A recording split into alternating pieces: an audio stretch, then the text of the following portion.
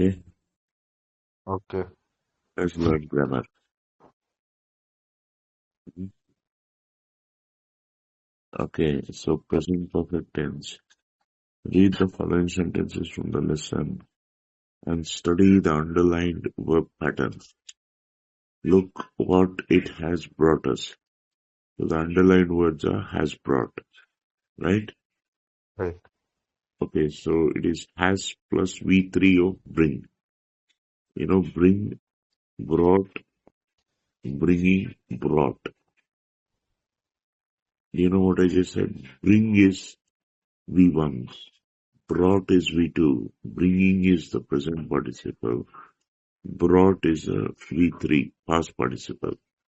Has plus V3 is the present perfect. Okay? Okay. Next sentence, we have kept up the tradition. So the underlined words are have kept. Have plus V3 of keep. Keep is V1. Keeps is also V1. Kept is V2. Keeping is the present participle. Kept is V3. Have plus V3 is have kept. Present perfect. Okay? Okay.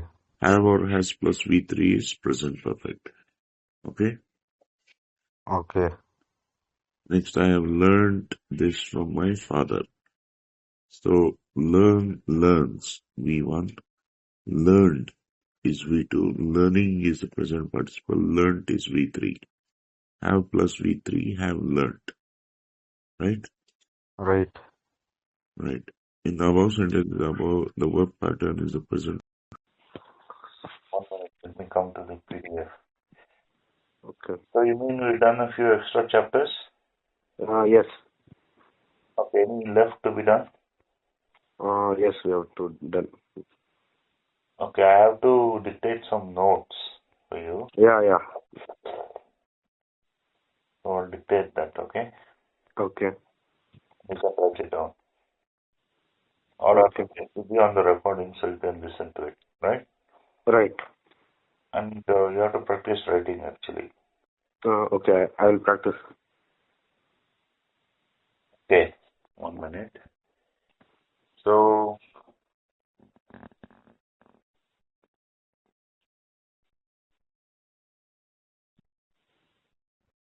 wrong.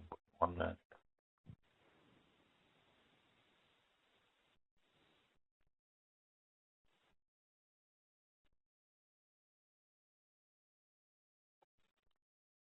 Okay. So, you know what you have to do, right? Yeah, I know. I will send you the screenshot. Okay. Tutor marked assignment Yeah. and, Tutor and mark arrangement. and the other one?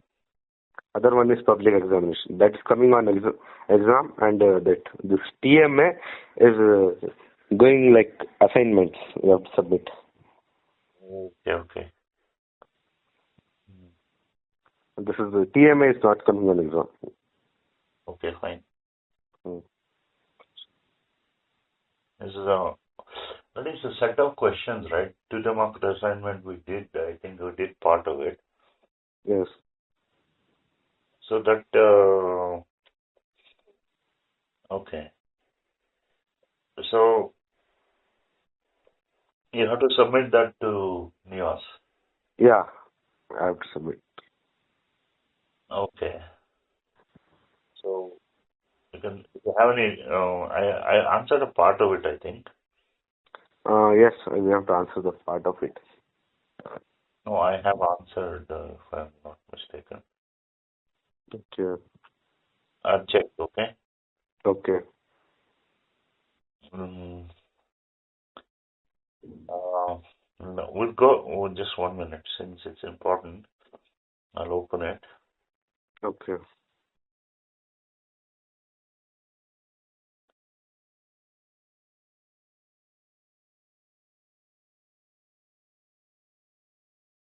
Okay.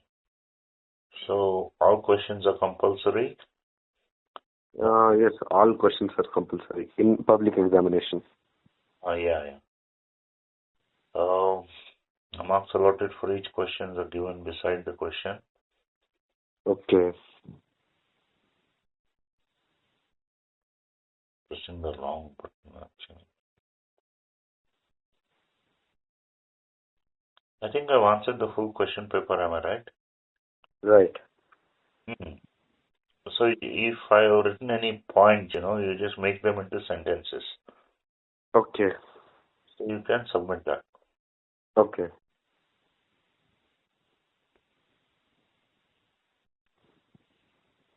If you want, for example, I can send you other subject TMA. The subject, Yeah. like in mark, Yes. has it been marked? Yeah, that is marked. Okay, this is for 20 marks only. Yeah, 20 marks only. So you have 80 for the final and 20 for no. TMA. Okay, okay.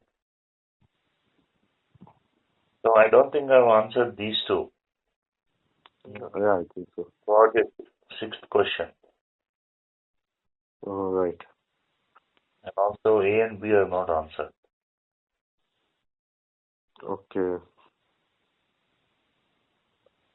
So you see, for example, this is 6B. Okay. Write a point that highlights the importance of respecting every profession, Right. regardless of social status, income, or type of work. Now, Right. every profession, regardless of social status, it can be that of sweeper, government sweeper, garbage collector, okay, Okay. guard in an establishment, driver, then you come up, right? Right. And then you come up to what? Uh,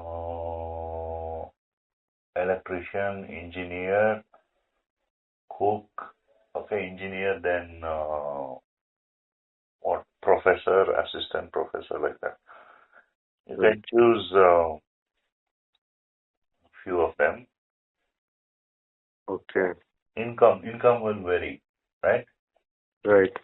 Lowest road sweeper to highest or whatever you think is highest, like or something in a university, right?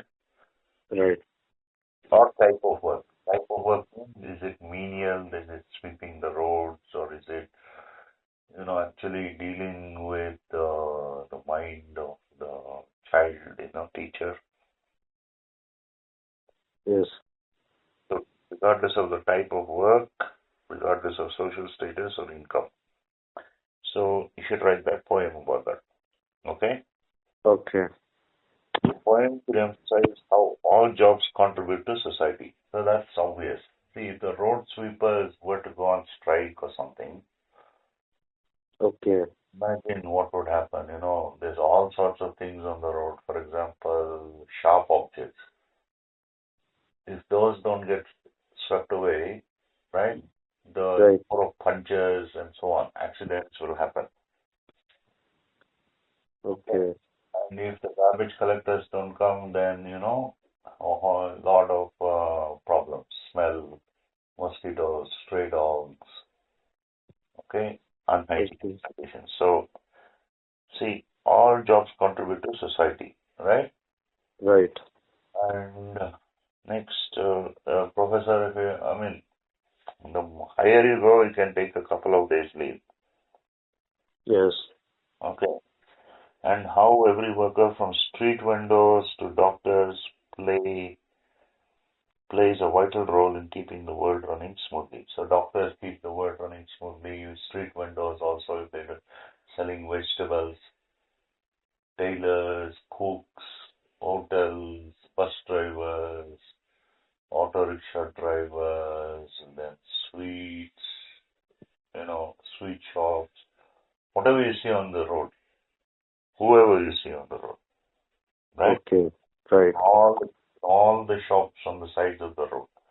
So each helps in keeping the world running smoothly, right? Right. You may include examples of different professions such as teachers, farmers, shoe shiners, construction workers, and scientists. Hmm? Right. And the poem should showcase how each profession is valuable in its own way. Okay. See, the vegetable vendor, how is he valuable? Because he can't cook, right? Grocer, kirana shop owner, then all these hotel, right? Right. How each person contributes to is valuable in his own way. Okay? Okay. The goal is to inspire people to appreciate the dignity of labor, right? Right. So work, it keeps you occupied, right? So you'll be doing something. Okay. You may even get some income from it. Okay. So there's a saying, labor is everywhere welcome. Okay? Okay. But it should not be overdone. Like, it should be done more like uh, pastime. Right. Should not, no. Okay, that's what they say. Okay, so you should inspire the dignity of labor. So every labor is welcome everywhere, right? Right. And make them understand that every worker deserves respect, right? Right. It's there in the West, in London and places like that. Okay, there's a whole set of people called the working class. Okay. Okay, they drive, for example, lorries or buses. They sit in the seat and then keep going and going and going, right? Right. But the only thing is they do it for days together. Okay. So then they come and, they get an income and like, it's not exactly, but if you come to a research scientist, for example, right? Right. Research by the very term, research, again search. You don't know what you're searching for. Right. That is research. Okay. Okay. So you're doing work, but you don't know what or where, so it's thinking. Right. And thinking is the most difficult. You Okay. try to think of, you can do it, you can work like you can iron the shirt or you can do something like that or Right. polish the shoes or even wash the socks. Okay. Okay. But you try, achieving something uh, Yeah. which is not, it won't be, it may not be anything material, research scientist, okay? Okay. So, thinking is hardest, right? Right. Nevertheless, every worker deserves respect, Right. whether it's hard or easy, difficult or easy, right? So, you can write a poem like that about those factors, okay? Yes. Then, 6A, Dr. Kalam urged citizens to stop complaining and take action. You Oh, know Dr. APJ Abdul Kalam, right? right. I know. Yeah. So he inspired the whole country, right? Right. So this statement, you must not complain and you must take action. It applies not only to the nation, it applies right down to the individual, you and I. Okay. You know why? Because many people they complain. I'm doing my duty, but it's not getting this or it's not getting that or something. Right. But what can he do? He can improve his situation. Okay. So that's in your hands. There's also a subtler point. See, something comes up, right? Right. And it's not really to your taste, okay? Okay. So when the thing comes up and your response, there is a moment of calm. Before you respond and when the thing comes up, before you respond, there's a moment of peace. In that moment, you can choose your response. Right. So, so that will decide the outcome of that. Okay? Okay. And it's also a reflection of President John F. Kennedy of the US. He said, ask not what your country can do for you, right? Right. See the sheer number of people who complain against the government.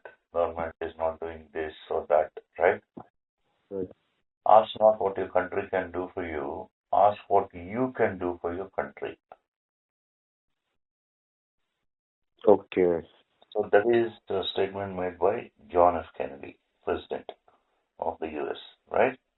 Right. Uh, so Dr. Kalam also urged citizens to stop complaining and take action. Identify a local problem in your community, such as waste management, road safety, or education for underprivileged children. Develop a step-by-step action plan to help solve it. So there are all sorts of initiatives on these lines, right? Right. For example, road safety nowadays in the newspaper news, you hear of people repairing potholes, right? Okay. Right. But actually, the reason why potholes are there is because they're speed breakers. The speed Okay. which these drivers ride.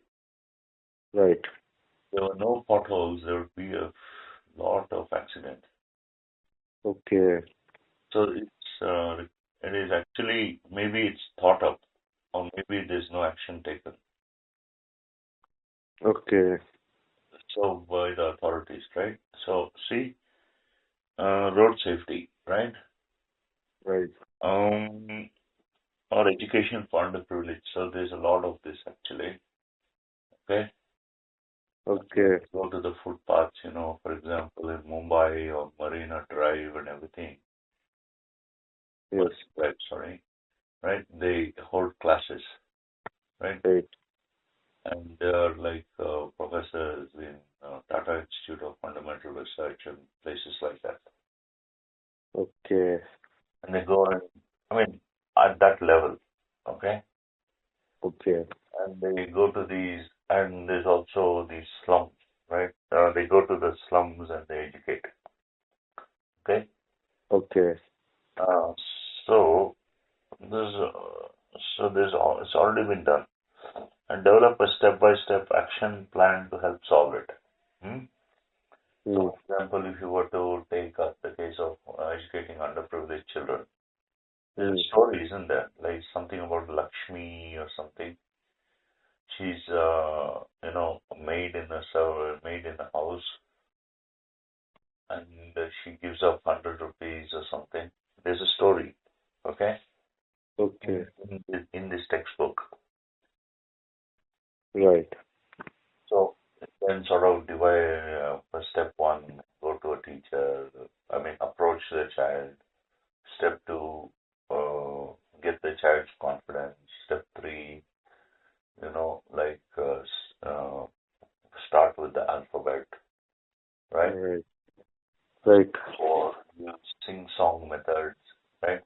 A, B, C, D, E, F, G, like that. Use sing-song methods, right? Okay. Use colorful books, right? Right. Get the child's mind interested in the lesson, right? Right. And then you play some music, right? Nursery rhymes like that. So you can think of a lot, right? So develop a step-by-step action plan to help solve. Okay, even if one child underprivileged, right, is child, okay, is educated, it's fine, okay? Okay. Document your efforts with photos or reports. So you can take some, you can Google it, education for underprivileged children. Take a sheet, print out, and then you can sort of make a report. Right. Okay, so that's how you can answer these two questions. 6 marks. Hmm? Any one, it says, oh, sorry, any one project.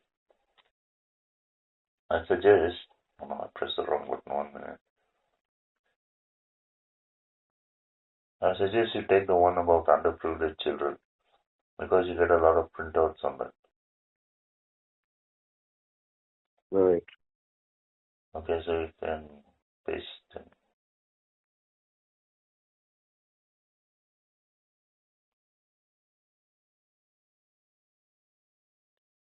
Okay, Okay. so that I think the rest has been done. 1 to 5 questions, 1 to 5 A, B, C like that. But I have it here. Okay. Okay, wait. So you've written it. I've corrected it.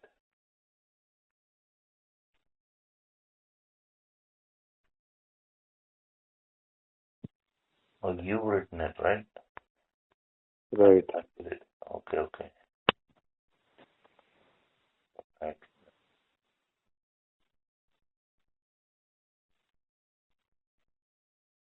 Let's say you put those, make those corrections and hmm, submit it, right? Right. Okay.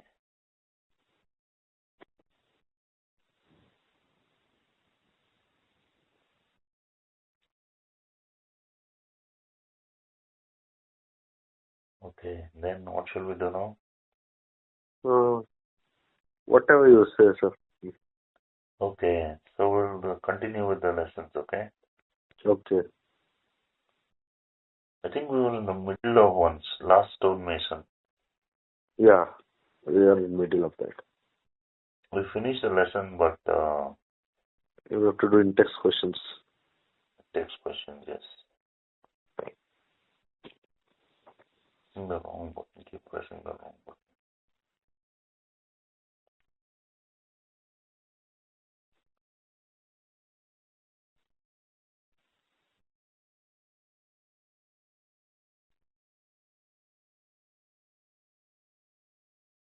Okay, just come to the lesson.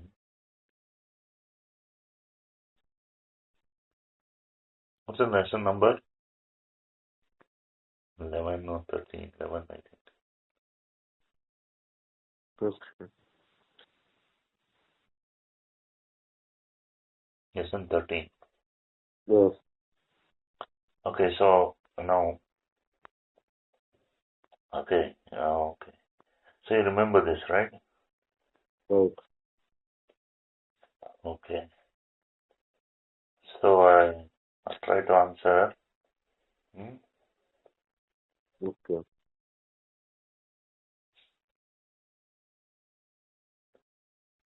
So, see, you belong, this is on page 208. Okay? Okay.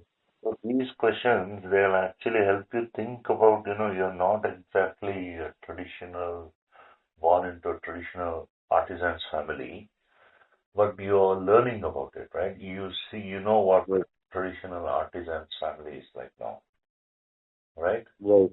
Or if you take the example of that girl Lakshmi, Okay. you learn more things by reading, right? More about the Right. more about the world, right? Right. Okay, so here these questions they help you, you know, uh, think. Okay, so let us do 13.1. You belong to a family of artisans, and some of them have won awards. Okay, you are educated and qualified for an office job. So your family has is not exactly upper class. Okay, I mean if you are an artisan. Okay, Right. so the artisan's family is not exactly upper or high class, okay, upper class, okay? So Okay. you have to start saving. Everyone has to contribute to the education of one of the family members, okay? Right. So one of them has been educated, and see, And it's asking you to think you're like that. You're qualified for an office job. Okay? Okay. So your parents want you to carry forward their traditional craft, but they've given you freedom to take your own decision. Okay. Okay. So you see, traditional craft, as you say, the sun, in the last stonemason lesson, there's not much work, right? Okay. Right. And besides, his skill has got diluted. What the father and the grandfather could do, this grandson cannot. Okay? Because there's something missing, he says. The father says there's something missing which cannot be taught, right? Okay. And besides, the son wants money, so he goes to mass production, right? Okay? Okay. So you can use that as a template, okay? Give you freedom to take your own decision. What would you do? Explain with reasons in two sentences, right? For example, what would the son in the story do? He'd say, right now I'm feeling hungry and I don't have money to buy food, so I need money, right? And Right. following in my father's footsteps is not giving me the, dividends, right? Right. So, um, okay, so I am going to take up mass production. That's what it says, right? Explain with reasons in two sentences. You would give up your traditional craft. So it doesn't bring enough money, right? You would continue with your craft, right? Right. Out of devotion, filial piety, it's called. Devotion to the parents. Okay. Means parents. Piety means devotion. Right? Out of devotion to the parents, because it's comfortable. You know what you're doing, right? Right.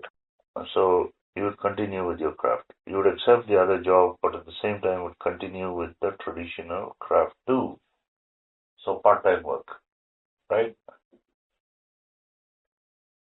Okay? Okay. Full-time job and part-time you start with the traditional craft, okay? Any other choice. So all three choices, no, you can't wait for the last one, okay? Okay. Now, okay, then in text questions 13.1, based on your understanding of part 1, answer the following questions. What was the old man's profession? He was a stonemason, right? What was Right. his attitude towards his work? He was devoted to his work and he had a value system which was religious, right? Right. Wanted to serve God through his work. Work is worship, okay? Okay. Second one, the young man threw his hammer and the chisel to the ground. Why do you think he did so? Okay, he was frustrated, right? And he had tried his best, right? Okay, but it simply was not enough. So it was not getting enough money. That's it, right? Right. So that's why he was frustrated and he threw his hammer and chisel to the ground. Okay, because the job of stonemason was not getting enough money, right? Okay, okay. How did the old man learn carving through devotion, right? Right. Okay. The old man learned carving from his father, from his father. What did he expect from his son? He expected his son to have the same value system that he had. That is, it's religious and you're serving God through your work. Okay? Okay? Okay. Pick the suitable option to complete the statement given below. The young man decided to leave his father and his work because, okay, is it A, he was not good at carving? He was good, he did not love his father. B is also not right. He Right. wanted to earn more money. So C is most probable. Will read D. He wanted to enjoy city life, not B. Okay? He had a sense of duty and not just enjoying, right? Right. So it's C. He wanted to earn more money, right? Right. What was the young man's opinion about his father's work? Do you think he was right? Yeah, he was right because, see, the practical aspect was not given enough. It did not give enough results, right? It did not get enough money, right? Right. Okay. Do you think he was right? He was right because you see, you can have all values, but once the stomach starts to grumble,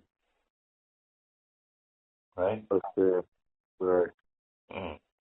So he was right, and the father was also right. Right. But what is the difference? The father had something in him, the son did not have that. Okay? Okay. Okay, what did Gopal suggest to his father? What was his father's response? So you can answer that, alright? Right. Okay, then B, use suitable words phrases from the box to replace the italicized part of the sentences given below. Okay, so first, the first words of tradition came off, heaps stacked up. Okay, Okay. stacked up means they're piled one on top of the other. Came off probably means it's broken, right? Heaps, Right. piles of, right? See, Right. so if you go to the next page, one piles of old and discarded things lay in the courtyard for a number of days after Suman's house was whitewashed. Piles of old Okay. and discarded things, heaps. Okay? Right. This marred the beauty of the house. So, marred you can understand, right? It spoiled the beauty of the house, right? Right. Okay, the dowry system in Indian society is a bad custom tradition. Okay? Okay. Must be abolished. Okay. When we visited the construction site of our new house, we found a lot of bricks piled up neatly near the fence, stacked up. Okay? Okay. The salesman could not tell us the price of the shirt I liked because its price tag got removed, came off, when he was arranging the new stock on the shelves. Okay. Okay, so next, C. Suppose you are the old stonemason, your son has left you and the family business and has gone away. Express in 50 to 60 words what sort of thoughts came to your mind at his behavior. Well, I would say that the father is taught the son, right, how Okay. to be a stonemason. So he would take understanding attitude, not just explode. Why do you want to leave? And why this thing, that thing, right? He would not explode in anger. Okay. Okay. So he came, actually, he did come to an understanding that is, he knew that his son did not have that something in him, right? Right. So that cannot be taught. Okay, he went into mass production of ashtrays for tourists in Agra. Okay, Okay. so it's an understanding, and he takes it. He is also helpless because he cannot, tie his son and say you work, right? Okay. So physically it's impossible. So, like, okay, express in 50 to Okay. 60 words what sort of thoughts come to your mind and his behavior. You can say I was a bit upset, angry, and frustrated. I was in my old age, and he was the support I needed, right? But the circumstances have so arranged themselves that he's finding his own path in life. I'm glad that he has decided to become independent, right? Right. And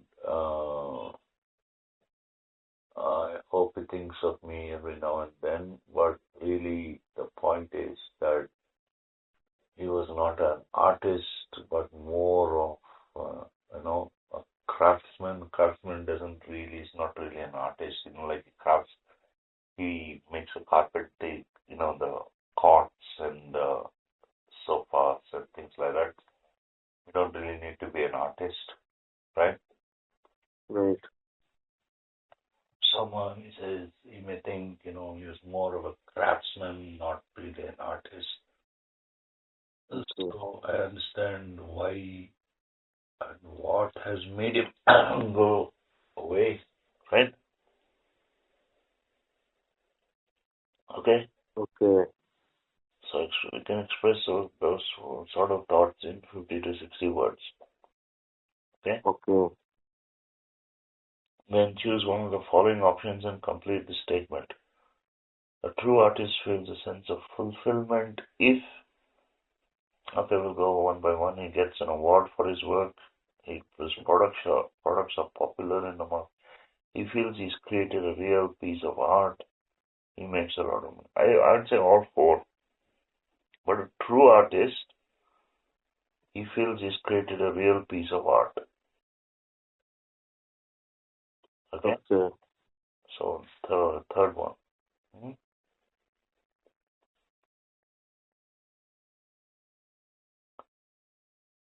Okay.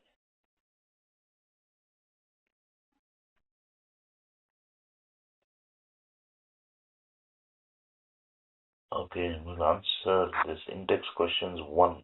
Okay? Okay. Next page. 210. Okay? Okay. Index questions 13.2. On the basis of your understanding of part 2, answer the questions given below. When Salim came to the old man to serve him tea, his voice was filled with concern. What do you think Salim was concerned about? Right? Right. So Salim is like he's learned the craft from the old man by watching him. Mm. Right? He's his student actually. Right? And he's Right. learned it so well and he's practiced it. He got interested in because of the old man. Right? Practiced Right. in the quarry.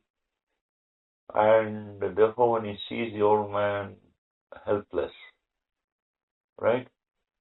With his Right. head hanging down and with a sad look on his face, right? As a devote, as a devoted, pupil, right? He felt concerned. Okay, Okay. who was Salim? What was his relation with the old man? Salim was uh, houseboy, right? Right. Means he was a manservant. Okay,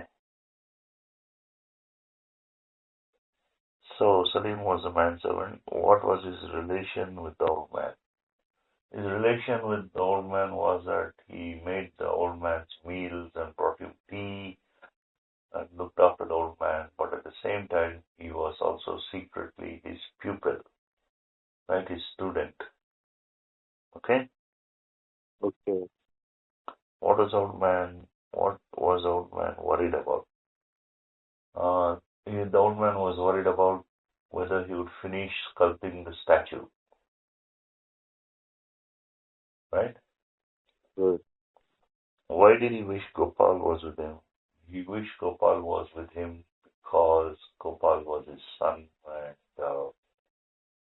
Gopal would finish carving the statue, and it would be a sense of comfort to the old man as a father, right? Okay. Okay, so Salim said, fifth one, Salim said it comes from somewhere deep inside you, right? Right. It's something subtle, it's something you cannot describe, okay? Okay. But that sets a real artist apart from, you know, the craftsman, okay? Yeah. Okay, explain the meaning of the phrase in your own words, in 2 or 3 sentences. So something like that, okay? It's something subtle, it's almost mysterious, but it sets you apart. It sets the father apart as an artist from Okay. one who was more of a craftsman. Okay? Okay. So this one is two, you have to go through which word in para 1 of part 2 means the same as worry, which word in para 3 of part 2 means the same as job. Pick out the word from para 4 of part 2 which means opposite of spoke kindly.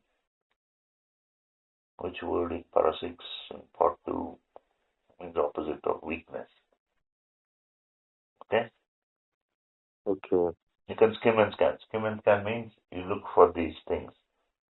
Like worry, what is that? Same as worry, anxious, right? You look for some synonym. Okay? Okay. Second one, which one means the same as job? We'll take something like work. Okay? Okay. Then, which means opposite of spoke loudly, spoke softly, quietly, right? Right. And which word in parasite means opposite of weakness? Strength. So you look for synonyms and antonyms. Okay? Hmm? Okay. So Okay. we'll stop there for today Yeah, we can stop. and continue tomorrow, right? Right.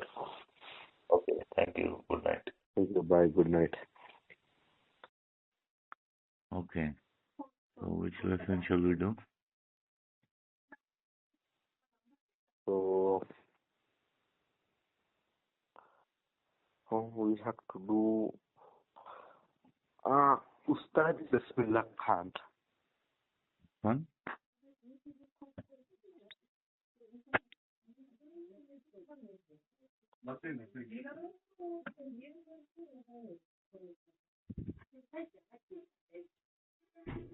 Hello? Hello, hello. Which lesson number? Ustad Bismillah Khan. Start this number. Lesson number. 26.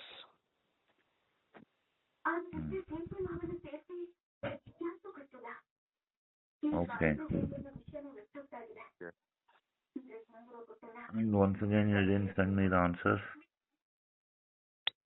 Actually, so from 3 days, I'm having practical training. Practicals in Nios. Yes, Okay, fine. I'm having the practical exams in 10 days. Okay. In Fine. that, I will get, in one subject, I will get 15 marks, and in another subject, I will get 60 marks. Out of how much? Out of 100. 50 and 60, huh? No, 15 and 60. Yeah. 15 is pass. Yes? 15 marks out of 60 is pass. No. Then? Actually, we have to score 26 marks. Which, okay. So, evaluated your performance. Yes. Practicals in which subject do you have? In home science and data entry. Home science and Data entry. data entry. So in data entry, you'll get 60. Yeah, 60 marks. Home science, what subjects do you have in home science? Chapters, right? Like chapter names? Like fabric, first aid kit, Okay. and like cooking, Okay. and Okay. responsibilities of families, like that. Very easy. You'll get only 15 in that. Yeah. Why? I don't know, because it is very easy. That we can pass in hurry easily. Okay. So you should And the add data theory. entry is yes. So you should add theory marks to the practicals to get passed. Yeah. Okay. Okay. Okay. As in 20 marks in all subjects. I have TMA. Okay. That's tutor marks assignment. Yeah, yeah. In that, Okay. if we did good in handwriting, and if we write correct answers, then we will get full marks, 20 or 220. Okay. So you're sure of passing all the subjects. Yeah, I'm sure. Okay. Good. Good. When is your English exam then? So, in April ending. Ending. Yeah. Okay. Okay. Okay. So we'll have time to revise once more, I think. Yeah. Yeah, right. After Ramzan, I'll come to your home residence, right? So that we can do grammar as you said. Yeah. After Ramzan, you can Okay. start revision. Okay. Fine. You want to read Ustad Bismillah Khan? Yeah, I can read. Okay. Have you ever heard Chennai? Shanai. Shanai is a pipe instrument. Pipe. Okay. Like Chennai. you can see it in the photo on the next page. Ustad Bismillah. Okay. Ustad Bismillah. Instrument. It's a musical instrument. Okay. Hmm. At a marriage ceremony, during a religious procession, or maybe on television, Hmm. the shehnai is a classical musical instrument, and Ustad Bismillah Khan was a great exponent of the same. He was one of the finest Indian classical musicians that India ever produced. Okay, remember you must understand what you're reading, not only in English, in any subject. Okay. Even when you speak, you must understand what or write. You must understand what you're writing. Okay. Okay. Hmm. So he played the shehnai for more than 8 decades. Hmm. Decades means 10 years. A decade is a period of 10 years. okay, means 8 years. So 8 decades means 80 years. Okay, Hmm. and received national and international acclaim for his performances. This great man spread peace and love through music. Let's read about him. After completing this lesson, you will be able to read and enjoy a biographical text. Biographical means? Biographical means biographical.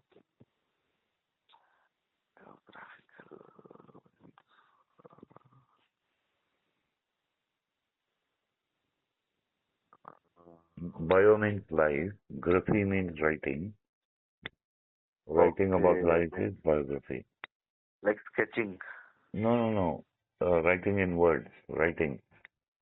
Okay. So auto means self. A person who writes about his own life, Right. autobiography. Okay. Mm.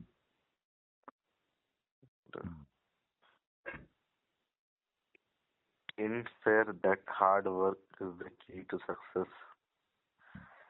Recognize that music has no caste or boundaries. Identify some Indian musical instruments. Use affirmative and negative sentences in the simple present tense. Use prepositions. Use phrasal verbs. Write a report for a newspaper. Write a biographical sketch. Improve your communication through spelling and pronunciation. Practice and enhance your vocabulary. Okay, just one or two questions. Okay. What is use in affirmative and negative sentences in the simple present tense means? Uh, Affirmative and negative sentences. Okay, what is a negative sentence? Which word does a negative sentence have? Like uh, bad word. No, negative means it has the word not. Not. Okay. Usually it's the word not, but makes it negative. Negative. I did not, right? It's not like, I for will, example, he doesn't speak Spanish. yeah, right. So what is an affirmative sentence? Affirmative sentences. He speaks Spanish. Correct. Okay, good. One simple present tense? Structure of the simple present tense? Present tense means I, you, we, they, he, she, it. Those are pronouns. This is tense refers to the verb. Present tense. Verb plus, As, verb plus authority. okay. He speaks. It's a verb in the simple present. Verb plus s. O plus S. No, verb Okay. plus s. Speak plus s. Speak verb. Speaks. Speak plus S. Writes, reads. All those are verbs in the simple present tense. Okay. Hmm. Okay, so use affirmative and negative sentences in the simple present tense. Yeah. Okay, what are prepositions then? Prepositions. Uh, Preposition means Can you give examples? like in, at, Good. Okay. on, Yeah, of, right. Yeah. Okay. by, for, Yeah. to, with, yeah, Okay. etc. Uh, Okay. Phrasal verbs we not done, I think. So uh, we'll see a phrasal verb. We'll see the end of this lesson. At the end of this lesson. Okay. Okay. Next, let us read the text on the next page. Okay. Mm. So Ustad Bismillah Khan was undoubtedly a gem that India is proud of. This Shehnai Maestro of India received the Bharat Ratna in 2001. He had earlier been awarded the Padma Shri, Padma Bhushan and Padma Vibhushan. He was the recipient of all the top 4 civilian awards. Okay, which are the top 4 civilian awards? What's the Just now you read it, no? Just now you read it. Bharat Ratna, Padma Shri, Bharat Ratna, Padma Shri, Padma Bhushan and Padma Vibhushan. Those are the top 4 civilians. Civilians means? Civilian means people like customers. And Apart from the armed forces, Army, Navy, and Air Force, the rest are civilians. Yeah, like that. Okay. This Mm, okay. Next. born on March 21st, 1916 in Dumraon, Bihar. He was the second son of Aigambar Khan and Mithan. His family had a musical background.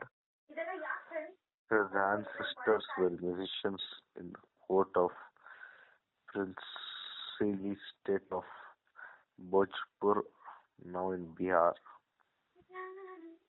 Understood, right? Yeah, I understood. Okay. Okay. Continue.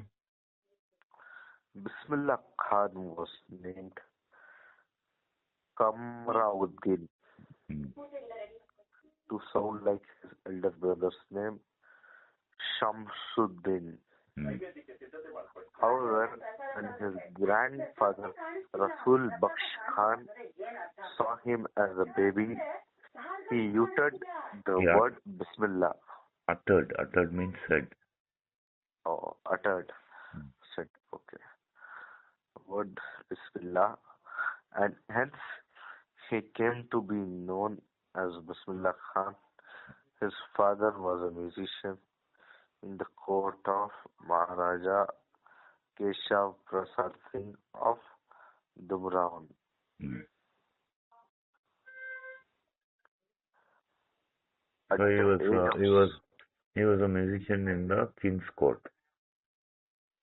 okay, So the name of the king is Maharaja Keshav Prasad Singh, Maharaja Keshav Prasad, okay, and he ruled over Jumran. Dumraon, okay. Mm. At Next. the age of 6, Bismillah Khan moved to Varanasi, earlier known as Banaras, where his maternal uncle Ali Baksh Vilayatu. Vilayatu was the official Shehnai player at the famous Vishwanath temple. Mm. Ali Baksh noticed that Bismillah was a keen music learner, so he took him under his tutelage. Tutelage. Tutelage means he started giving him Tutelage. lessons. Okay. Thus, Bismillah Khan started learning to play the Shehnai from his uncle Ali Baksh. Played Shehnai at the Vishwanath temple and practiced in one of the temple rooms at Balaji Ghat. Bismillah Khan's routine was to follow his uncle the whole day to both the temples and practice for hours together without any playtime, school, and sometimes even regular meals. Mm. So he gave up playing, gave up Yeah. school, and sometimes he even gave up regular meals Yes. to practice for hours together. Right. Practice the Shehnai. Okay. So Bismillah Khan religiously practiced the Shehnai and attained perfection in a very short time. The following waters of the river Ganga inspired him The to flowing water, improvise. not the flowing water. The flowing water of the river Ganga inspired him to improvise and invent ragas that were earlier considered to be beyond the range of Shehnai. He often played the Shehnai at the Vishwanath temple on the banks of river Ganga. He was also a devotee of Saraswati, the Hindu goddess. Goddess, of goddess, goddess. goddess, goddess of wisdom and arts. Ustad Bismillah Khan was perhaps single-handedly responsible for making the Shehnai a famous and popular musical instrument and bringing it into the mainstream Indian classical music. His concern at Concert, all his concert. his concert at the All India Music Conference 1937 in Calcutta brought Shehnai into the limelight and was hugely appreciated by music lovers. So Bismillah Khan, single-handedly, by himself, he was responsible for making the Shanai a famous Yes, and popular musical instrument. right. Before Bismillah Khan, they were playing the violin, the mridangam, the ghatam, the tabla, and so on. Okay. But to start Bismillah Khan, when he started to play the Shanai by himself, he made it popular. Yes. And he brought it into the mainstream Indian classical music. Mainstream is like, you know, all this Carnatic Sangeet, Carnatic and, Carnatic music and Hindustani music. Right. So those are the two forms of classical music, Carnatic and Hindustani. So Yes. they started to play the Shana in both Carnatic and Hindustani versions of Indian classical because of Bismillah Khan. Yes. And then he gave a concert at the All India Music Conference in 1937. Right. So that brought the Shehnai into the limelight. Into the limelight means it became famous. Okay. Limelight, in the stage, not the theater, not the cinema theater, stage. Right. You Stage. have Okay. stage, but the stage plays. Okay. They have these spotlights, spotlights which shine on the actors. Yeah, I know. So if you bring something into the limelight, into the spotlight, you're making it famous. Okay. So his concert brought the Shana into the limelight, into the spotlight. It became famous. Right. Hugely appreciated by music lovers. Okay. Hmm. Okay, Right. next. So, despite the fame that he got, Bismillah Khan always remained simple. He never accumulated wealth and other material possessions. So he didn't hoard up money. Okay. In Kannada they say Kodilalo. Okay. Or Okay. other material possessions like a lot of comforts. So Right. he also Bismillah Khan always remained simple. Yes. In spite of the fame that he got. Right. Okay, next. He lived in humble surroundings in the holy city of Varanasi. His favorite mode of transport was the cycle rickshaw.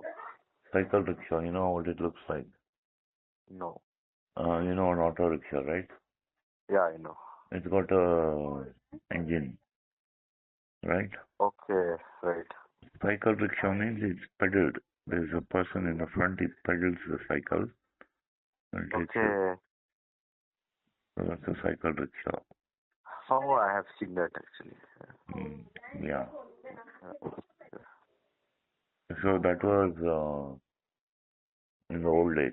Now it's not that. Right. So anyway, his favorite mode of transport was a cycle rickshaw. Okay. Mm. Right. Next. So such was his love for his city and motherland that he declined an offer of permanent citizenship for settling in the United States of America. So he got a chance to become a permanent citizen of the US, Right. but he declined that offer because he loved his city, that is Varanasi, and his Right. motherland, that is India. Okay. So that's how famous he became. Yes. Okay, next. He monopolized Shehnai re- recitals Recitals. in Recitals is concerts. recitals in the post-independence era, and through them kept the legacy of classical music alive. So monopolized means he was the only player of the Chennai. Yes. There were no two. There were no two players. He was the only player of the Chennai Right. in the post-independence after 1947. Yes. So in that time, he was the only player of the Chennai, Right. and in his concert, through his concerts, through his recital, he kept the legacy, that is, the tradition of classical music alive. Okay. Traditional music is hundreds, thousands of years old. Right. So he kept that alive. Okay. So, Ustad Bismillah Khan always believed that music would survive even if the world perished. Perish, perish. perished. So perish means even if the world passes away, Yes. classical music would somehow survive. Right. Also, it's eternal, lives forever like that. Okay. Uh, Ustad Bismillah Khan always believed that music would survive even if the world perished. perished. Pronounce it as perished. Perished. Perish means died. Okay. Mm. He also believed in Hindu-Muslim unity and spread the message for brotherhood through his music. So brotherhood means nobody is an enemy of anyone else. We're all Yes. brothers. So that message Right. spread through his music. And he also believed in Hindu-Muslim unity. So, Hindus and Muslims are commonly enemies. Right. The whole question of India-Pakistan like that. Okay. But Ustad Bismillah Khan believed in Hindu-Muslim unity and spread the message of brotherhood. So Hindus and Muslims are brothers. Okay. Spread that lesson through his music. Right. Mm. Mm. Okay. So music has no caste. He often said music has no caste. Can you tell me what that means? Music has no Uh, caste. Music has no religion, Yeah, no religion, no caste, no racism. no upper class, lower class like that. Yeah, no upper class, lower class. Everyone can sing and listen. Yes, that's what it means. Yes. So Bismillah Khan had the rare honor of playing the Shehnai on the eve of India's independence in the year 1947. So what is this rare honor? Rare honor is when India became independent in 1947. Okay. Up to 15th August 1947, it was under British rule. Okay. On midnight of 15th August 1947, India became free. Right. So when that happened, he had the honor of playing the Shehnai on The eve. Eve is the day before. Right. Day before India's independence in the year 1947. Right. So, what time they played it? The day begins at 12 a.m. That's midnight. Okay. So he played it 12 midnight. He played when India became free on 15th August. Okay. And their organized function. I can read the next sentence. Where it is. Okay. Uh, so uh, he performed at the Red Fort in Delhi, and since that year, always played on 15 August, right after the Prime Minister's speech. Bismillah Khan played Wait, in wait, many wait, wait, countries. wait, wait. On every Independence Day, Okay. even, the coming 15th August this year, 2026, Okay. the Prime Minister will deliver a speech to the Right. nation. So, whenever a Prime Minister gave that speech, Bismillah Khan performed the Shanai. Yes. Next. So Bismillah Khan played in many countries and has a huge fan following. He had performed in Afghanistan, USA, Canada, Bangladesh, Europe, Iran, Iraq, West Africa, Japan, and Hong Kong. He shared a special bond with his Chennai and called it Begum after his wife died. So he had two wives. One is his Shanai, the other was his real wife. Okay, So he called his Shanai Begum after his wife passed away, right? right. Mm. Okay, next.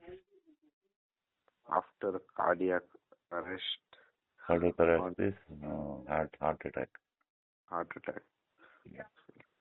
on 21st August 2006, at the age of 90, Bismillah Khan breathed his last in honor of this great musician. The government of India declared a one-day national mourning of death. He was buried along with his Chennai in Varanasi under a neem tree with a 21-gun salute from the Indian Army. So when we thought Bismillah Khan died, the government declared one day national holiday for Yes, mourning. So he was a national hero, right? right, right. So he was buried along with his Shana in Varanasi under a neem tree. Neem is a type of tree. Yes, And the Indian Army gave him a 21 gun salute. That is, 21 rifles are lined up, soldiers carrying right. 21 rifles, and they fire into the air. So Okay, this signals it's an honor that shows the person was important. okay. Okay.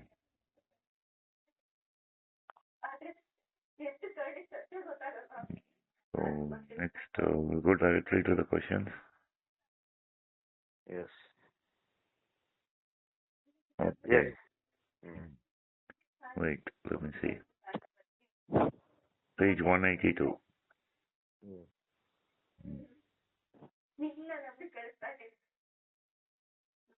In-text questions 26.1.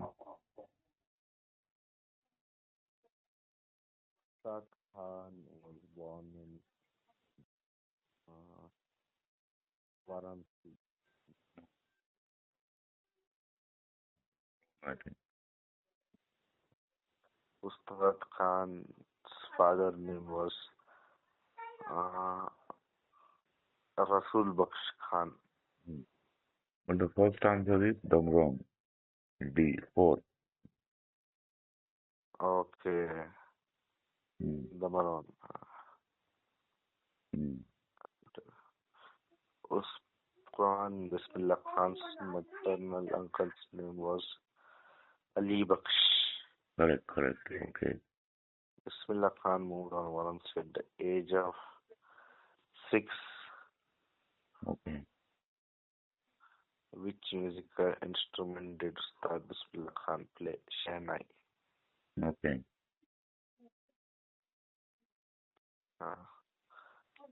Read the statements given below. Write true or false statements for the following.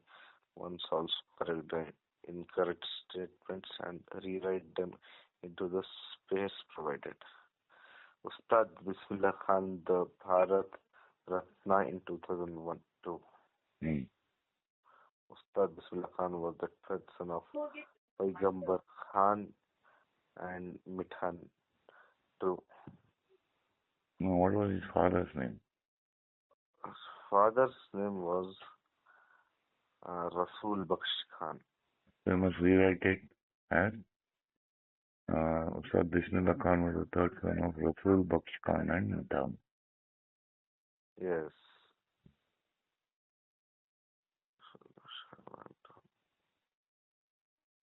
And Ustad Bismillah Khan often played Shehnai at the Vishwanath temple located in Varanasi. True. Usman Bismillah Khan father was a soldier in army of Maharaja Keshav Prasad Singh of Durmang Falls. How will you rewrite it? He was a musician. Correct. Very good. Dumraun. Correct. Good. Next. Ustad Bismillah Khan was a devotee of Saraswati, the Hindu goddess of wisdom and arts. True. It is true. Yes. Yes. So, what was Bismillah Khan named earlier? Why was his name changed?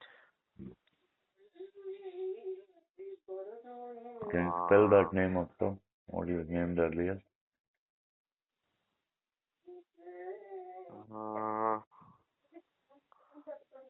Kamruddin. After we said about that. Okay, what is the spelling? Which spelling? Kamruddin. You have to write it, right? You have to write it in the top. Okay. Sure, I'll send you. Should I read? Do you know? Should I read? Do you know? Should. Okay, will you answer the remaining questions? Yeah. 3 to 7 you have to answer. Okay. Okay, read the, you know. This is important. It's interesting. Yes. Bharat Ratna, which means Jewel of India, is the highest civilian honor given for exceptional service towards advancements of art, literature, and science in recognition of public service of the highest order. The award was established by the first President of India, Dr. Rajendra Prasad, on January 2nd, 1954. The actual award is designed in the shape of people leaf and carries the words Bharat Ratna inscribed in Devanagari script. You can see the picture in Devanagari. It's Sanskrit or Hindi. Right. Bharat Ratna itself. Okay. What's the shape of a people leaf? People is a type of tree. Right. So, reverse side of the metal carries the state emblem and motto. State emblem is the three lines. No, what do you call it? They call it something now. Three lines waiting in three directions. Okay, Mm. Reverse side of the metal carries the that last sentence.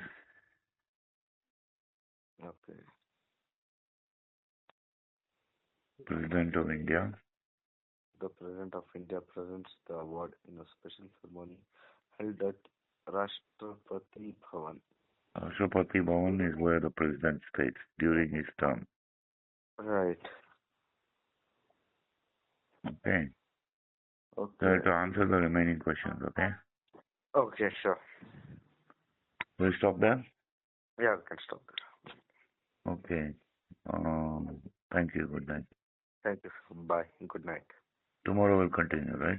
Yeah, we will continue tomorrow. Okay, bye. Sandiba was very tired, but he knew he was Arvind's only hope. He worked as fast as he could, feeling his way through the mud and the weeds. Arvind must be here. He thought he cannot have vanished. Kondiba's ribs were aching. He couldn't hold his breath much longer than just he was about to twist his body upright and kick himself to the surface. His finger felt something soft. Among the weeds cloth, he moved his hand further and touched Arvind's legs. The boy's body was held in the mud and weeds. Kondiba's heart was beating painfully.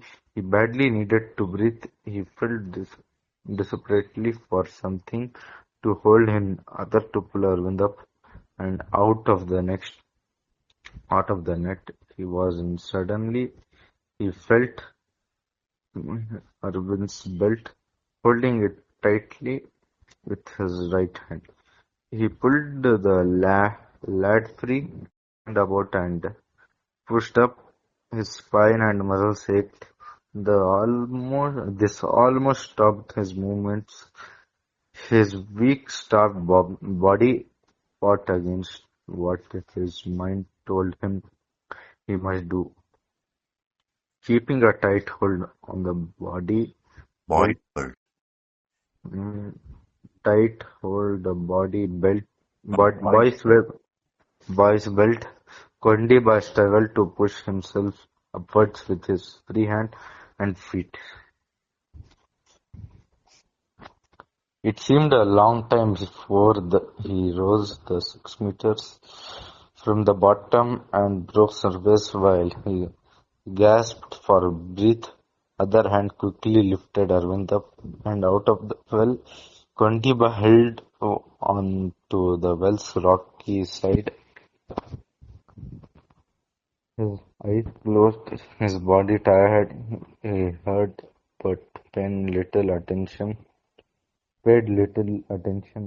to the sounds of people trying to give Arvind artificial respiration. Finally, the boy began to vomit water, and cries to joy came to Kondiba, still holding tightly to the side of the well. Then Arvind was hurried away to the hospital. A man helped Kondiba out of the well, and a woman patted him affectionately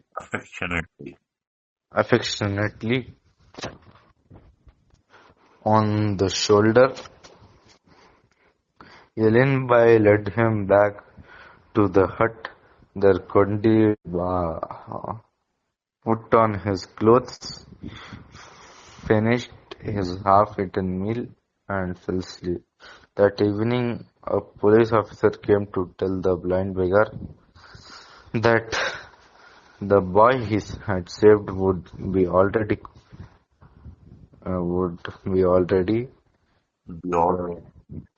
Kondiba, would be all right. Kondiba later learnt that if the boy had been in the well longer, his brain would certainly have been damaged. from lack of oxygen, and Kondibas had saved him just in time. The next afternoon, Arvind returned to Golibar. He went at once to Kondiba, and while his aunt watched with tears in her eyes, he touched Kondiba's feet in gratitude. Indeed, Kondiba had saved a life, but his own still had to go on, and for him that meant begging. By afternoon, Kondiba was back on the streets of Mumbai with his gunny snack. However, word soon began to spread about the beggar's courage. His picture and the story of his daring rescue were published in many national and local papers. Suddenly, Kondiba became a hero. He was praised by the governor, the chief minister of Maharashtra, and other officials. Rewards totaling 12,970 were present to him. For a few months, he was given a home in a home for the blind. Here he learned some skills such as bottling and weaving for chair seats. Weaving of To- chickpeas. Weaving for weaving for chair seats. Okay. Today, Kondiba lives in Jalna, a market town close to the native village. He has married a local girl and runs a small business. Kondiba Gaekwad's bravery and determination to find a body in the well The had boy. completely boy in the well had completely changed his own life. The beggar who hated begging need never beg again. And Go to the have you question. noticed? No, no, no. Go on to the questions. In-text questions. 3.1. Okay. How did Kondiba become blind? When he was 8 years old, he had Smallpox. smallpox. It became black. Yes. Okay. That's why he became blind. Kondiba hated begging, but he had to beg. Why did he start begging? Give two reasons to complete the following statements. He could not see anything. No, no, no. He could not eat. He could not eat He came to anything. know that the beggars in Mumbai were treated generously.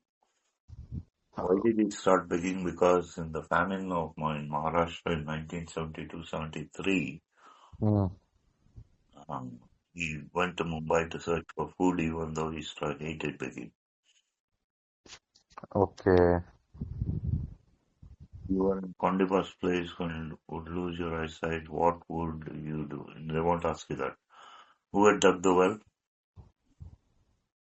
Where was it dug? It was dug in Golibar, one of the slums in Katokar. Who had dug the well? Who had dug the well? Yes.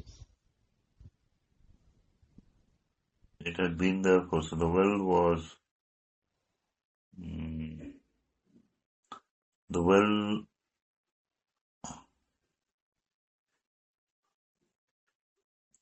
was highly useful to the people who lived in the surrounding huts.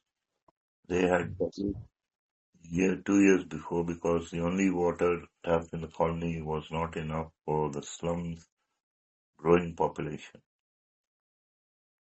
Okay, it's on page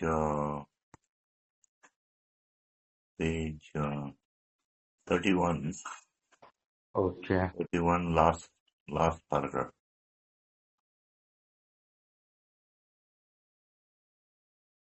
Page 21, last paragraph. Okay. 31.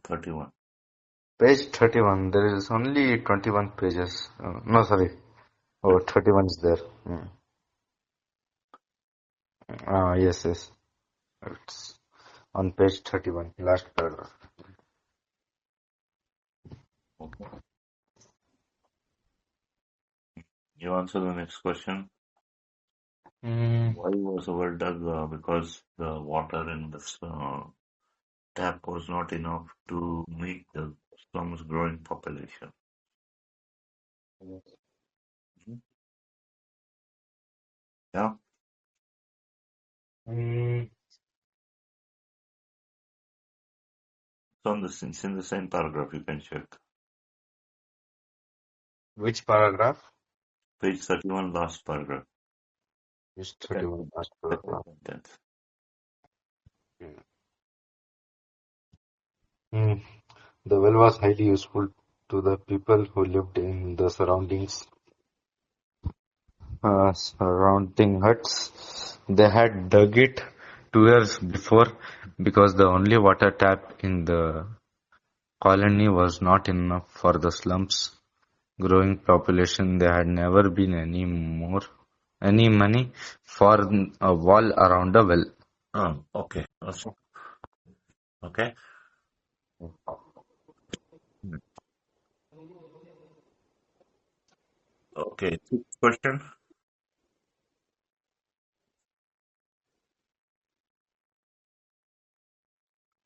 Hello. Yes. Sixth question. Sixth question. What had happened to the water in the well within 2 years? It was blackish green Yes. and muddy. And muddy. Yes. Uh,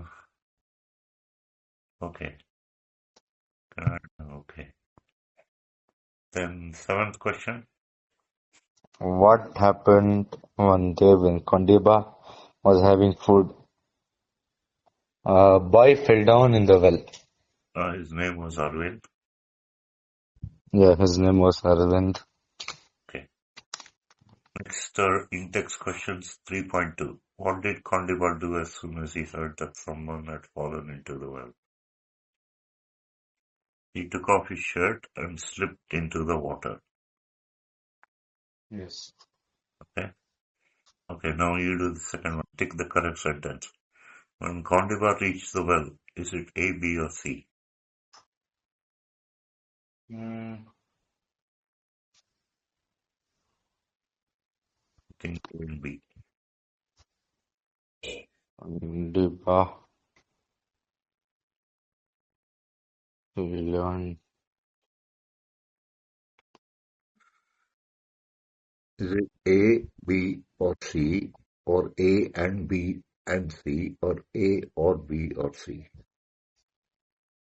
Is he found out Arvind beforehand. A. It's A. When, okay. Third question.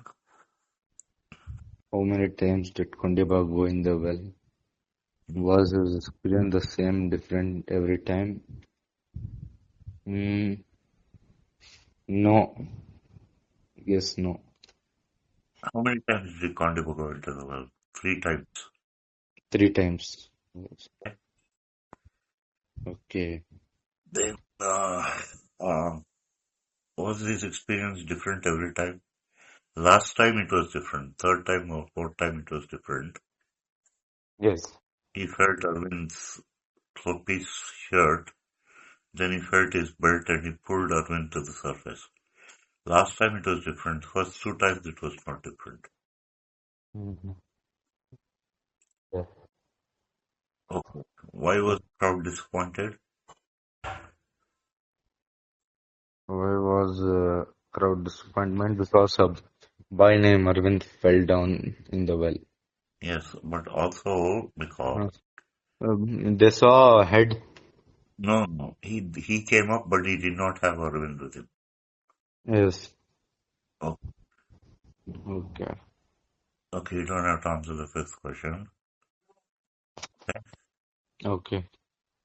Any other questions? Can I read? Do you know Yeah, yeah, yeah. how to help oneself and others in emergencies, disaster situations? In life, we come across accidents like fires, plane crashes, road accidents, and cases of drowning as well as calamities. Calamity. calamities such as floods, earthquakes, cyclones, or terror attacks. In all these emergencies, we can improve the survival rate with our preparedness and empathy towards others. Preparedness. Mm, we towards others. Uh, we only need to remember the following rules. Be brave and stay calm. Certain coping devices, Coping devices. coping devices like controlled rhythmic breathing can keep anxiety under control. Make a thought assignment. Thorough ass- assessment. Make a through Thorough. assessment See, what of I'm the saying there is, wait. See, whenever any calamity like earthquakes or road accidents or fires occur, you have to be brave and stay calm. How do you cope with that stress? Controlled dynamic breathing, like you take in deep breaths and breathe out deeply. That will help keep anxiety under control. It will help keep your worry under control. Okay? okay. Make a thorough assessment of the situation. In case it's a fire, how fast is it spreading? Where is the way out? Where are the people or whatever is trapped in there? How can I get out? Make a thorough assessment of the situation. Okay?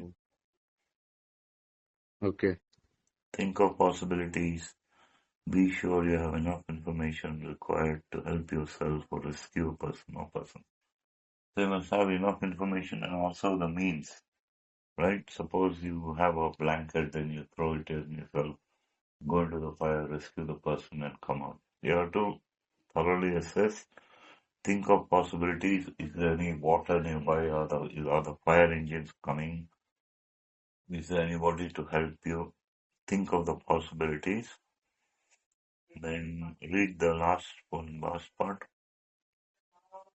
Even thought you need to, Even though, even though you need to take quick action, take a moment to think clearly as to what you should do. Do not do anything that will endanger you or others. Do not hesitate to ask others to assist you or to raise the alert. okay, understood.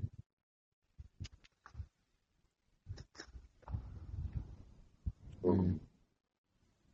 So, you are the railway platform waiting to board a train. You hear a loud explosion and see injured people lying around. Discuss the situation with a friend in 3 or 5 sentences. Explain the 3 most important things that you would do in this situation. okay, when you see injured people are lying around, you must call the ambulance. Mm, Okay, okay. ask if there are any doctors nearby. Mm, And what has caused the explosion could be something like a burst cylinder, gas cylinder, something like that. Okay. okay. Then you must immediately call the ambulances 100, and then Mm, those are the three important things you do, right? right. Hmm. Okay. Okay. Then in-text question 3.3. What did Condiba miss most now? Why? Okay. Hmm. All right. He missed his eyesight most Yes. because he couldn't see far in the muddy water. Yes. Okay, next question. Underline all the expression sentences that describe that Condiva was very tired. His muscles ached. His body was tired. Okay, so if you go through the text, you'll see all the expressions that describe that Condiva was very tired. Okay, Okay. Kondiba was tired, but he did not give up hope. Why? Due to reasons. He wanted to help Arvind, and he was kind. Okay? Okay. What does the net refer to? Net. Net refers, it was the bottom of the pond, right? Yes. So maybe it refers to some fishing net that has been dropped there, right? Right. Wait, let's see. Let's go to the text. Then, let's see where it is. Okay.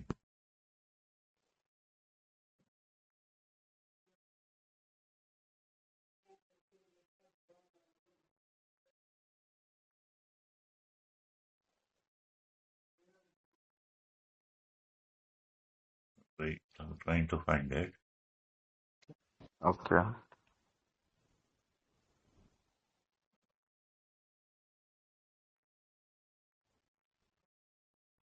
Uh, See, it's on page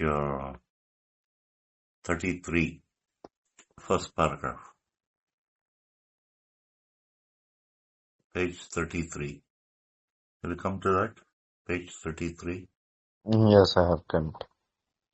Kondiba's heart was beating painfully. He badly needed to breathe. He Mm, felt desperately for something to hold in order to pull Arvind up mm, out of the net he was in. So, net probably refers to a fishing net that may have fallen in. Okay? okay. Or it could refer to the difficult situation that Kondiba is involved in. Okay. Then, next question. How did Kondiba free the boy from the weeds? Is the question. Mm, You can refer to the text. yes. He felt a piece of cloth, then he felt around, then he felt Arvind's belt, Yes. pulled Arvind up by holding his belt and rose to the surface, even though his muscles and body ached. Okay. Okay.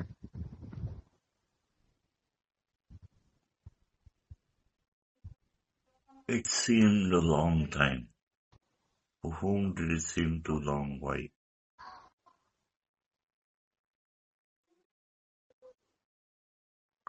Seemed a long time. Come to the text. Try to find the word long. Mm, Ah, page 33, third paragraph. It seemed, have we come to page 33, third paragraph? yes. It seemed a long time before he rose the 6 meters from the bottom and broke surface. So it seemed a long time means, see, he is really trying very hard, right? Right. And when one tries so hard, time will not seem to pass because it will seem to pass very slowly. Okay. So it seemed a long time before he rose the 6 meters from the bottom and broke surface, came to the surface of the well. Okay? Okay. Okay.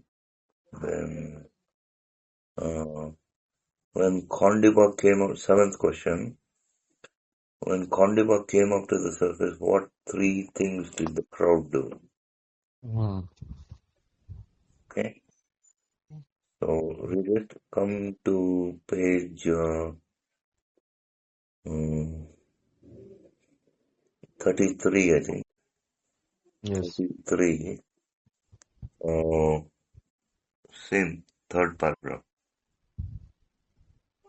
Okay. Three things the people around him did. He heard but paid little attention to the sounds of people trying to give Arvind artificial restoration. Okay? Okay.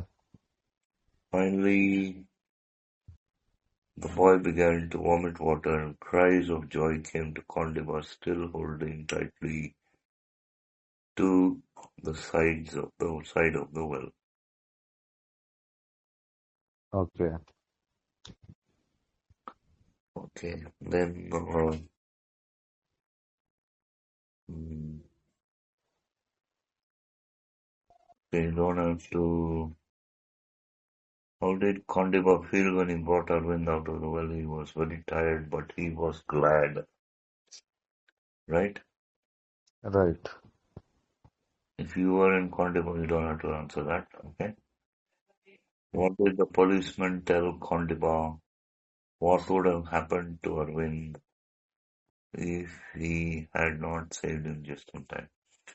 The policeman told Kondiva that if Arvind had not been saved in time, his brain would have been damaged because of lack of oxygen, right? Right.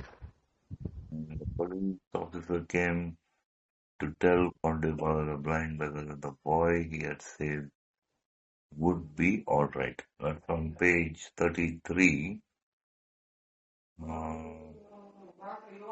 fifth paragraph. Mm.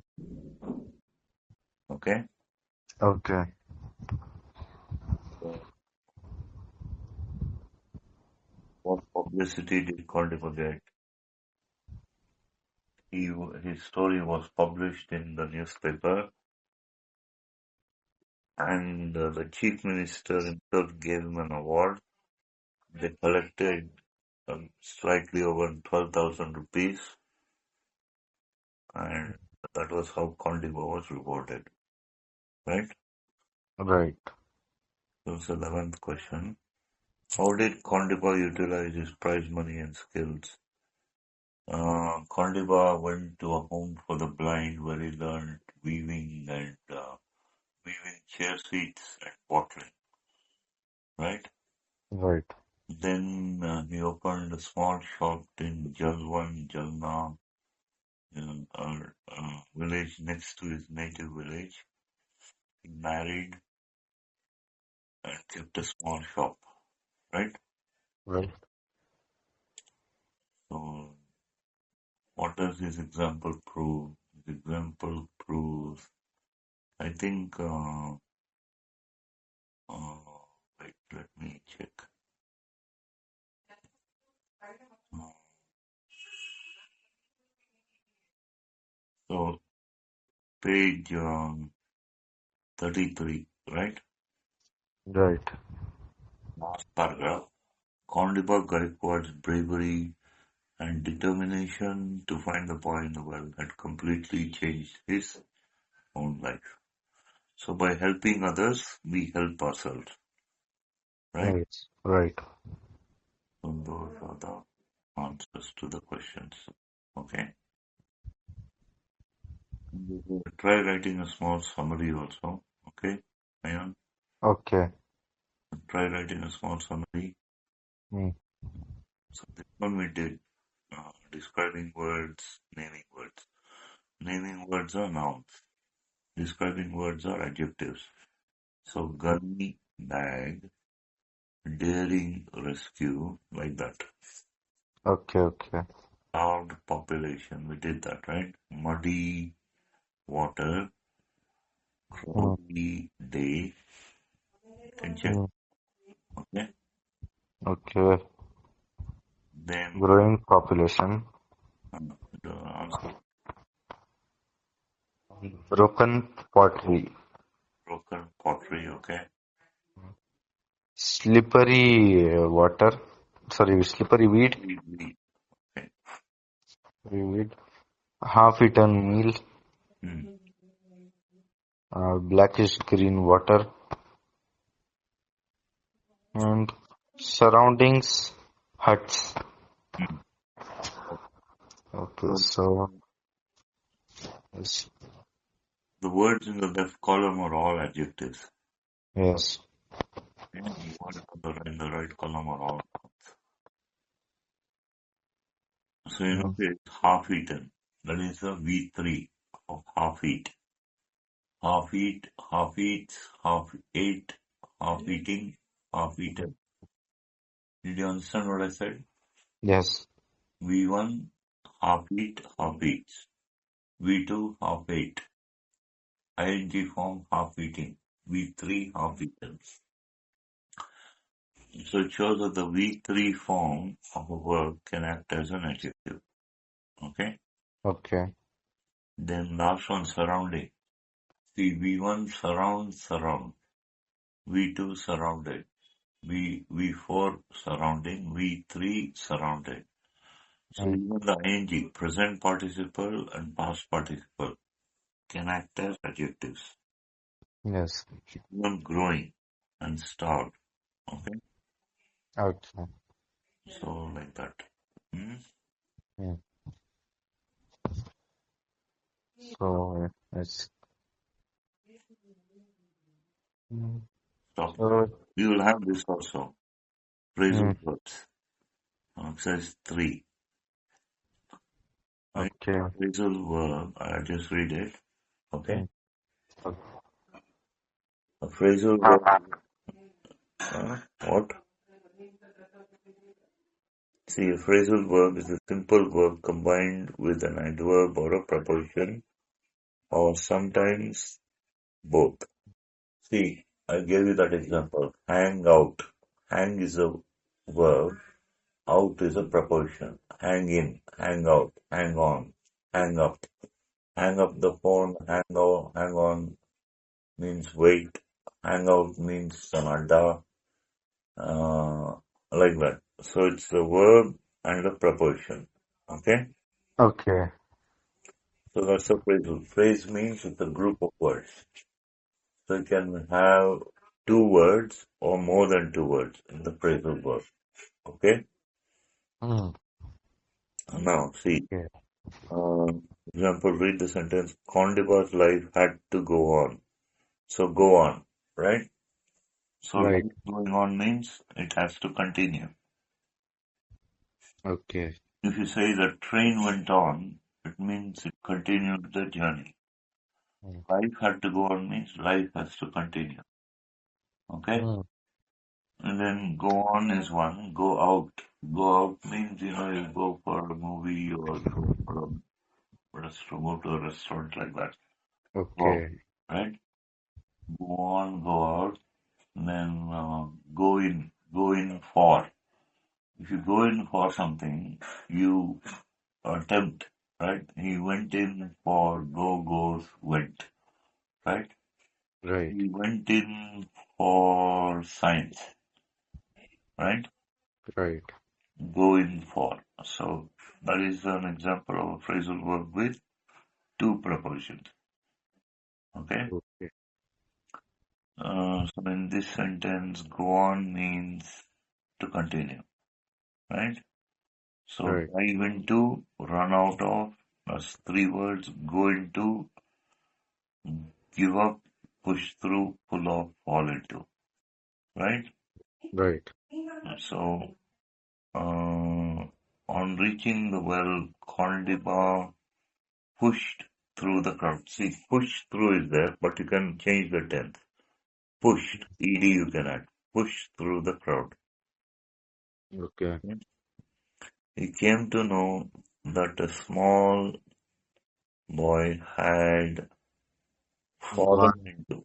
Fallen. fall into, Not fall. You should not write fall into. You should write fallen fallen. into, Right? Into the well. He took off, I think. okay, Say. okay, so, yes, the well, he, he took out his, He took off, pull off his shirt, pulled off his shirt and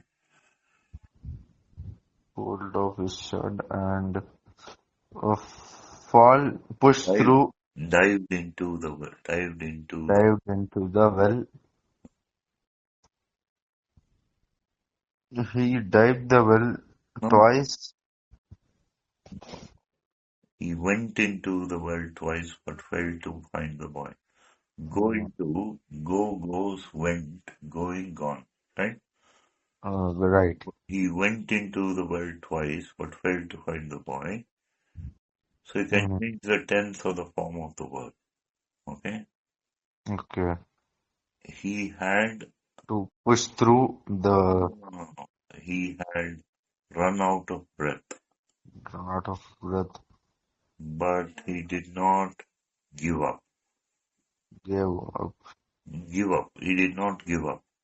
Yes. Did not write did not give up. Because you have did, which is a do form. Did shows a tense. So Mm, give forms the main verb.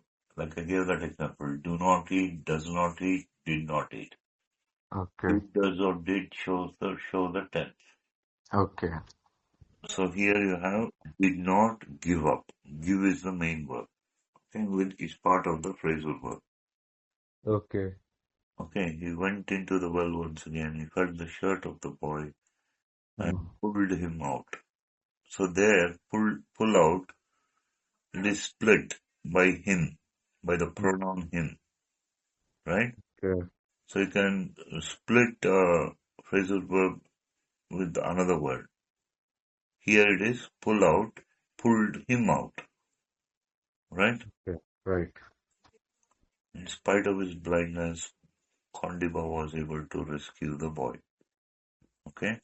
Okay. So, can we continue tomorrow? Yeah, yeah. Okay, okay. Okay, we'll continue tomorrow. Thank you. Okay. Thank you. Bye. Bye. I'll send your mother a link. Okay? Yes. Okay. So just go through the videos. You'll get the grounding in grammar. Okay.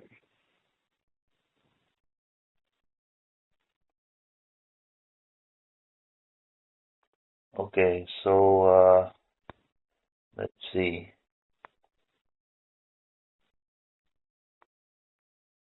Uh,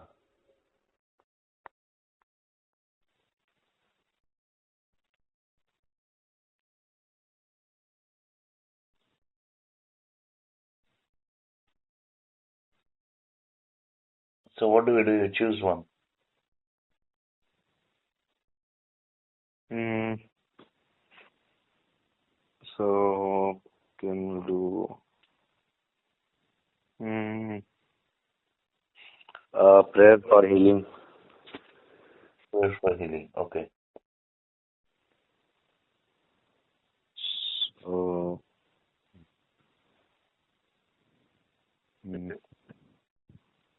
from ancient from ancient times, people across the world belonging to different cultures and different religions have prayed to various objects of nature: the sun, moon, stars, earth, wind, water bodies, plants, and animals. This is because man has recognized their importance from the very beginning. The earth is our home, our only home, but have we been going to it? Have you Do been we think good? of protecting it? Have Yes, you sir. been good to it? Have we been good to it? Do we think of protecting it? Do we think of taking care of it? A prayer of healing is a poem about the earth and about us. It is an appeal to all the people around the globe to make a collective effort to heal the earth. Let us read it. So, a prayer for healing. We join with the earth and with each other to bring new life to the land, to restore the waters, to refresh the air. 1 minute, We join. 1 minute, 1 minute. Yes, So a prayer for healing, right? right. So we join with the earth and with each other. So how do we join with the earth? Through farming. Okay, basically it's farming, tilling the land, plowing the land, growing crops, right? Right. Right. So that we join with the earth and with each other. So a group of farmers, right, Right. help us, that is non-farmers, to live, right? Because they produce crops and we eat the grain and the crops, right? Right. So we join with the earth and with each other to bring new life to the land, right? So the Right. farmers bring new life to the land, okay? Okay. When the crops grow, new life is brought. And also every day when we eat our food, we are renewed, right? We gain strength to do our work, okay? Okay. So without food, we cannot live, right? Right. So we bring new life to the land to restore the waters, to refresh the air. So through farming methods, right, we preserve Right. nature. We preserve nature as opposed to urbanization, where man has built cities, right? Right. So he's appropriated, means he's taken up a large part of nature for himself, concrete, steel, Mm-hmm. glass, okay, cities. So when we Mm-hmm. farm, when we return to the land, when we are one with nature, farming, it helps to restore the water. How? See, when you grow crops, it's actually a scientific thing. See, at night, what the plants do is they give out oxygen. Okay? Yes. Okay. Now this becomes water vapor. It mixes, okay, it becomes water vapor and rises to the sky and forms clouds. Okay? And Okay. the clouds rain. So the waters, that is the seas, the ponds, the lakes, the rivers, the streams, they are restored. Okay? Okay. And to refresh the air. Of course, plants give out oxygen and take in carbon dioxide. Right? Right. So they refresh the air. We join with the earth and with each other to renew the forest, right? So, Right. as opposed again to urbanization, farming is a way of renewing the forest, right? So Right. what man originally did was that he would be a nomad. He was a nomad. Nomad means there's no fixed home. He was always wandering around in the middle of nature, right? So Right. from time to time, he chose a fresh spot of ground, he tilled it, he plowed it, he grew crops. And when the nutrients of those crops were exhausted from the soil, he moved on to another fresh place, right? Right. So anyway, this uh, where he tilled before, fresh plants, fresh trees would grow up. So in that way, he used to renew the forest when he practiced farming. Okay? Okay? Okay. Okay, to care for the plants. So again, to protect the creatures. So many creatures of the forest depend on the forest for food. It is their habitat.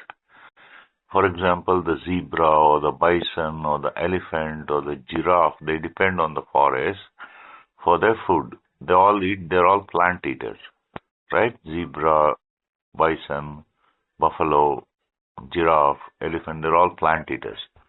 So when we, renew the forest, we are protecting the creatures. Okay? Okay. We join with the earth and with each other to celebrate the seas. Even the seas, as I said, the water cycle. Plants give out water vapor and oxygen and they become clouds and the seas are renewed, water is renewed, water bodies are renewed. It's called the water cycle, right? It Right. rains, again it falls to the earth, again the cycle repeats. To celebrate the seas, to rejoice the sunlight. Plants, by taking away a large part of the air pollution, allow the sun to shine and we rejoice in the sunlight. Right? They remove all the other vapors. For example, nowadays you hear of air pollution.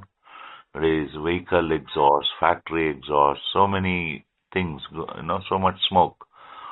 Much of that Okay. can be removed if we practice, planting a tree. Each of us plants a tree, then, we are helping to renew the air so sunlight can shine in and we can rejoice or feel happy with the sunlight.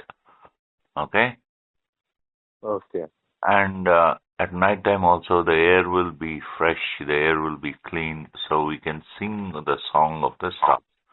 We can watch the stars and we can feel happy, right? Right. We join with the earth and with each other to recreate the human community, right? So again, we are dependent on the earth is dependent on us, right? So we recreate the human community across the world, right? When we join Yes. with the earth and with each other to promote justice and peace, to remember our children, right? Right.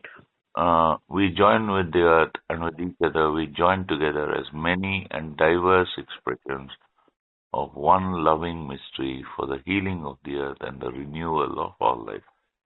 So there are many ways, when you talk of, mankind, it's not just one race. It's so many races, Indians, Europeans, you know, Africans and so on. So there are diverse expressions and they all depend on the earth. There are many ways they interact with the earth, but they're all dependent on the earth. And it is up to us to heal the earth and renew all life. Okay? Okay. Uh, so that is the poem, the prayer for healing, right? Right. So anyway, see, nowadays what people do is when they get tired of city life, the traffic jams and the office and the routine and the boredom, right? What they Right. do is they go to the resort. Nowadays they go to the resort. Before what they used to they used to go to their hometown, which is a village. Right? Okay. So when they return to the village, they are renewing themselves, right? Right. So this is what they used to do. Nowadays they go to the resort. They escape from the city life to the countryside where they can renew themselves. So that's a way of healing themselves, right? From Right. all the routine. Okay, next we'll read this. Let us understand the text. Okay, Okay. read it. You read it, Ayan. Okay. So we all need air, water, and food to live. The earth and its atmosphere give us all this. If we want fresh air and water in the future, we must take care of our land, the air around us, and the water sources by not polluting them and by preventing people who try to do so. Earth is our home and also the home of many plants, trees, animals, birds, and insects. When trees are cut down and water bodies are polluted, many creatures lose their homes. Some species from the animal and plant world are already extinct, and some are in danger of becoming extinct.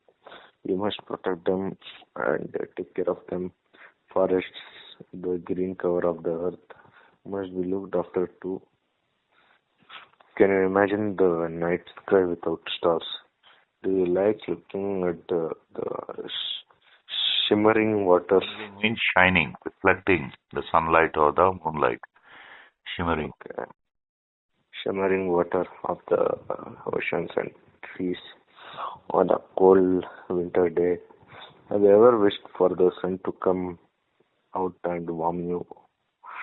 We feel happy because we get to enjoy these wonder gifts of nature. They are only beautiful, but They are not only beautiful. they are not only beautiful, but they also sustain, preserve, protect, and support life. Mm. So, Okay, try this in-text questions. We'll answer the questions. Okay.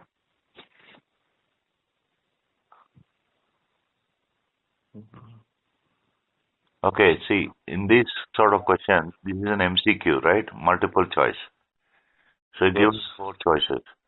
Now this multiple choice question is in the textbook. So there are two types of multiple choice questions. One is called a teaching question. A teaching MCQ may have more than one answer. For example, see, we join with the earth and with each other means that we are related to each other, right? So that is one. It's possible, right? We are related to each other, that in that we depend on each other. We depend on the farmers, the farmers depend on us to buy the crops. We're related to each other, right? Right. That's one. And we agree to work together. That is also possible. So this is in the textbook, it's called a teaching question, where more than one answer is possible, and you can understand the text in many ways. But in the exam, you'll only have one. That is called a testing question. Okay? Okay. Teaching and testing questions. So here, what is possible? A is possible, B is possible, C is not so, and D is also possible, right? Right. Uh, uh, so try the third one. Good one. So, what creatures are being referred to in this unit? Pick the correct option. Ghosts and spirits. All types of animals, birds and insects.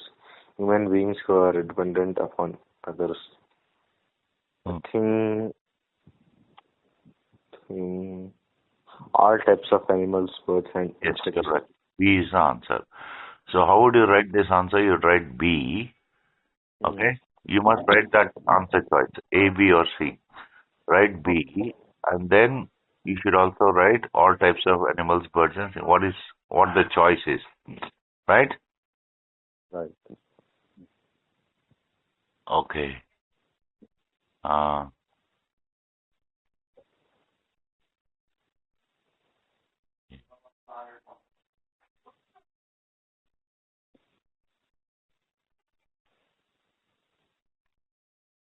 okay. See.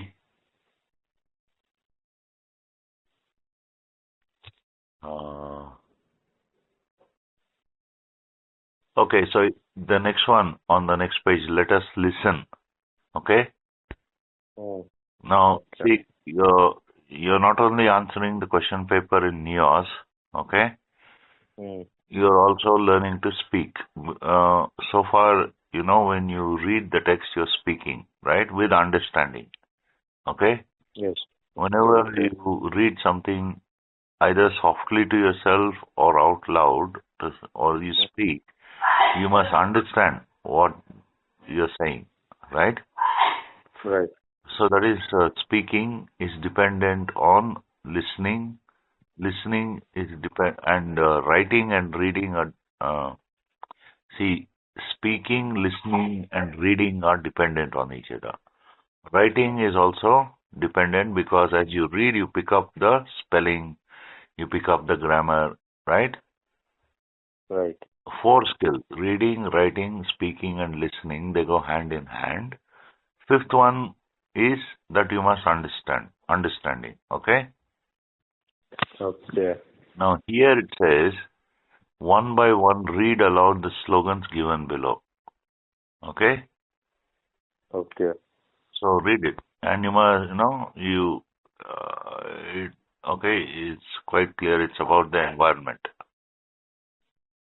Okay. Uh, So let's go green to get our globe clean. When you refuse, it's our earth you abuse. wait. Here, what is the slogan? It's using a rhyme: reuse, abuse, right?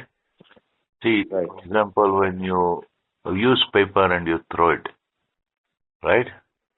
Right. That can be reused. It can be recycled, right? It can be made into fresh paper.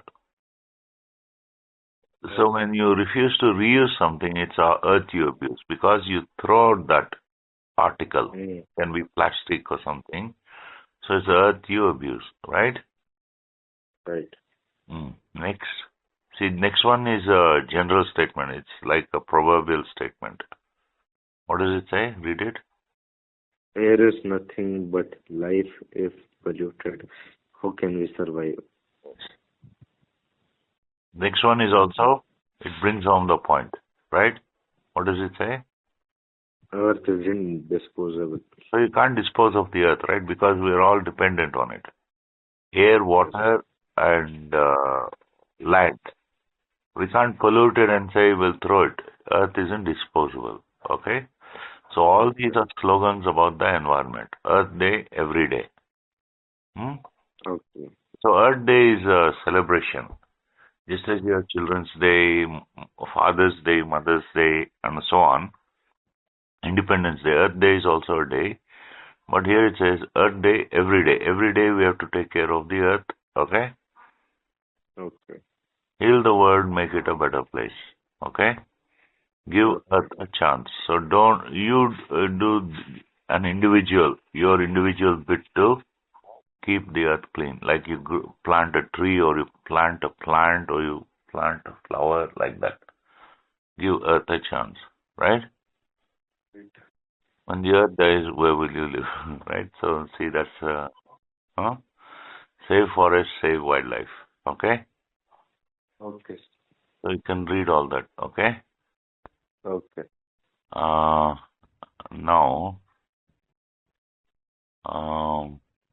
read on the next page, read the part in yellow.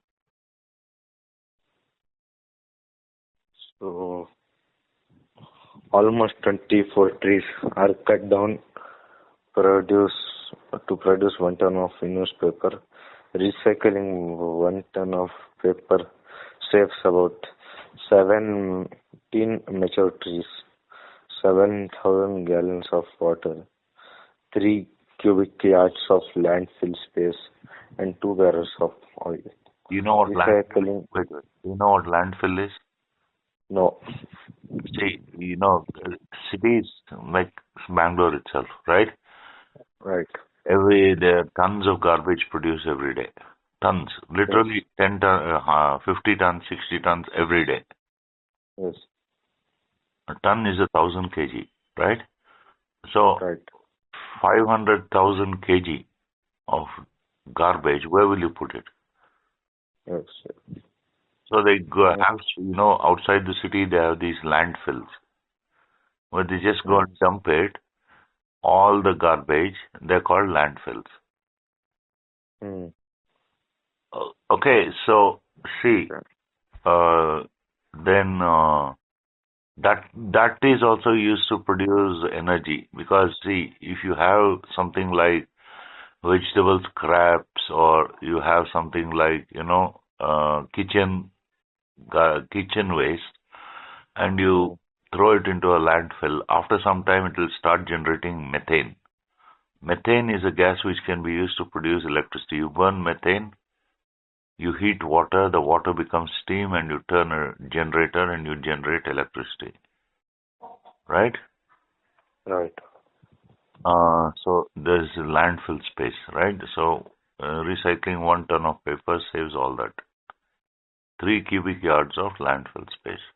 Next. Next is recycling aluminum can save enough energy to run a 1,000-watt bulb for 100-watt bulb for 20 hours, a computer for 3 hours, or a TV for 2 hours. Plastic takes up to 500 years to decompose. Glass is 100% recyclable and can be used innumerable times. No. Innumerable times. Okay. Next on the next page, part 2, stanza 4 and 5. Read that. You get as much practice as you can in speaking. Okay? Sorry. sorry. So the first three stanzas talk about caring for the land, air, water, plants, animals, and other natural objects. In this unit, the focus is on the human world. The poet suggests that we should work together to make the human world a better place to live in. We should try to leave the earth in a good condition for the future generations. Do you think so? Let all human beings. Don't you think? Don't you think so? To all human beings differ from each other in some way, but we share the same house, home, the earth, and must work collectively to protect and preserve it. Okay. So there's one more. Okay. This one is a pretty big one. It takes up one page. Next page, you read the part in yellow. Next page, what Do you know? do you know? Okay. So, to spread awareness about issues related to the earth and its environment, various initiatives Projects. Yes, projects have been taken up worldwide. Some important days that are celebrated internationally are Earth Day, 22 April. Earth Day is celebrated to make people appreciate the Earth's natural environment and raise awareness about its condition. It was first held on April 22, 1970. It is now celebrated in more than 175 countries every year. World Water Day, 22 March. Water is a basic requirement for all forms of life. It's very important to utilize and manage resources in a sustainable manner in order to create awareness about it. In 1993, March 22 was declared as World Day of Water. Or water. For water. Hmm. So, World Environment Day, 5 June. Environment. Pronounce it properly. Slowly. Environment. World Environment Day, 5th June. And 5th June. World Environment Day, WED, was first observed in 1972 to mark the opening of the Stockholm. Stockholm is a city in Sweden. There was a conference held in Stockholm called the Stockholm Conference. Okay, so Stockholm Conference on Human Environment. It is commemorated. Commemorated means it's remembered, it's celebrated every year. Every year on 5th June to commemorated. Commemorated. No. I'll tell you. Go to Google now. Just for 2 minutes you go to Google. Okay. Yes. Then you have the microphone symbol. Yes. Press that and say commemorated. Commemorated. What is the spelling you get? Commemorated. No, not chem. It's commemorated. Commemorated. Or you can type it. You see the meaning? What does it mean? So, to officially remember, respect for an important person or even from the past. Yes. Now press the microphone symbol next to the word microphone, speaker symbol.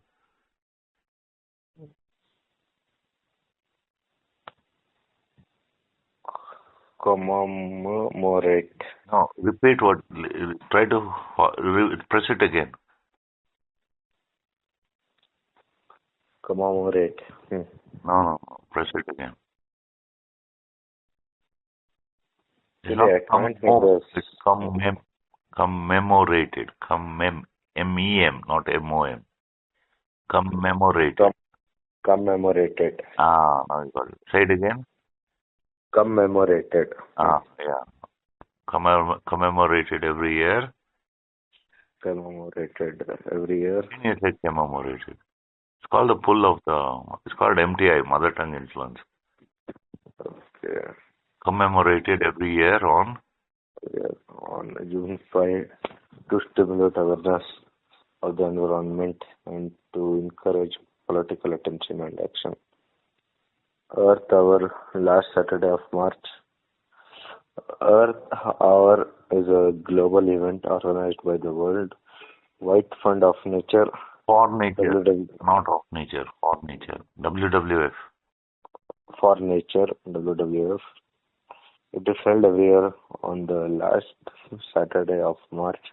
It asks households and business to turn off their non-essential. It's plural.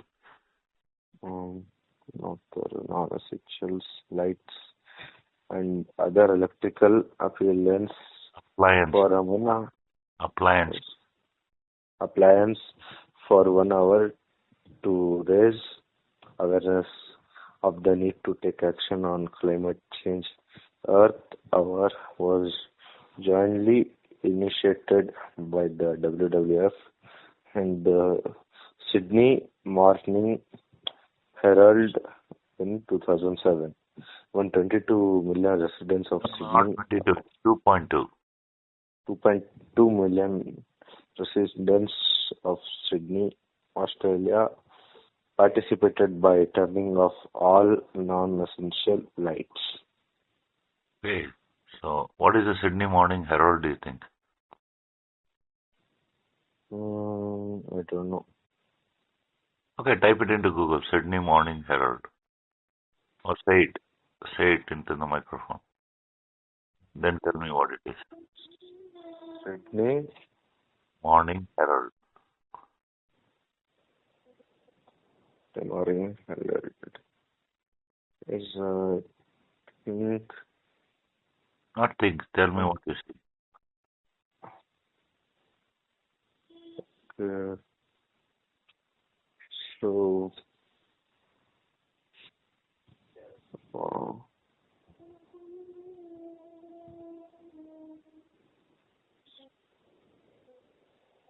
So young skier who died in... No. What is it? What sort of publication is it? The book? Is it a magazine? What is the Sydney Morning Herald?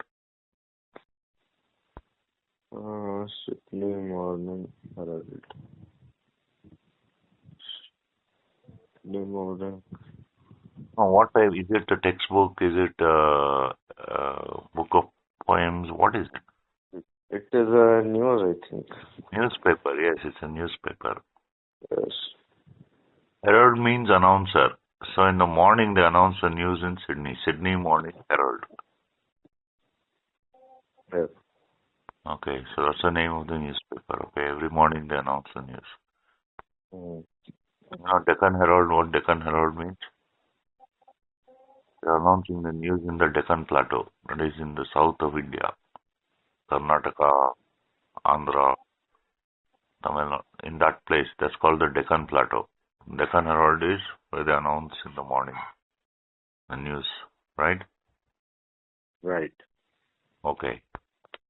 So there is a photo here, 60th Earth Hour. Not 60 Earth Hour. Means? What is the meaning of 60 you're asking? Yes. Earth Hour I'm asking. Earth Hour is the last Saturday of March. See, it's a global event. It happens across the world. Organized by the WWF. WWF is a worldwide fund for nature. So, okay, so they pull in money to save nature. Worldwide fund for nature. So on the last Saturday of March, what do they do? They ask households and businesses at factories, industries, and households across the world to turn off the non-essential lights, right? So, uh, you know, uh, at night around 7 o'clock or 8 o'clock, right? Right. Turn off all non-essential lights. So you need light in the night to move. So keep one light on, turn off all the other ones. So what that does is it saves electricity, right? Right.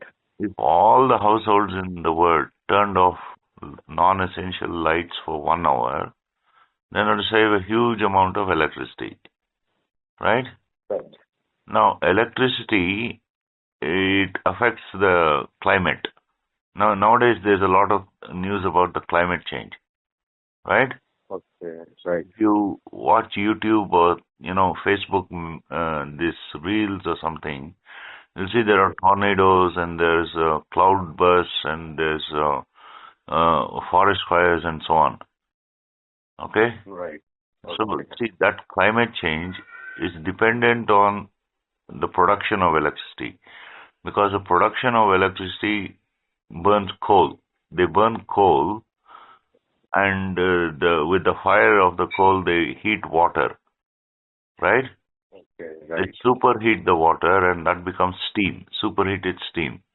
And that steam is directed against turbines and the turbines turn and turn a generator.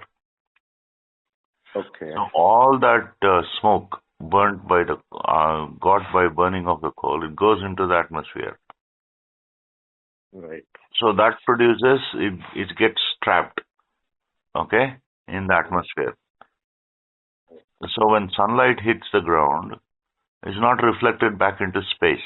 The sunlight is trapped in the atmosphere. So it heats the surface.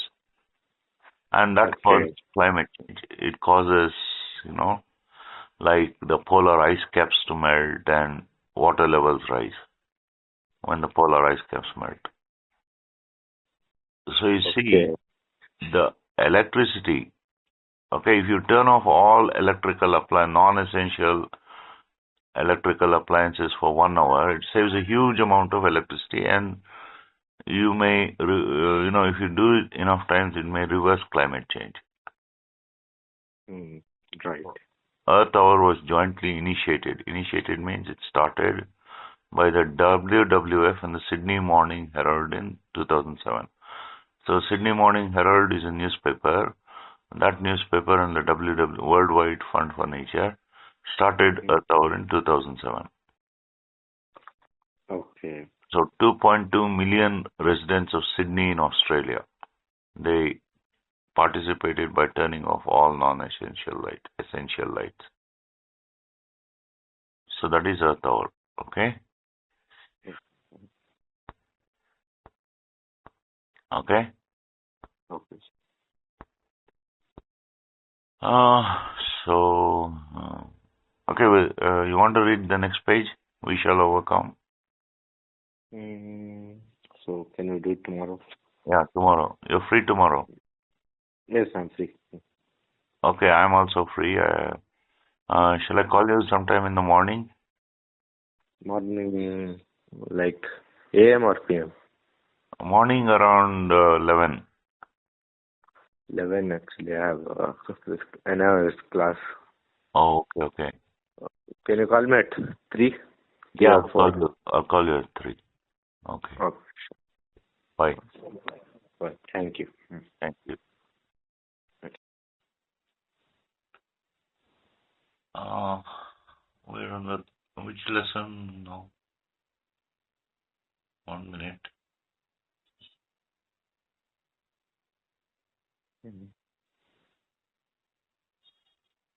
Tall trees. Tall trees. Yes.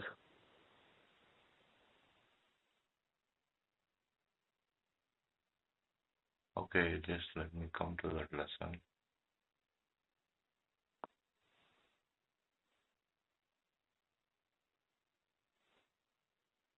So can I start reading? 1 minute, let me open the text. Okay.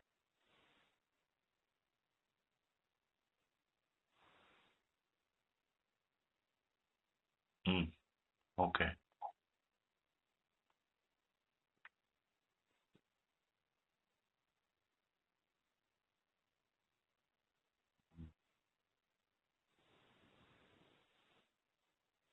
Okay, read.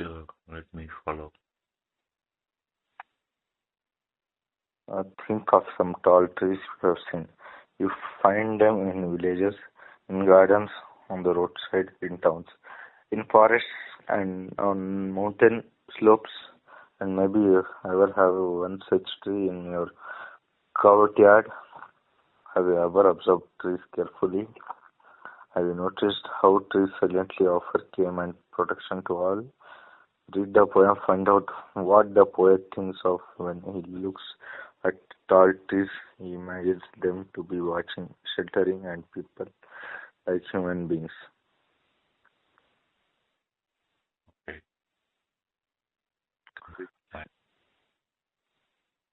Okay. So, with their feet in the earth and their heads in the sky, the tall trees watch the clouds go by. When the dark dust sends quickly, the birds It's dust, not dust. and the dusk sends quickly the birds to rest. The tall trees shelter them safe in a nest. And then in the night, with the tall trees peeping, the moon shines down on a world that's sleeping. Okay, just 1 minute. With the feet in the earth, that means the roots are in the earth, right? Right, The trees are in the earth, and their heads in the sky. Hmm? The tall okay, trees watch the clouds go by. So as the clouds are blown across the sky, the trees seem to be watching the clouds go by. When the dusk sends quickly the birds to rest. So, birds, uh, they don't always fly, they also perch. Perch means they sit, and they go to sleep also while they're sitting, right? right, They hold the branches of the trees with their legs. They're called talons. The feet of the birds, some birds, like hawk, eagle, etc., they're called talons.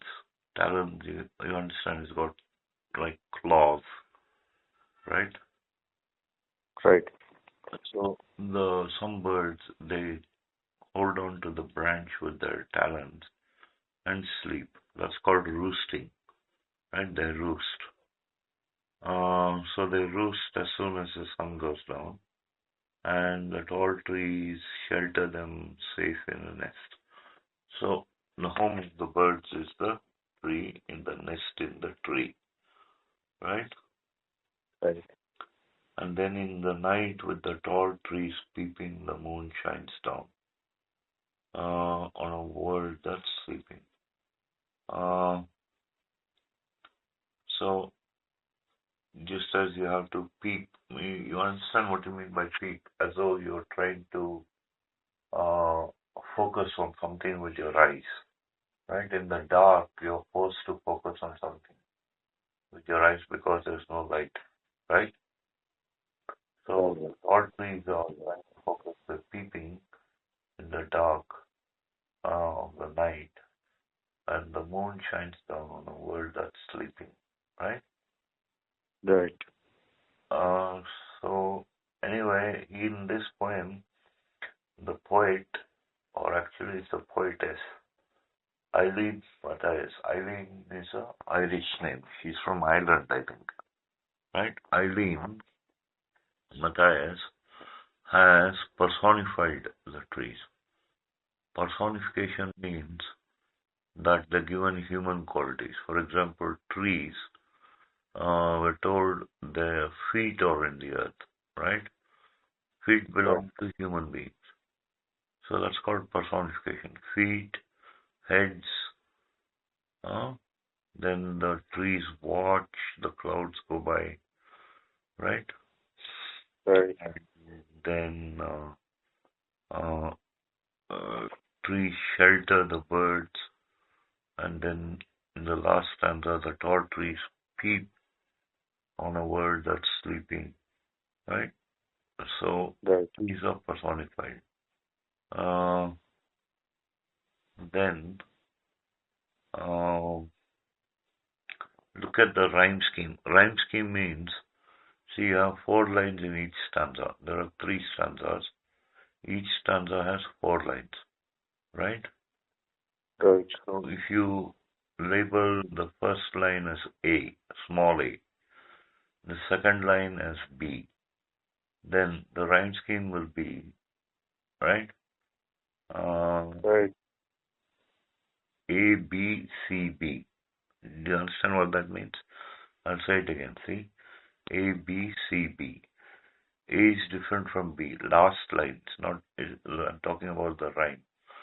See, second line and fourth line rhyme. Sky by. So it's B B. A stands for the first line. C stands for the third line. Okay. Okay. Similarly, in the second stanza also, second and fourth lines. Rest, nest. So again, it's A B C B. Right. Right.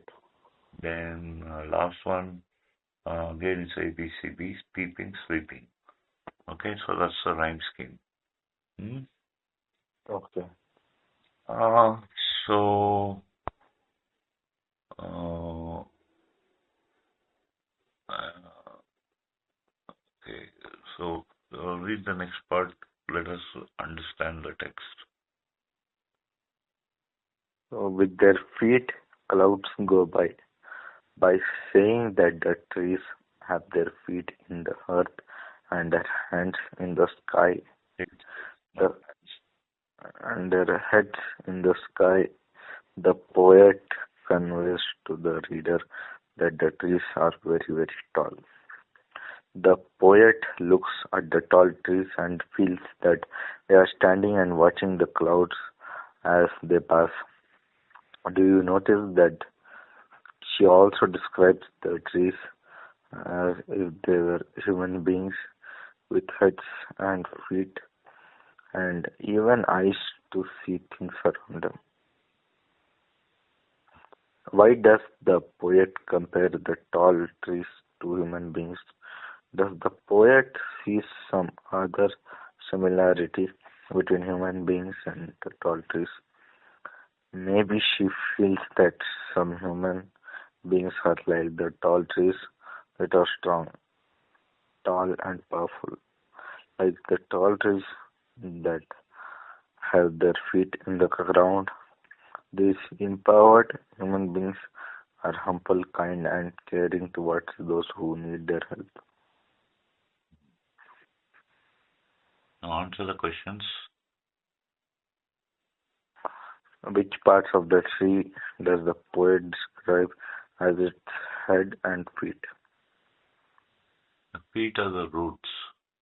Head is the top of the tree. Why? Because he's comparing them to human beings. Yes. Okay. Okay. What does the phrase "feet in the earth" mean in the context of trees? Can you frame a can you frame an answer? Yes. What does the phrase? Phrase is a group of words. What does the phrase "feet in the earth" mean in the context of trees? So what is compared to the feet of the tree? Feet of a person. It is the root, Mhm. right? Okay.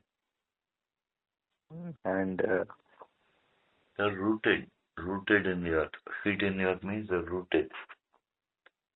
yes. Mm. Okay, then I'll answer the next part. 3A. Okay. What do you think the phrase "feet in the earth" might mean in the context of a person who is tall and powered like the tall trees? See, feet in the earth means that, many people dream, they have ideals, they have visions of the future, right? Right. They want to be, they want to belong to this class, or they want to do that, or they want to achieve this. They're very high ambition, right? Right. So literally, they're aiming for the stars. Okay, Okay. but it's no use because see, you can look up at the star, but you must make sure your feet are on the ground, isn't it? Okay. That means you must have a firm set of facts or principles on which you base your actions to achieve that plan. If that foundation is not strong on whatever your plan is, about whatever your plan is, Yes. like for example, let's suppose a person who is, let's say, 18, 19, right, Right. says to himself, I want to have 40 lakhs in the 50 years, 15 years, right? Right. Now, many young people feel that, right?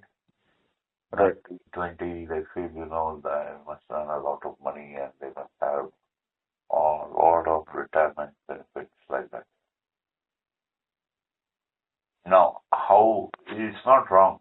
Okay, it's not wrong. So what he must do is, he or she must do is, he must have his feet on in the earth. Means, if he saves, let's say, 100 rupees, 100, whatever he spends on his snacks, Yes. 100, 150, 200, 300, like that. Huh? If he Right. saves that daily, nowadays there are many apps, you know, and there are also things like mutual funds, PPFs in banks, this public provident fund, and even, I think even you can join a pension scheme. Usually, you know how pensions were given out. After a person worked for 40 years, is given a pension. But nowadays, with the government's pension scheme, a person who is 15 or 16 can opt for the pension scheme. That is, he adds, keeps on adding 100, 200, 300, right? And by the time he's 60, he gets some huge payout, right? Okay. Okay. Yes. Now, there are also insurance schemes. Insurance, like you have to set aside 500 per month or something. Okay. And like it will be quarterly payment or half yearly payment like that. Okay. Yes. So Okay. by the time a person is 60, if he does it regularly, saves 515 every month, 5 rupees, 514 every month, and pays a premium as it's called, insurance. Okay. Yeah. By the time he's 60, he'll get a payback in crores. Hmm. It's Okay. a fact. It's a fact. It's there. Mhm. Hmm. Yes. So see, now, what do you think the phrase feet in the earth might mean in the context of a person who is tall and powered like the tall trees? So if a person really has high ambitions, he has to base his actions, whatever he wants to achieve, on facts. Okay. Okay. Yes. Now, another thing I'll tell you, it is about, one of the ways to overcome poverty, or let's say lack of money. Not exactly poverty, lack of money, is through education, right?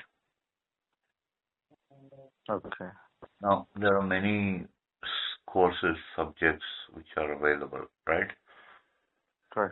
But nowadays everyone wants to go into STEM. STEM means science, technology, engineering, mathematics. Okay. Okay. Now, suppose some person, some student who is in arts, who has an aptitude for arts, but he has to study science. How will he do it?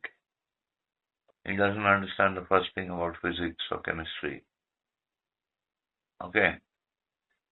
Yeah. How will he do it? See, we have a textbook of, let's say, physics or maths. Okay. Okay. Then it comes, let's say it's of math. When it comes to the first chapter, okay? Okay. First chapter is on, let's say, polynomials or something like that. Okay, statistics or something. Okay. Okay. Now, when it comes to this first chapter, in the first chapter will have 7 or 8 paragraphs. Okay, Okay. along with theorems and examples and solved exercises like that. Okay. Okay. Now it comes to the first paragraph. The first paragraph has got 7 to 8 sentences. Okay. Okay. Now it comes to the first sentence, reads from left to right. Looking for any word special to maths, like sine, cosine, polynomial, improper fraction, divisor, dividend, right? Like that. Okay. He refers to those words in a dictionary of maths, no online dictionary of maths. Okay? Okay. Now we understand what those words mean. He understands the first sentence, right? Right.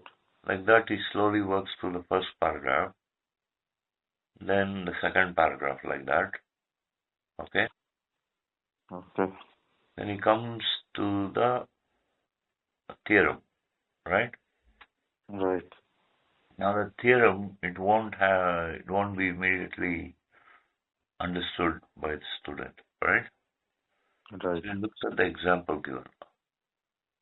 Then he tries to tie what is said in the theorem with the example. Okay? Okay. So he understands the theorem with the help of the example. Okay? Okay. Then he reads the third, fourth, fifth, then he comes to theorem 2. Then he reads one more paragraph, then theorem 3. Okay? Okay. So nowadays, for any subject, there are online dictionaries, online dictionary of maths, physics, chemistry, whatever, right? Right. So then he comes to the solved examples, right, in the textbook. Okay. Okay. Now, in the examples will be worked out step by step. Step 1, step 2, step 3, conclusion. Okay. Okay. So he understands the solved examples. He understands the chapter. Okay. Okay. Okay. Okay. Now he understands 6 or 7. He's prepared for the exam. Okay. Chapter for this, right? Right. Now, see, thing is, um, you can read almost any text, whatever subject, physics, chemistry, maths, statistics, whatever subject, okay? Using the Okay. dictionary, a dictionary of that subject. There are all sorts of dictionaries, online dictionaries. Online dictionaries even in engineering, even in, Kannada also, right? Okay. For Right. languages, whatever subject, okay? Okay. So you understand the meaning of each word using a dictionary. You can understand the whole textbook. It can be done. Yes. Then, when you go out into the real world, that's what you're using. The textbook is a manual. Yes. You have to use the knowledge which you gained for you doing your work, right? Yes. Right. You can't exactly be inspired if you're going to do something like, you know, uh, understand how a chip is being made in a factory. You can't exactly be inspired to understand. You have to depend on what you know from the textbook, right? And then there are also some manuals in the workplace. Manuals. Yes. So you follow the instructions in the manual, you do the work. Okay? Okay. Be a bit slow at first, then it will become very fast. Okay. Okay. So you see, First, you have to have a firm foundation in anything. Without the foundation, you cannot aim for the stars, right? Right. So this is two, right? Then nowadays you can use AI to do anything. Like you want to plan your finances, you can plan it with AI, with the help of AI. There are also courses actually being given on financial management using AI. Then also, whatever AI does, you must understand. See, AI is using the same rules as in the textbook. It's not using any other rules. So if AI suggests something, you must have a firm foundation of what AI is saying. Otherwise, Okay. you'll make mistakes if you just follow it blindly. Okay. So it again depends on the human. The AI will do things very quickly. It will suggest things. If you don't know what it's saying and you just follow it, it'll read somewhere else. Hmm? Yes. So you can use all these things. You can use, that's what it means, feet in the earth. Yes. Okay, so 3B, have you met or do you know such a person? Why do you think that this person is like a tall tree? So you know someone, they won't ask you such questions in the exam. Okay? Okay. Then fourth, in what ways do the trees behave like human beings in the poem? And so, see, the poet is really comparing trees to human beings, right? Right. So, see, now how do they behave like human beings?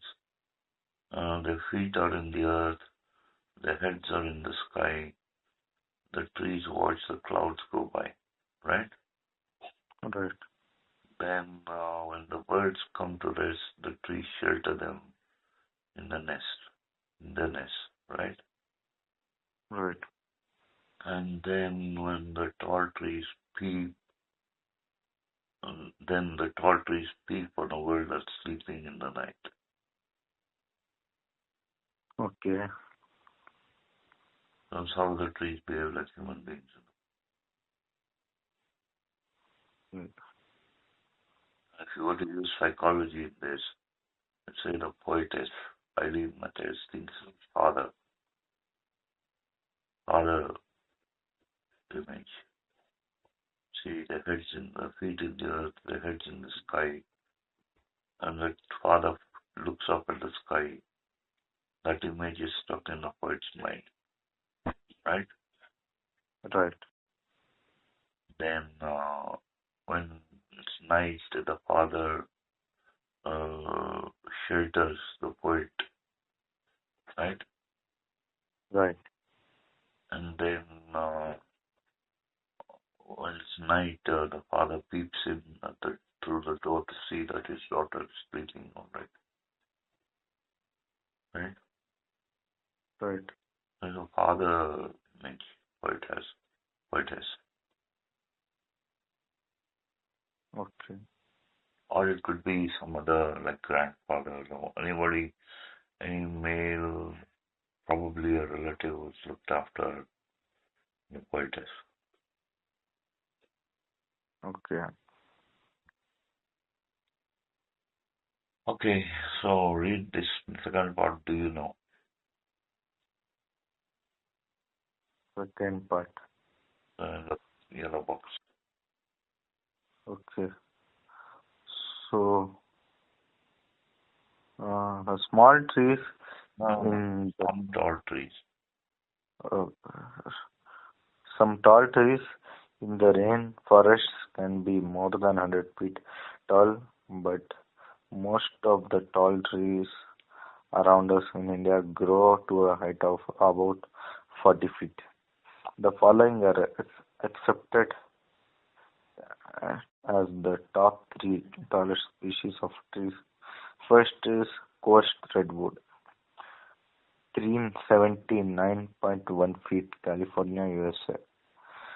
Second is Australian mountain ash. Australian mountain ash, 326.8 feet. Uh, Tasmania. Tasmania. Tasmania, Australia. Third is Coast Douglas fir. Douglas first. Douglas fir. 326.1 feet. Oregon, USA. The oldest human planted tree with known planting date in Sri Mahabodhi sacred tree, Sacred, not scared. Sacred. sacred tree in Anuradhapura, Sri Lanka. It is 2,293 years old. You This know how they find out the age of a tree? how? See, each year the tree grows, right? The trunk becomes wider. It becomes wider. You know what I mean by wider? Not longer, wider. Yeah, I know. Okay. Wait. So each year it lays in a ring. You know, if you look at a cross section of the tree, the trunk, or maybe the branch also, you'll see rings. Every year they grow a ring. They're called annular rings. Annular rings. Okay? Okay. So by counting these annular rings and those rings which are grown annually, you see that this tree is 2,293 years old. Mahabodhi sacred tree. That is, Mahabodhi is another name for Buddha. Okay? Sri Okay. Lanka is a Buddhist country. Many are Buddhists there, right? Right. So it is well over 2 eons. 2 eons, 2 centuries. Eon is spelled Aeon. Eon is 1,000 years, right? Okay. Right. 2 eons are almost 3 centuries old, right? Right. So read the second paragraph from that. This tree was planted from cutting off the original Bodhi tree in Gaya. The Bodhi cutting was tree is where the Buddha attained enlightenment. okay. He sat under the Bodhi tree and he meditated. Then he got enlightened. Then he came to the teaching. What is the root cause of all sorrow in the world? And he says, he preaches, right, that desire is the root cause of all sorrow. Now, Okay. desire means you keep on wanting and you never rest, right? Right. But that's actually, it's only one side. See, if you don't have desire, you're empty. Okay. It's just nothing, you know. So that's what makes you act. It's also called the willpower, you know. Yes. So both this desire as well as control, self-control, those are both important. Anyway, that's about, that's what Buddha said. They say desire is the root cause of all sorrow. I think you know the story of the Buddha. Do you know? No. Actually, he was born a prince called Siddhartha, right? And his parents wanted him to lead an absolutely comfortable life. Absolutely comfortable. He should not see anything in the world. Because in the world, there are so many things, you know. So, Yes. they bring him up in the lap of luxury, you know, like in the palace. He gets whatever he wants, food, any delicacy, any music, any amount of comfort as far as sleeping, mattress, everything. He gets every comfort in life. One day, It so happens he goes out with his charioteer, or in his charioteer, in his chariot. The name of the charioteer is Channa. Channa. Okay? Okay. And as they're going along the streets of the city, they see a dead body being carried. And there are people wailing, they're crying at the top of their voice. Right? Right. And Siddhartha is asked, what is that? And Channa explains, this is never going to come back and it's the end. And so he describes death, right? Right. Then they go travel further. Then they see an old man. He's decrepit, like he's actually got no strength left, right? Right. And his back is bent and he's only using his 3 feet, that's a walking stick, right? And he's all skin and bone and he has no clothes and he can hardly see and there's nobody to care for him, right? Right. And Chan Siddhartha asks his charioteer, Channa, well, who is that? Oh, he's never seen an old man before, right? Okay. So Siddhartha describes, Channa describes old age, how strength leaves and, you know, you're alive, but you're not alive like that, right? Right. And then they travel further and they come across a diseased person, right? He's stricken with some illness and there's a pus pouring from his wounds. And Siddhartha asks his charioteer, who is that? Why is he in such great? He doesn't know the meaning of the word pain. Why does he look like that? He said, right? Right. And Channa says, the virus or disease or bacteria is making him inflamed. He's on fire within, and his muscles are being torn apart, right? Right. And then there's no cure for this. There's no medicine, right? Right. So after Siddhartha sees these 3 things, he says, I got to find the answer because why these things happen. And then in the middle of the night, he leaves his infant son and his princess wife and he goes off to find a teacher who will teach him how to overcome old age, disease, and death. Right? And he comes across many places and then he practices a lot of penance. Penance means he has to get rid of these 3 things in his own life. Right? So he meditates and he starves himself almost to death. And then he comes to the Bodhi tree. He sits under the Bodhi tree, but he can't, his mind is not working because his body is not allowing him. He's starved himself, he's eaten thorns and he's eaten roots and all that sort of thing. He never slept for 5 weeks, 6 weeks. He's doing practicing asceticism, right? And then he thinks, this is never going to work. I can't meditate. My mind is not working. So he eats something, he gets some rest, and then he sits down to meditate and he gets that enlightenment. He becomes the Buddha. Buddha means the enlightened one. That is, desire is the root cause of all sorrow. Right? Right. So that is the story of the Buddha, the enlightened one.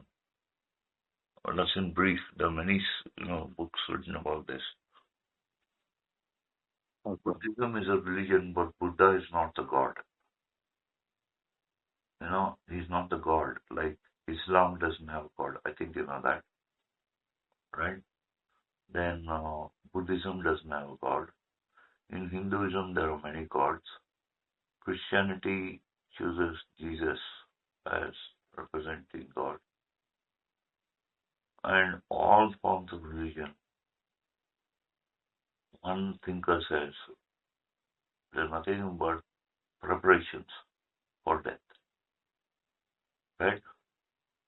So if you live a religious life, you're counting the minutes, the seconds in which you're performing some ritual or the other, so that your whole life is taken care of, right?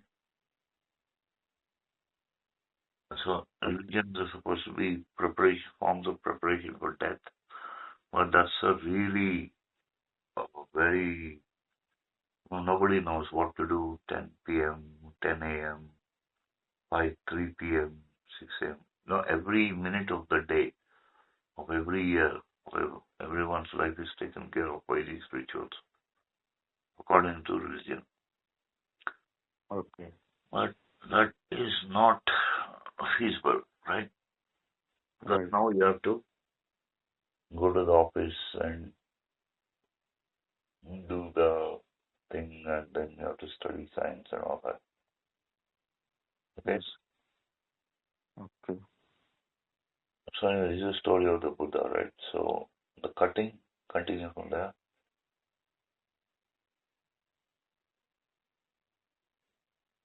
Yes. That paragraph, the cutting was carried. The cutting was carried by Emperor Ashoka's daughter, Sanghamitra, to Sri Lanka. It takes 100 years to 3,000 years for a bodhi tree to grow fully. Okay. Okay. I think just two more questions. Look at the next page, page 54. Okay. See, in-text questions 4.3. Yes. 4.3. We'll come back to 4.2. Okay. Pick out the words from the poem which rhyme with each other. So we went over that. Sky by the first stanza, second and fourth lines. Rest, nest, second and fourth lines in second stanza. Peeping, sleeping. Second, Okay. fourth line in third stanza. Alright? Right. You can write 5 more pairs of rhyming words of each, right? Blue, shoe, true, move, you. Right? So you can form a love poem. Blue, shoe, true, you. Like that. Okay. You can write a poem like that. Okay. Well said the tortoise is taking loving care of the world. How? So this one is God, right? Taking care of the world. Who's taking care of the whole world is God, right? Right. How He takes care of us as he's a very powerful being. This is the tall trees appear powerful, right?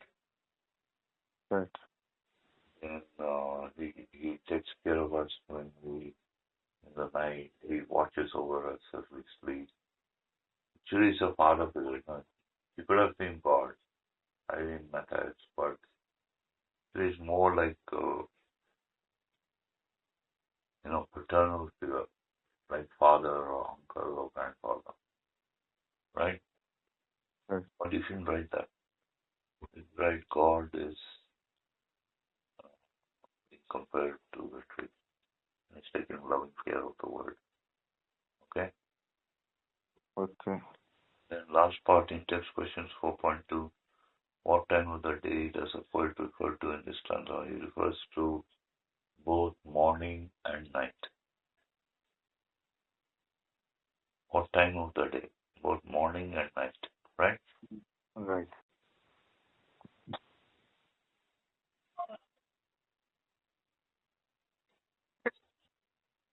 Hmm. Right. Describe the two images the poet is.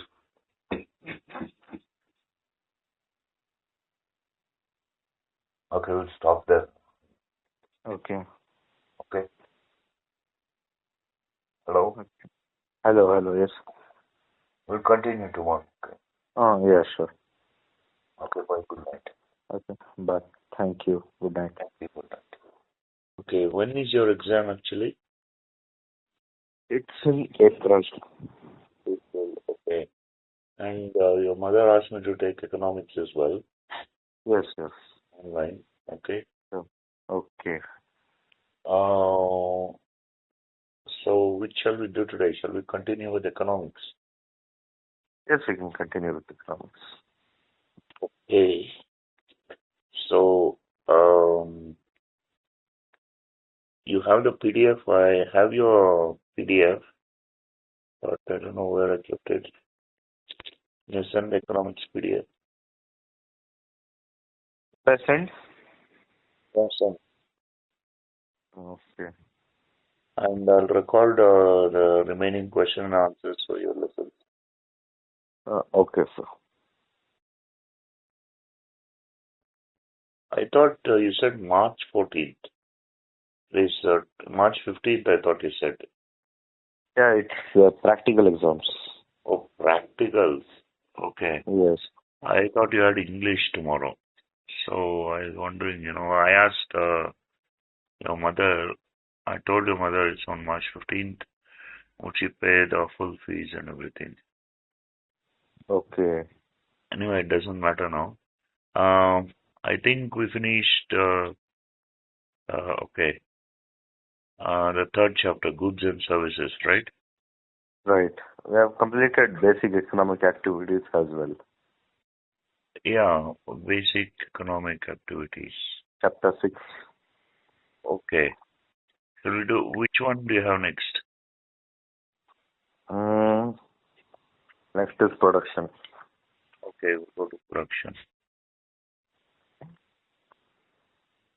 Uh,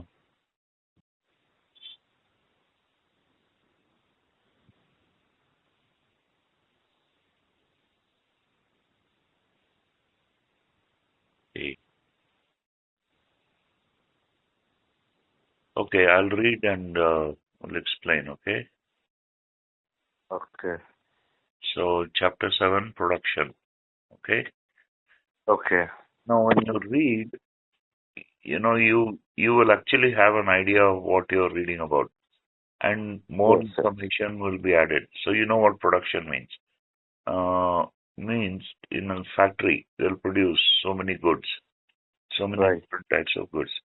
So, Right. basically, you have an idea of what you're reading about, then more information will be added.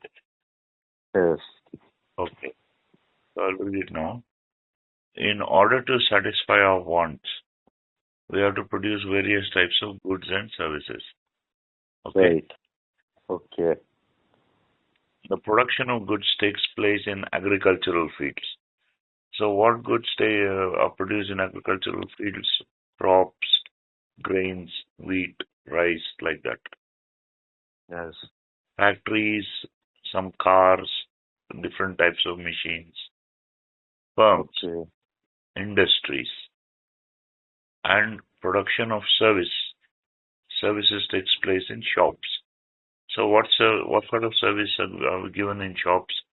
We go to the shop, we want to buy something, and the shopkeeper serves us with that, and we exchange Yes. money, right? Right. Takes place in shops, offices. So even in offices like any uh, legal office, we go there with some problem, and he offers us services, right? Right. Then hospitals, like if we are ill or if we have some, some fever like that, we go to the doctor shop or hospital and the doctor gives us some medicine. Right. Schools and colleges, of course, we go there to learn and we are taught. So service is given in schools and colleges, right? Right. Hotels, what sort of service? Like we go there to when we're hungry or when we want to change in the menu, like that, right? Okay. Right. Then banks, we deposit money, it earns interest, or we can invest in using a bank app nowadays. right? We can invest, we can double, or we can multiply the amount we have because it earns interest. So banks offer us services, Okay. and at many other places. So practically the whole of society, wherever we go, some sort of service is offered, right? I think Right. you're going in the, you know, you go in the MG Road, you see so many different types of shops, they offer services, and schools, colleges, hotels, many other places they offer services, okay? Okay. In an economy, there may be lakhs of production units, hundreds of thousands of production units, which produce goods and services, okay? Okay.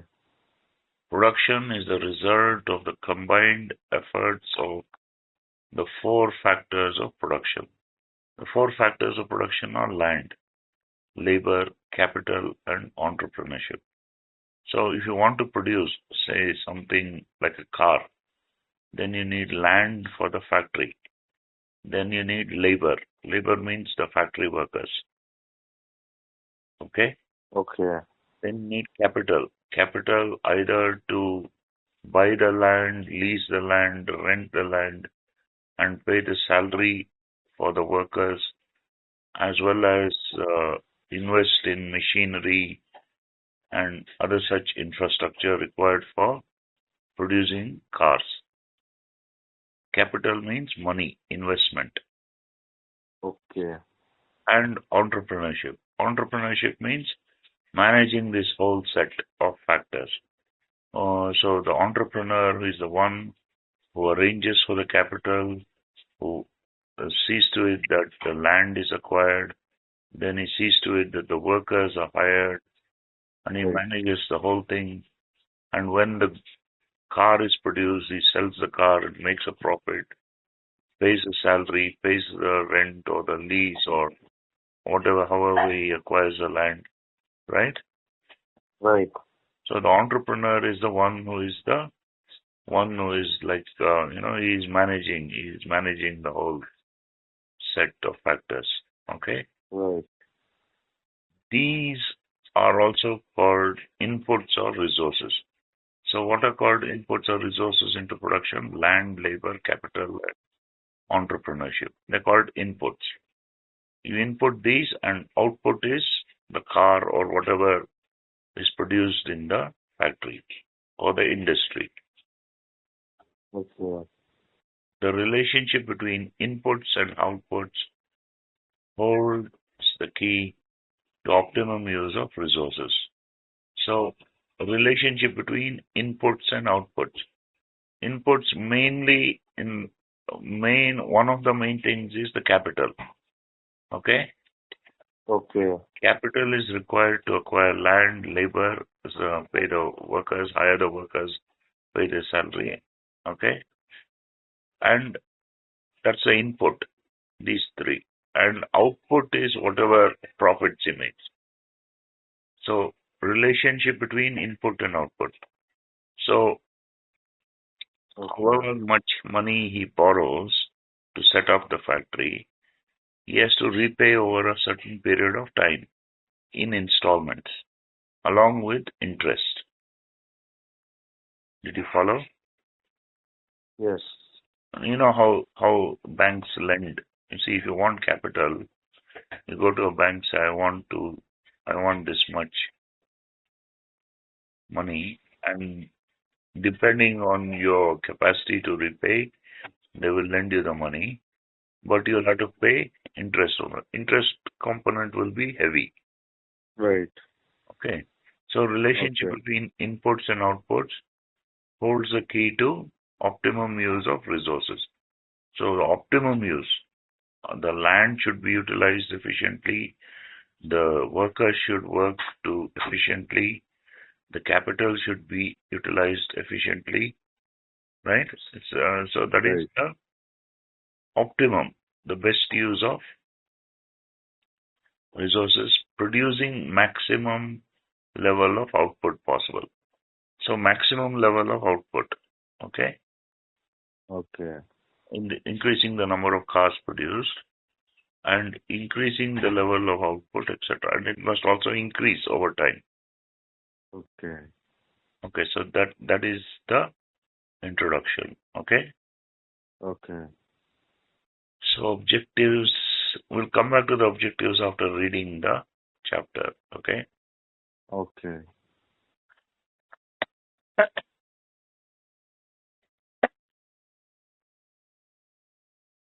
Okay, concept of production function. Okay. Okay. Production is defined as transformation of inputs into output. So whatever inputs, land, resources, capital, and entrepreneurship, those inputs must be translated into output in a certain number of cars, for example. Is a Yes. transformation of inputs into output. That is production. Right. The resources used in production are called inputs. So again, see, it's being repeated. The resources used in production are called inputs.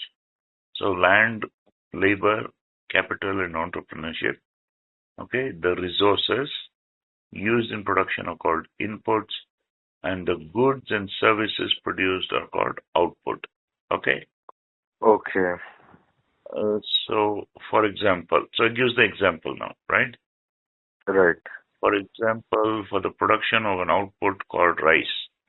Now, not cars, is taken the example of rice. Okay. Okay. We require inputs such as agricultural land, right? Right. Seed, fertilizers, plow, water, pesticides, diesel to run tractor, pump set, etc. Right? Right. So we require all these inputs to produce rice. All these inputs have to be combined in some prescribed amounts to produce some quantity of rice. So certain prescribed amounts. See, if you have 5 acres of agricultural land Okay. and you have, let's say, 50 kg of rice seeds and 30 kgs of, you must mix this in such a way that you have the optimum output of rice. Okay. And you must use the plow, the water source like the pump set. You must use pesticides, diesel to run tractor, pump set. You must use all these to produce a prescribed amount of rice. Okay. So you can calculate actually, if I use this much land and sow it with this kg of seeds and utilize these fertilizers at this time, plow the fields, irrigate the fields with water, and when the rice grows, use this much amount of pesticides, and the cost of diesel is so much, cost of tractor is so. You can actually calculate, do it all on paper, and then carry out the plan on the field in the agricultural land. So Okay. at the end of that, you should get that amount of rice. Okay? Okay. So production function tells us the technical relationship between inputs and output of a firm. So this is called the production function. So what is the production function? It tells of the technical relationship. Technical relationship, it may be something like an equation, right? Right. We don't know what that equation is, but if there is an equation or some other relationship between inputs and outputs, that is called the production function. Okay. Okay, it tells us the maximum quantity of output that can be produced with the help of a given quantity of inputs. So your inputs are fixed. Your agricultural land is fixed. Your seeds are fixed. Your fertilizers, plow, everything is fixed. Okay? Okay. Those fixed quantities of inputs, you must get the maximum quantity of output, that is rice. Right. So it can be done on paper actually. Okay? Okay. In short, the quantity of output is a function of inputs. So quantity of output, how many kg of rice you get, is a function of inputs like land, labor, capital, entrepreneurship, and required raw materials, right? Right. So, so again, is repeating, right? The Right. lesson has been written in such a way that the same information is repeated in different contexts, so that it Okay. sticks in the mind. Okay, Okay. so you remember it, right? Yes, yes, I'll remember. Uh, so function of inputs like land, labor, capital, entrepreneurship, and required raw materials will give a certain quantity of output. Okay. Okay. There is a direct relationship between the amount of inputs and the amount of output produced, isn't it? So there'll be a direct relation. However much depending on the amount of input, you get the output. Lesser the input, lesser the output. Higher the input, higher the output. For example, if the agricultural land is small, amount of rice produced is low, small, right? Right. Okay? Okay. Hello? Yes, sir. Okay. And then if the agricultural land is of, higher dimension, then so depending on there is a direct relationship between the amount of inputs and the amount of output produced. Okay? Okay. An increase in inputs leads to an increase in output to a certain extent. So, see, an increase in inputs leads to an increase in output to a certain extent. So it's like it's like a rising line. Then it curves. Then it flattens. Right? Right. You get the idea. So there's a rising in the amount of input. If you increase it, the amount of output will increase. Then it will turn right and flatten. So to a certain extent, increase in input produces increase in output to a certain extent. After that, it will not go higher, right? Right. We'll see that. So he illustrates this later on, okay, in this chapter. Okay? Okay. The aim of every producer is to maximize the quantity of output from the given amount of inputs. So what is the aim of every producer, every entrepreneur, right? Yes. Right. Is to maximize the quantity of output from the given amount of inputs. So efficient use of all the inputs to maximize the quantity of output, right? Right. The inputs must be combined in a particular manner for production of a particular type of output. See, if you have 5 acres of agricultural land, about 100 kg of seeds and 150 kg of you see, it's not working out. So for 5 Okay. acres, you don't need 100 kg of seeds. For 5 acres, you need something like 20 kg of seeds. Hmm. So what does it say here? The inputs must be combined in a particular manner. For 5 acres of agricultural land, you need so much kg of seeds, so much fertilizer, so many plows, so much water, exact amounts. So they must be combined in a particular manner for production of a particular type of output. So to get however much kg of rice you want, that is a particular type of output. The inputs must be combined in a particular manner. Okay? Okay. Okay, now you give another example. Take the example of a tailoring shop. Okay? Okay. Requires a master who can cut the cloth. Okay? As per Okay. measurement. Okay, so the master tailor takes the measurement of the customer. And one Okay. person for one stitching machine. So he has a stitching machine, one person for one stitching machine to stitch the cloth cut by the master tailor to make the shirt or pant. Okay? Okay. if the workload is more, if more customers come in and more shirts and pants have to be produced, then Right. another machine and a person to work with can be added, right? Right. If work is if workload is more than another machine and another person can be added. Technology or method of production refers to the ratio in which inputs are combined to produce output, right? Right. So what is this? The method of production of certain number of pants and shirts, technology, that is a stitching machines, it refers to the ratio. Ratio means uh, x over y, x over y, like a fraction. Okay. Right. So inputs are combined in a certain ratio to produce output.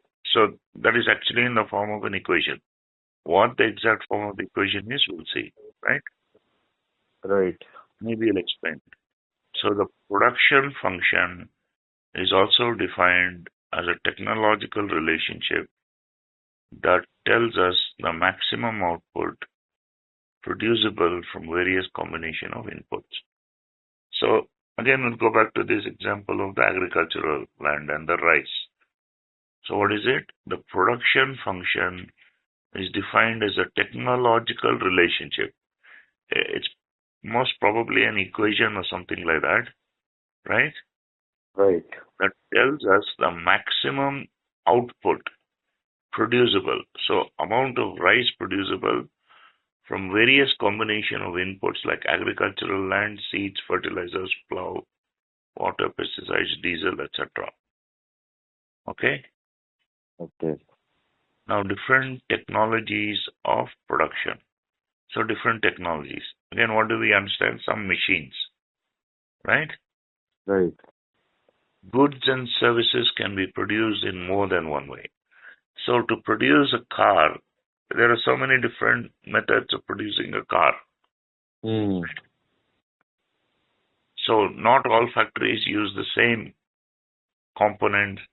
Not all factories produce the same type of car. So goods Right. and services can be produced in more than one way, right? Right.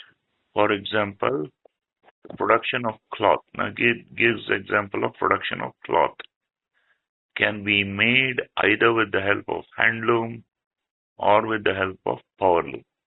What is handloom? Handloom is weaving the cloth by hand. So you have what is called a loom. Okay, loom is nothing but a weaving machine. The cloth, it seems to be plain, but actually it's like a net of threads, right? Net. Okay. Right. So it's a very close fitting net of threads. This close fitting net of threads is produced in a loom, right? Right. Now when the loom is operated by hand, it's called hand loom. And when the Okay. loom is operated by machine, it's called power loom, right? Right. So handloom saris, you must have heard of handloom saris, right? So Right. they are more expensive than power loom saris. That's one common example we can find. Handloom saris and power loom saris, right? Okay. Right. The first one is labor intensive technology of production. Labor means you have to operate the loom by hand, right? Labor intensive. Okay. Labor intensive technology of production. And the second one is capital intensive technology of production. Capital Okay. intensive means you have to give money to buy the power loom. And then the power loom produces the cloth once you feed the thread into it. Okay. So the second one is called capital intensive technology of production. Okay. Okay. So when a farmer makes use of wooden plow, bullocks, etc., in the production of food grains, he uses the labor intensive technology of production. Okay. Okay. On the other hand, when he uses tractor, pump set, harvester in the production of food grains, he uses capital intensive technology of production. Okay. Okay. So to buy those tractors, harvesters, pump sets, he needs capital, that is money, right? Right. In this way, the technology of production can be of the following two types. Okay. Okay. So two types are labor intensive technology, capital intensive technology. Okay. Okay. So labor intensive. So just now he'll repeat. See, it's repeated many times so that we can remember. Okay. So Okay. labor intensive technology, when we make use of labor and less use of capital, less use of money per unit of output. So to produce one sari in a handloom, it costs less than to produce one sari in a power loom. So what does it say? Less use of capital. Handloom uses less capital. Okay. Uh, I'll read that again. When we make use of labor, okay, keep in mind the handloom. When we make more use of labor and less use of capital per unit of output, that is per sari in the production of our commodity. Commodity is the sari. That is called labor intensive technology. Okay. Okay. Okay. This type of technology is used in household enterprises.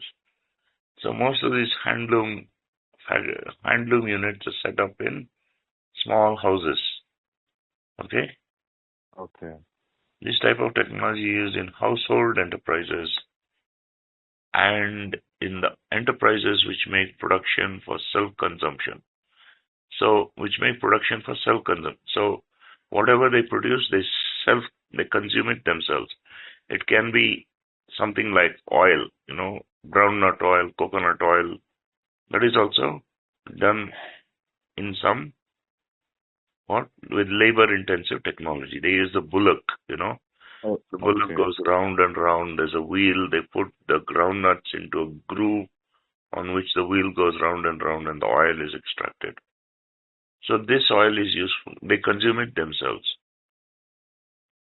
And some Yeah. for market. Okay? Okay.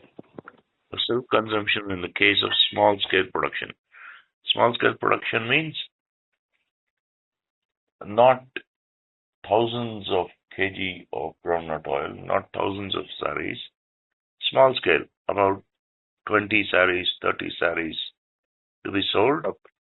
some saris to be used for themselves. Right. Okay. Capital intensive technology. So now we come to capital intensive. When we make more use of capital means money, and less use of labor. So to operate a power loom, it doesn't require much manual labor. You just Okay. switch it on and it works. Okay? Okay. A power loom works if you switch it on. So when we make more use of capital and less use of labor per unit output, per unit means per sari. Per unit Hmm. means one sari, right? Right. So per unit output in the production of our commodity, that is called capital intensive technology of production, right? So capital Right. intensive technology uses more capital and less labor per unit of commodity. Okay. This type of technology is used when the production is made on a large scale. So they can produce 500 saris, right? Right. For sale in the market in order to earn profit, right? Right. In corporations, so there are handloom corporations, right? Okay. In corporations and government enterprises, generally there is a use of capital intensive technology of production because there is large scale production of goods and services, right? Right. Okay, so there is large scale production of goods and services in government enterprises and they use capital intensive technology. Okay. So another aspect of organizing the production activity is called division of labor. Now what is this division of labor? See, division of labor increases the efficiency of workers due to which large scale production becomes possible. Division of labor means splitting up of the production activity into many processes and assigning every process among different workers according to their aptitude and ability. So let's suppose you have 10 workers in a factory, right? Right. And they're producing, let's say, we'll take the example of a car again, right? So Right. these workers, some are assigned to, put the wheel on the chassis. Other workers are used to assemble the engine. Other workers are used to, you know, uh, put in the windshield, right? Other Right. workers assemble the electronics of the car, right? Right. So what is this? Division of labor, right? Right. So you have labor means the factory workers. So I'll read it again. Division of labors means splitting up of the production activity. Production, you're going to produce a car. That activity is split up into many different processes. So one should, you know, get the engine into the chassis. Another should bolt the tires. So the car is split into parts and each part assembly is assigned to workers, right? Each part of Okay. the assembly is assigned to workers, assigning every process among different workers according to their aptitude and ability.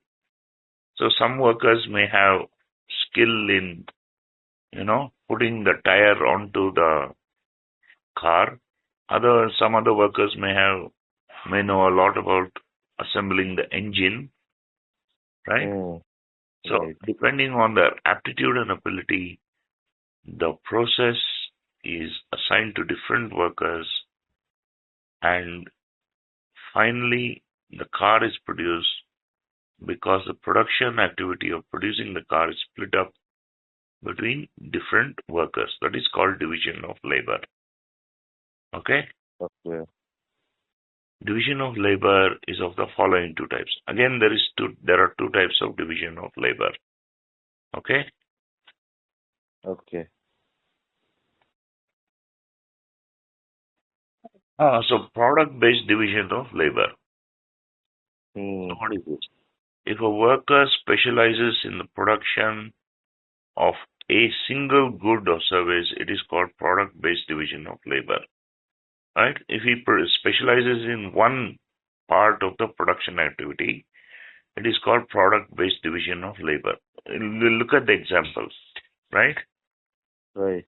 In case of small farmers, a potter, a cobbler, a carpenter in a village, we see that there is a use of product-based division of labor. So the example given is that of a potter. What does a Mm. potter do? He produces pots. Mm. So he's specialized in the production of pots. What does a cobbler do? He sews the chappals, the shoes, and the chappals and all that footwear. Mm.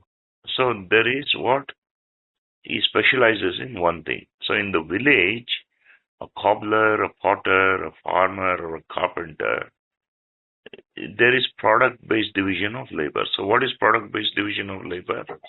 I'll read it Mm. again. If a worker specializes in the production of a single goods or service, it's called product-based division of labor. Okay. Okay. So it is very common in household enterprises. Household enterprises means it's a small scale unit, right? Hmm. And Right. it's the factory is in a house actually, okay, Hmm. like handlooms, right? Uh, Right. or as I said, like cobbler, carpenter, potter, like that. It is very Okay. common in household enterprises of developing countries like India, right? Right. So have you heard of Chanpatna? Yes, I've heard. It's called Toy Town, right? Yes. Because they make a lot of toys there. And probably Right. the toys are made in these household enterprises, small Hmm. scale units, right? So in India, Right. it's very common, product-based division of labor, right? Yes. Right. When the production is made for self-consumption, they consume some of what they produce themselves or on a small scale. So some percentage of the output is used in the market, is sold in the market. So it's called small scale Okay. production, right? Right. There is use of product-based division of labor. Okay. Hmm. For example, most of the farmers in a country make production of food grains mainly for self-consumption, right? So farmers, they produce the rice, wheat, all that mainly for self-consumption. All of them make product-based division of labor, make use of product-based division of labor. So whatever agricultural land they have, all that, fertilizer, seeds, okay, pesticides, all that they use mainly for their own consumption. They produce the rice for their own consumption. So that is Okay. product-based division of labor. Okay. Hmm. Okay. Next, process-based division of labor. Now here there is a process. Okay. So like what is a process? With respect to production, car is produced at one end, its output, but it goes along what is called an assembly line, right? Right. The first step of the assembly line, the chassis, that is, the bare bones of the vehicle is brought down. Then Okay. each part, like tire, engine block, windshield, electronics, paint, everything is assembled as the car travels down the assembly line. It's called an assembly line, right? Right. So that is a process. It's a process, first this one, then this one, then the third part, then the fourth part. It's a process. So process-based division of labor.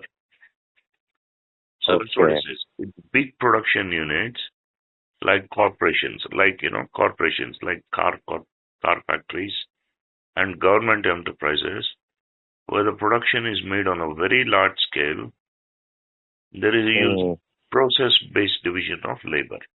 So it's a process. First, this has to go into the product, then this part, then this part. It's a process, right? Okay. In case of process-based division of labor, the production of commodity is divided into many processes, right? So the final car is divided, right? Right. Each part is assembled in one step of the process. Is divided into many processes, and the worker specializes in one or two processes, right? So, Right. for example, one worker may specialize in putting on the tires onto the car, and he may also specialize in putting the tire into the dicky. You know what the dicky is, where they have the spare tire. Okay. So another worker may specialize in fitting all the electronic equipment. Like dashboard, display, ignition. Another worker may specialize in electronics of the car. Okay. So this is called process-based division of labor. In case of process-based division of labor, the production of commodity is divided into many processes, and the worker specializes in one or two processes, right? Right. That is called process-based division of labor. For example, now it gives the example of biscuits or bread. For example, Britannia Bread Company manufactures bread, right? Okay. Raw material for bread is wheat flour, right? Right. Conversion of wheat flour into bread requires 3 or 4 processes. So there's 3 or 4 steps before the bread is produced from the flour. The flour has to be converted into dough. So dough means you have to mix water with the flour, just as you make chapati, right? Okay. Right. The flour has to be converted into dough, and dough has to be kept in containers, like the bread-shaped containers, right? Right. Containers are kept in ovens for baking. So they're baked at a high temperature, and the bread rises and forms the bread. The dough rises and it forms the bread, right? Right. Kept in ovens for baking, the baked bread is cut into appropriate size and packed. So, like just as in a bakery, they cut the bread into slices. So in a factory, that takes place on a large scale. Okay. So it's cut into appropriate size and packed. All processes required in manufacturing of bread are undertaken by different workers. So one worker sees to it that a certain amount of wheat flour is put into the mixing machine, a certain amount of water is added, certain amount of salt, and whatever other ingredients have to be added to the dough to make the dough, right? Right. He controls the input of water, wheat flour, salt with the help of a machine. If he presses a button, certain amount of water goes into the dough making machine. If he presses another button, a certain amount of wheat flour is added, right? Okay. Then a Right. certain amount of salt, and then it switches it on. It mixes and mixes and mixes. Finally, the dough is produced, right? Yes. So all processes required in manufacturing of bread are undertaken by different workers, and nobody can claim that he has manufactured the bread. So not just one worker cannot claim he's manufactured the bread. It is a product of the efforts of several different workers, right? Okay. Right. He can say that he has performed 1 or 2 processes in the preparation of the bread. Okay? Okay. Okay. In government sector also, the supply of any single good or service depends on the process-based division of labor. So you must have heard of Maruti Udyog, right? Maruti Car. Yes. So Right. that's a government organization, right? Right. So producing Maruti cars depends on process-based division of labor in the government sector. Okay? Okay. For example, take the case of a simple street lighting. Now gives example of street lighting to be provided in a newly constructed group housing complex. So there's a big, what do you call layout, right? Okay. Right. And they have to produce street lighting, right? Right. Now, how is that done? It undergoes several processes. First, the installment of electric poles in the streets. So the concrete poles have to be put up in the street. The second process is connecting all the poles with electric wires, right? Right. You must have seen these electric wires on poles. Nowadays, I think they're laid underground, but this is how it's set up in a group housing complex, a layout. They put the poles, then they connect the poles with the electric wires. The third is fitting electric bulbs and tubes, and the final stage is the release of electric supply from substation. Right. So what is a substation? See, the current you have coming in to your house in anywhere in Bangalore, right, into any house in Bangalore, right, is Yes. some of it is produced in Raichur. Raichur is in North Karnataka, right? Right.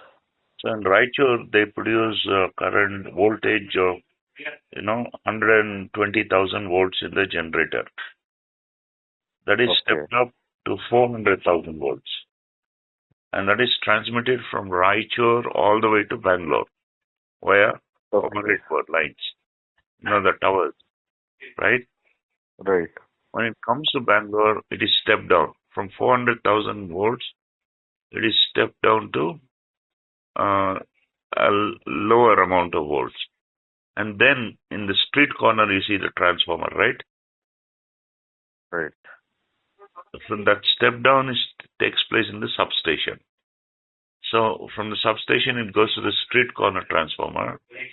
Transformer transforms it to 120 or whatever volt you have in your house, right? Right.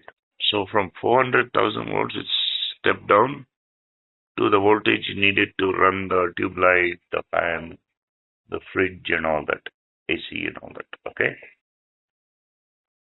Anyway, that's a substation, right? Right. Okay, anyway, all these processes are undertaken by different workers. So each part, erection of poles, connecting with wires, installing bulbs, and then feeding the electricity from the substation is undertaken by different workers. Right? Okay. Right. For removing, why they're talking so loudly? For removing any defect in the functioning of the system, these are another team of workers for maintenance department who put the system in order. So another team of workers puts all the things in order and they maintain the system. That's called the maintenance department, right? Right. So this is about division of labor. Division of labor increases the efficiency of workers and leads to the possibility of invention discoveries because of repetitive nature of work. And so, see, if you repeat the same type of work, then you'll find a better way to do it. Same work Okay. will be done more efficiently. That is one of the byproducts of doing repetitive work, right? Right.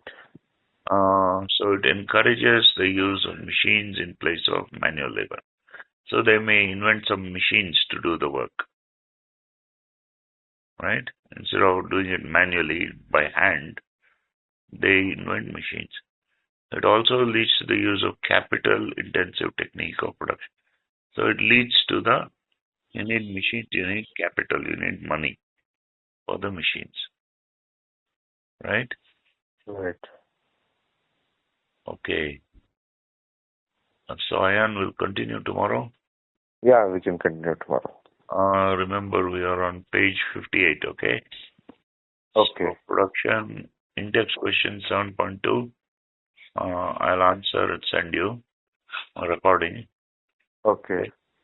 Then tomorrow we'll take up these equations. I told you they're equations, right? Right. Right. So these are the equations. Okay. Okay. So any doubts so far? No, sir. Okay, thank you. I'll call you Thank tomorrow. you. Okay, sir. Thank you. Bye. Good night. Okay? Okay. Okay. Now, which one shall we do today? I think we have to do. There's some TV noise in the background. Hope it's okay. No, it's okay. So I think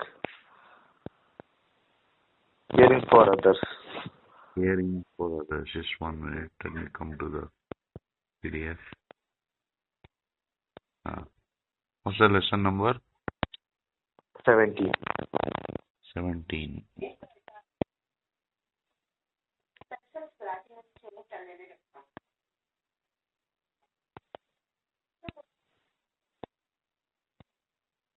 Okay. caring for others. Okay. Okay. Read it. So love and care are two important feelings that bind us together. Bind us, We all not blind. bind us together. We all love our friends and relatives, but there are some people who share the love with all of humanity. They take care for those who are alone and helpless. They extend their hand to help those who are in difficult situations. They do not look forward to any reward for their kind actions. What can we call such people?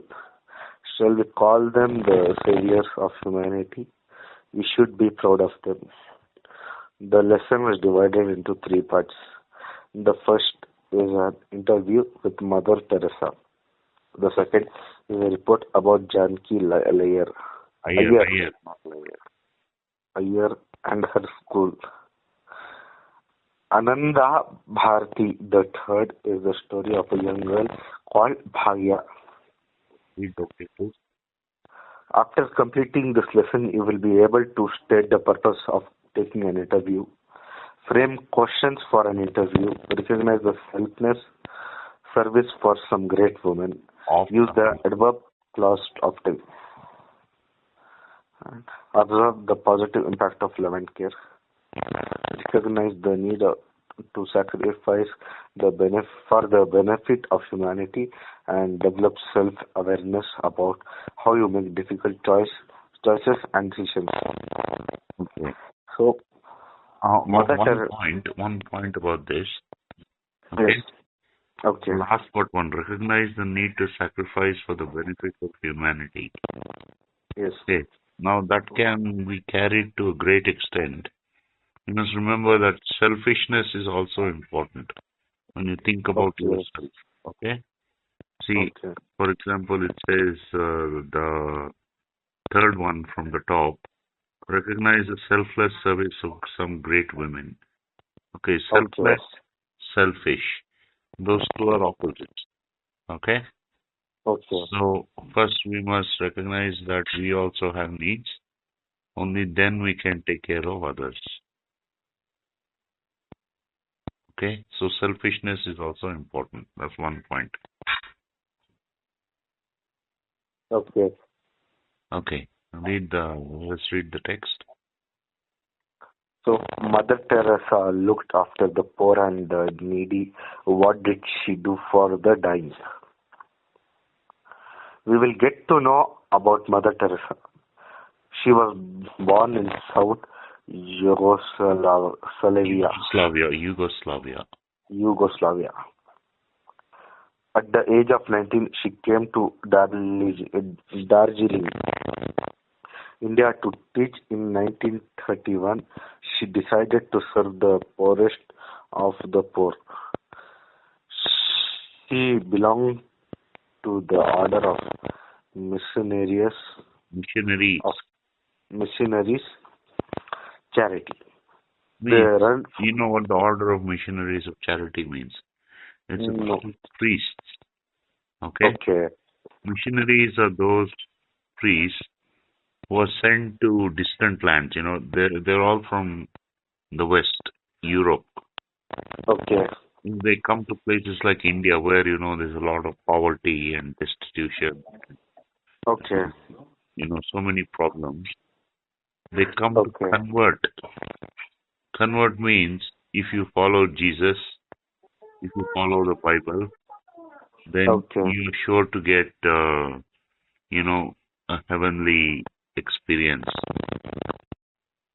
That is the opposite of what they're experiencing in life. In life, they experience almost hell. Okay. So the missionaries come and they say, we will give you a heavenly experience by following the teachings of Jesus, of the Bible. Okay. Okay. So anyway, they're really, many of them are really sympathetic. They really care for the poor. Okay. So Mother Teresa is one such priestess. Okay. Okay. Who came to India, healing India to teach.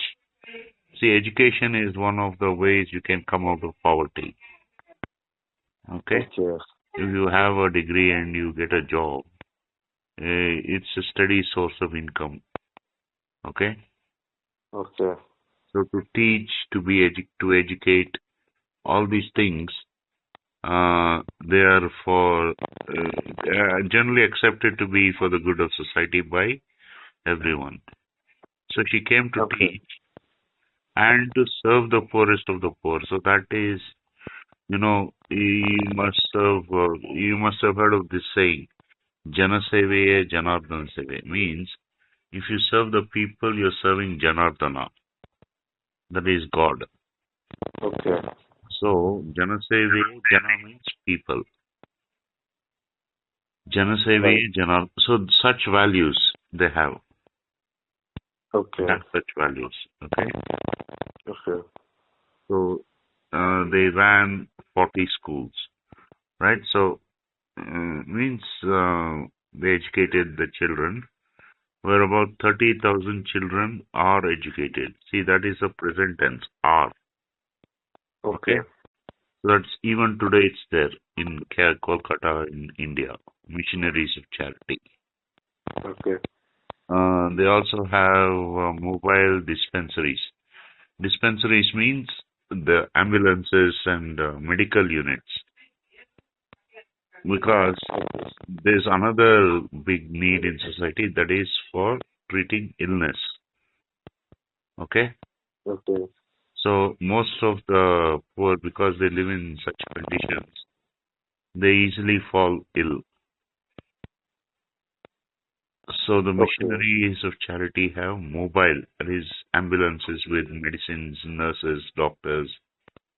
Okay, dispensaries. Dispensaries are like doctor shops on wheels. Okay, Okay. training centers and destitute homes for the poor and the needy. So you see, destitute homes means they're homeless. So they have Okay. homes for the poor and the needy. Homeless means they'll be exposed to the rain, to the sun, to the cold, to the heat. Okay? Okay. So that will easily take away everyone. That's why you need shelter. Okay? Everyone. So anyway, they Okay. ran destitute homes for the poor and the needy. So in these ways, the missionaries of charity served society. Okay? Okay. In 1979, she received the Nobel Prize for her services to the poor. Nobel Prize for Peace.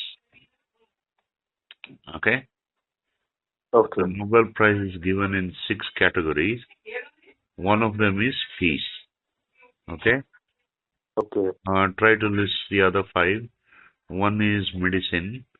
Second is literature. Third is physics. Fourth is uh, okay. Fourth is chemistry, I think. Okay.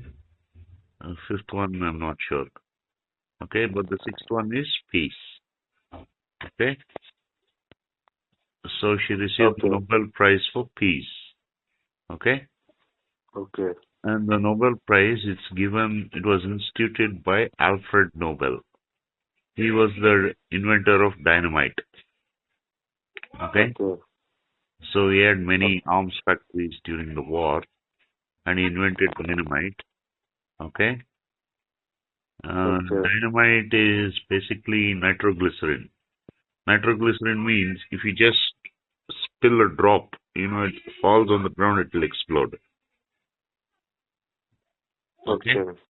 So you mix nitroglycerin with certain chemicals so that it could be pressed and compressed and, set. And they put a fuse into it, like a firecracker. Okay. Okay. And that, killed many people. So Alfred Nobel thought, you know, Okay. I should clear my name. Okay. Okay. So he instituted these Nobel Prizes. Whoever does the greatest service for humanity in those 6 fields. Okay? Okay. They get the Nobel Prize, which is given by the King of Sweden. Alfred Nobel was a Swedish uh, Okay. right? So Right. you can see it on YouTube. This year's Nobel Prize, and you can listen to the talks of the Nobel laureates. You know, so Okay. it's also a way to spend time, right? Right. So you see, um, okay, so she got the Nobel Prize for services to the poor. She was also given the Bharat Ratna by the government of India in 1980. So the Bharat Ratna means pearl. Okay. Okay. So why not Bharat Vajra? Why not Bharat Diamond? Because, see, pearl, whichever way you look at it, it's the same. That, milky white light. Okay. Diamond, if you look at it from different angles, it will change. So, one who believes in truth, one who believes in the absolute, is like a pearl. So that's a Bharat. Okay. Okay, so Mother Teresa believed in, such values like service to the needy and the poor, teaching, educating like that. So she got the Bharat Ratna, right? Right. So she actually did great service. Okay, we'll read about how she served, you know, uh, the needy of Calcutta. So read the next Okay. part.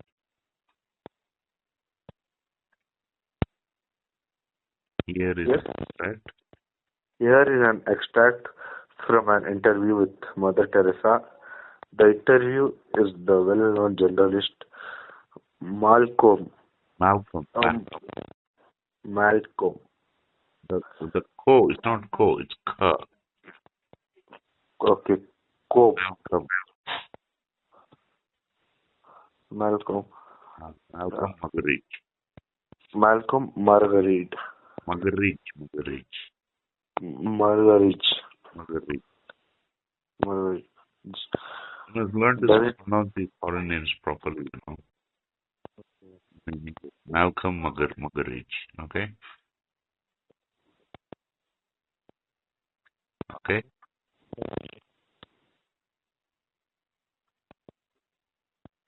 Okay, continue. Does it tell us? Oh, How Mother Teresa ah, cared for the poor. Let us read and find out. yes. Malcolm. Second one. Malcolm. Uh, Not co. Malcolm. Ah, Malcolm, when you say home for the dying, do you mean that these are people on the streets who have been abandoned and are dying? Mother Teresa. Yes, the first woman who I saved was picked up from the street. She had been half eaten by the rats and the ants. I took her to the hospital, but they could not do anything for her. They only took her in because I refused to move until they accept her. From there, I went to municipality. municipality is a local government. Okay, municipality. And asked them to give me a place where I could bring such people. The health officer of the municipality, Municipality. municipality, Not mu, not mu, mu. municipality, Municipality.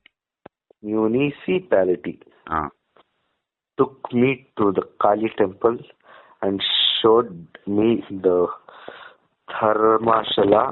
Dharamshala is where they give free food, Okay, free shelter like that. Dharamshala. Dharma means, you know what dharma means, right? That is righteousness or something. Okay? okay, Dharamshala. Mm.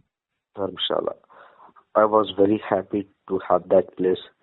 Within 24 hours, we had our patients there, and we started the work of the home for the sick and dying in 1952. We opened the first home for the dying. Malcolm, Malcolm, Outcome. Malcolm, Malcolm, what exactly are you doing for these dying people? I know you bring them in here, Mother Teresa. First of all, we were to make them feel they are wanted. We want them to know that there are people who really love them, who really care for them, at least for the few hours that they have to live. That you should know that they are the children of God and that they are not forgotten and that they are loved and cared. See, about this, see, it says, Mother Teresa says, uh, she had been, okay, half eaten by the rats and ants. Can you imagine that? No, all the people Uh, we see, they're quite healthy and they're quite normal.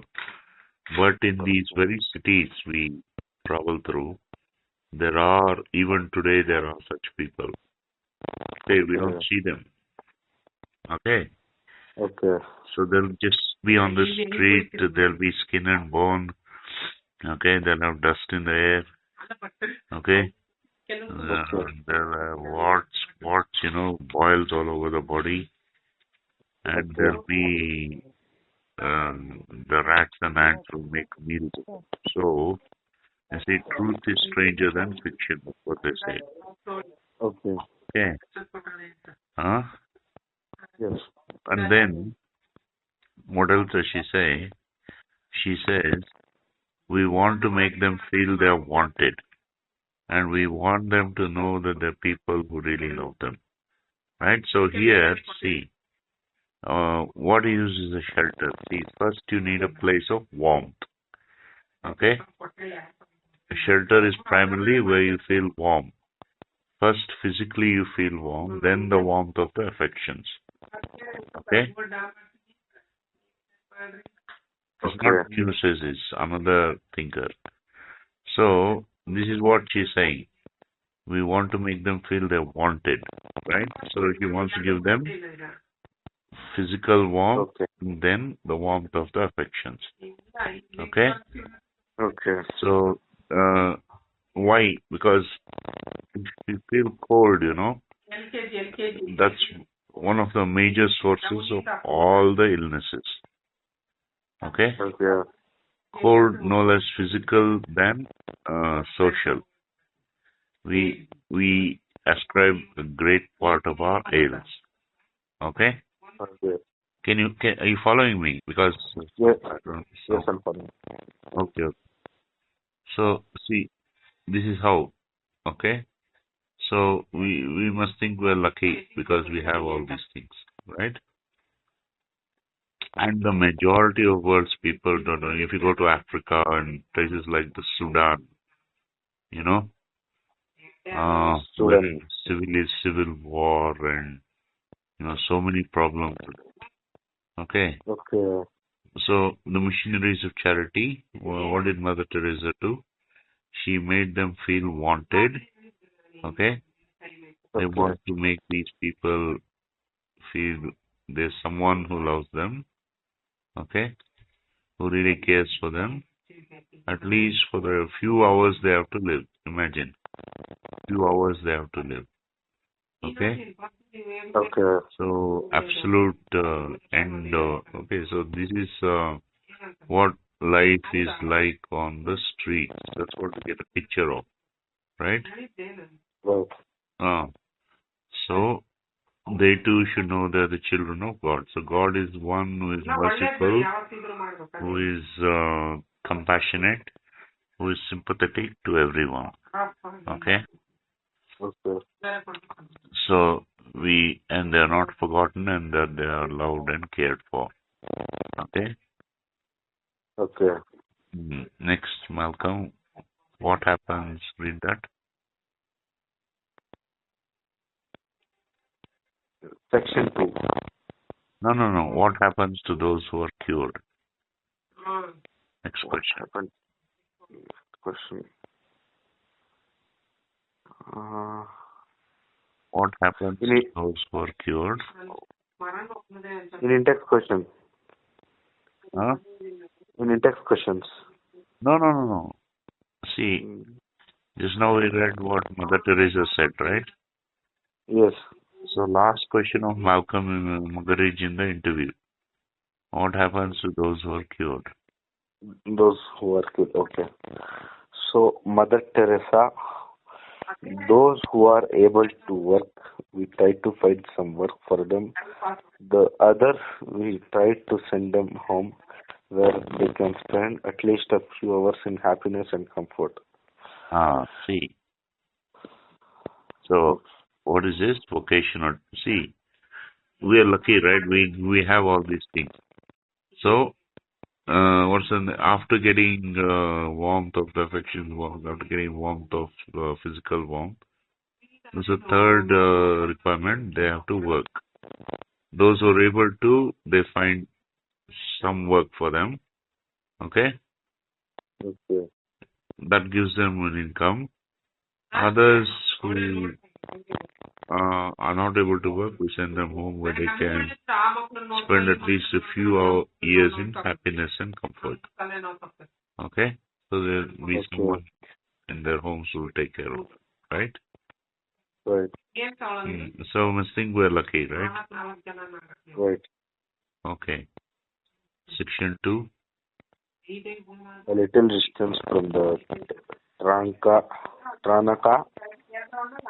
crossroads, you come across a quiet house called Nida Refuge. Attached to it is a small school where in the afternoons you will come across many little girls who are domestics, servants, learning to read. This is no non-formal education center. Education is a very serious business here. The girls get to write their public exams. Some of them join residential schools after cleaning the entrance exams, and some others go for higher studies, innovative teaching methods. Wait. And some others go for higher studies. Full stop. Full stop, there's a space. That means you must pause there. Okay. And in fact, every space between each word means it requires a pause. If you were to read it like this, a little distance from Tanaka crossroads, you come across a great quiet house called Nido attached to it. See, it won't make sense, right? Right. So, after a full stop especially, you must pause. Okay? Okay. Uh, Innovative teaching methods help these first generation learners. First generation learners. First generation learners means, their father, their grandfather, their great grandfather, they have not received an education. Okay. So these maid servants, domestic servants, for girls or boys, okay? They're the first generation to learn to read and write. It's the first generation. Okay? Okay. Uh, Field trips, discussion on current events are common features in the school. Ananda Bharti is not just about education. Many people have commented that the children here are transformed into confident individuals and that the values imbibed means absorbed here. Okay. Imbibed here stay with them whenever they go.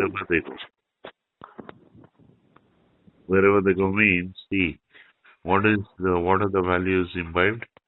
See, they learn about current affairs, they engage in discussions, okay? They go on field trips, for example, to the zoo, to temples like that, right? Right. So, In temples, they learn about holiness, goodness, devotion, things like that. Okay? And Okay. in discussion on current events, they learn about, how to react to certain situations which affect their lives. Okay? Okay. So they learn to think. See, one of the purposes of education is to make a student think. Okay? Okay. So, this school, what is the name of the school? Tell me. Name of the school is Nido. name of the school is Refuge. yes. Refuge. Nido. The village. Okay. No. What is the name of the school? Refuge. No. Not refuge. The name of the house in which the school is there. What's the name of the school? Distance. No. Ananda Bharati. Ananda Bharati. Okay. Ananda means happiness. Bharati is girl, domestic servants, probably girls. Right? Okay. Right. That. So they Anand. invite here, will stay with them wherever they go. Okay. Next paragraph, the woman who runs the school. The woman who runs the school and who has a house in Nida in Janaki Iyer, simply called Ja by her friends. Janaki could well be your neighbor across the walk babysitting her grandchildren, the spiritually seven. What does it mean? Janaki could well be your neighbor across the wall, babysitting her grandchildren. What does it mean? Janaki could be her neighbor. No. Your neighbor. Your neighbor.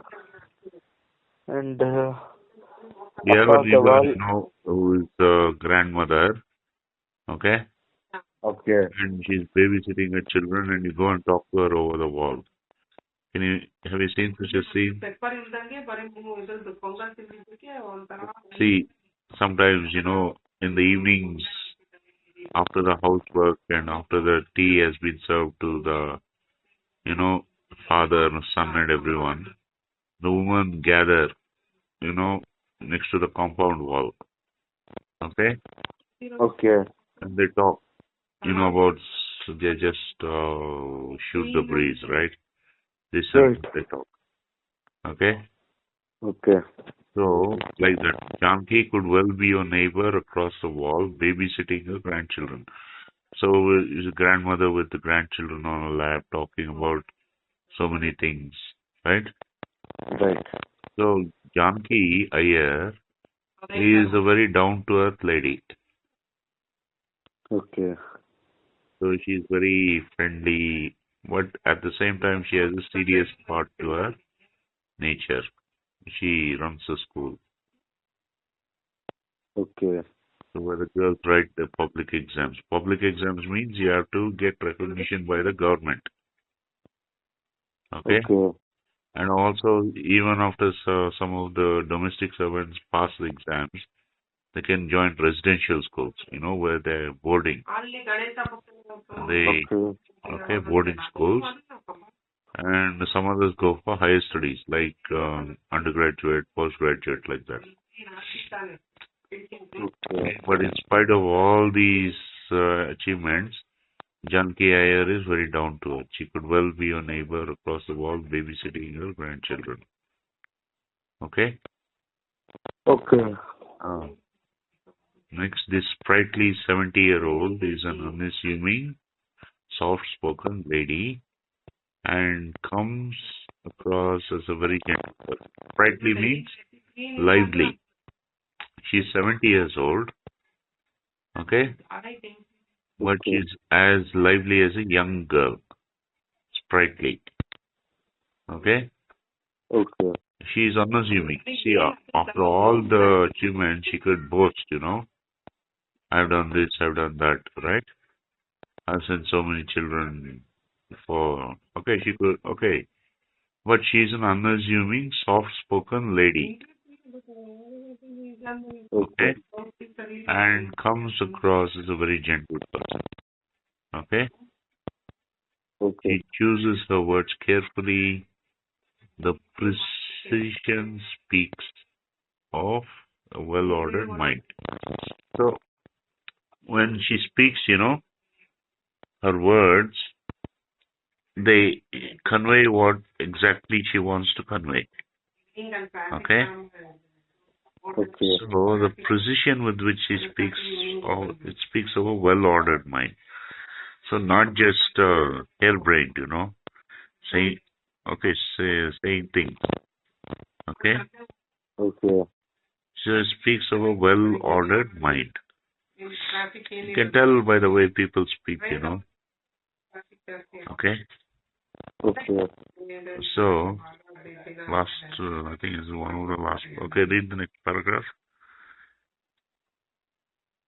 Okay. He attracts young people.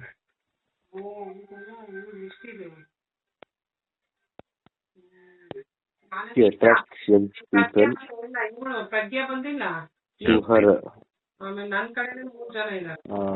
to her like bees to honey.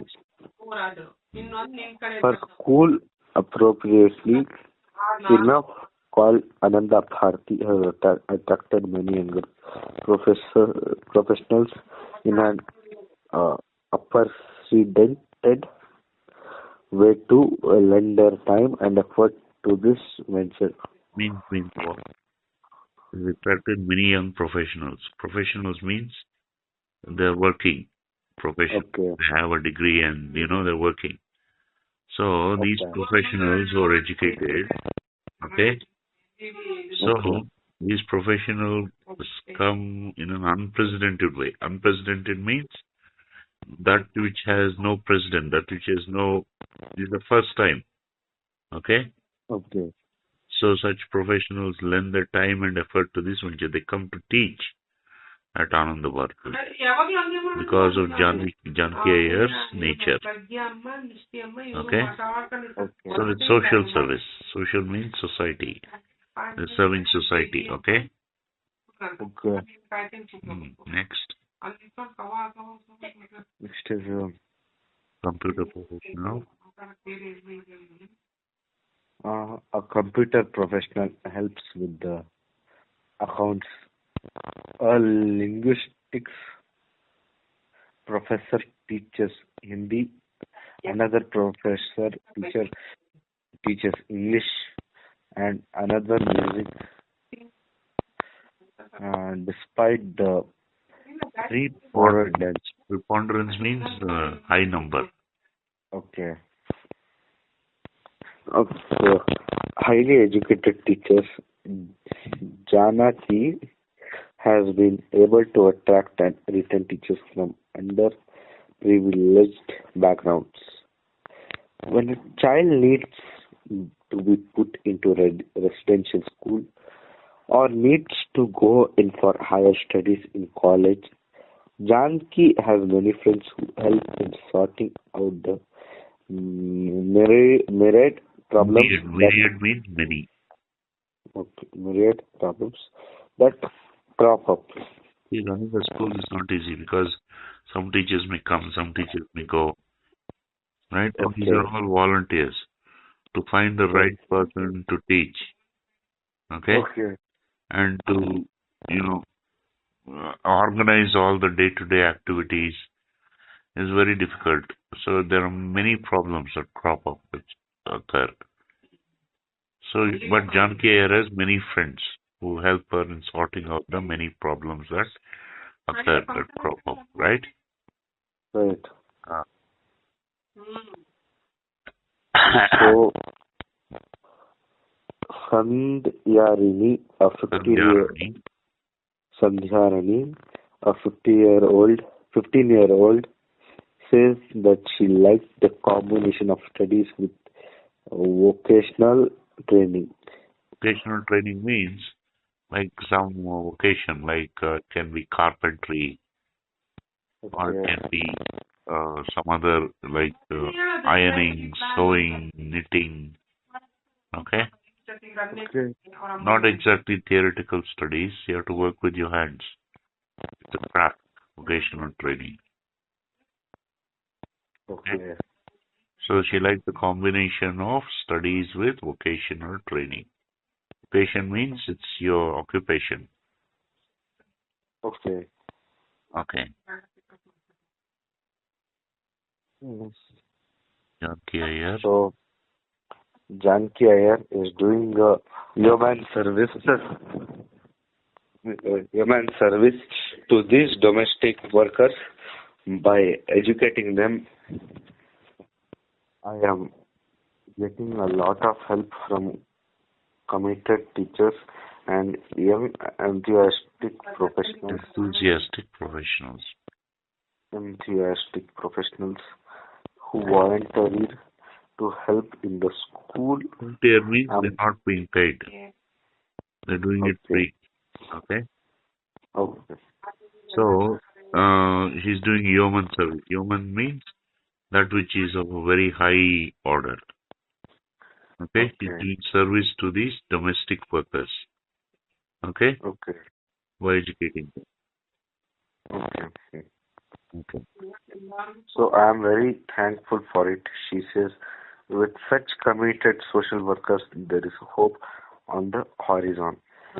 Hope on the horizon means for not only for those domestic workers, hope on the horizon for society. Horizon, is Okay. very far off, so doing some little bit to help will help society, is what she's saying. Okay? Okay. So read this last paragraph. We'll continue tomorrow, okay? Okay. Bhagya? Agya is a 10-year-old who attends my non-formal education unit. Ananda Bharti, she comes to my class which starts at 2 p.m. with her younger sister Swarna and babysitter Swapna. As soon as she comes to class, there is a change in Bhagya. She sheds her responsibilities the instant she hands over Swapna to me. For the next 2.5 years, half hours, she like any other child of her age. If interested in her work, be it an exercise in Telugu or some drawing. Okay. Want to continue? Can we get in tomorrow? Yeah, tomorrow. Okay. Okay. Okay. Thank you, sir. Thank you. Good night.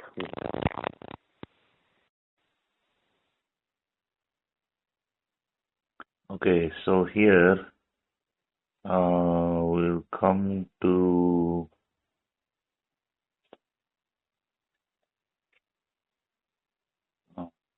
my elder brother. Okay? I think we have completed that. We completed that. Okay, last stonemason is stealing and atonement.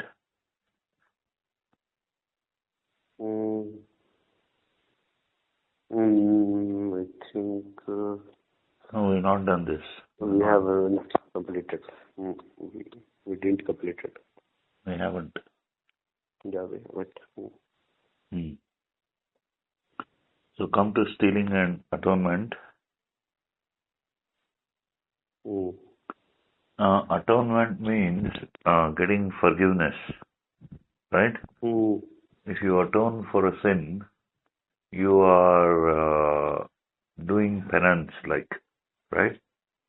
Right. For doing something wrong.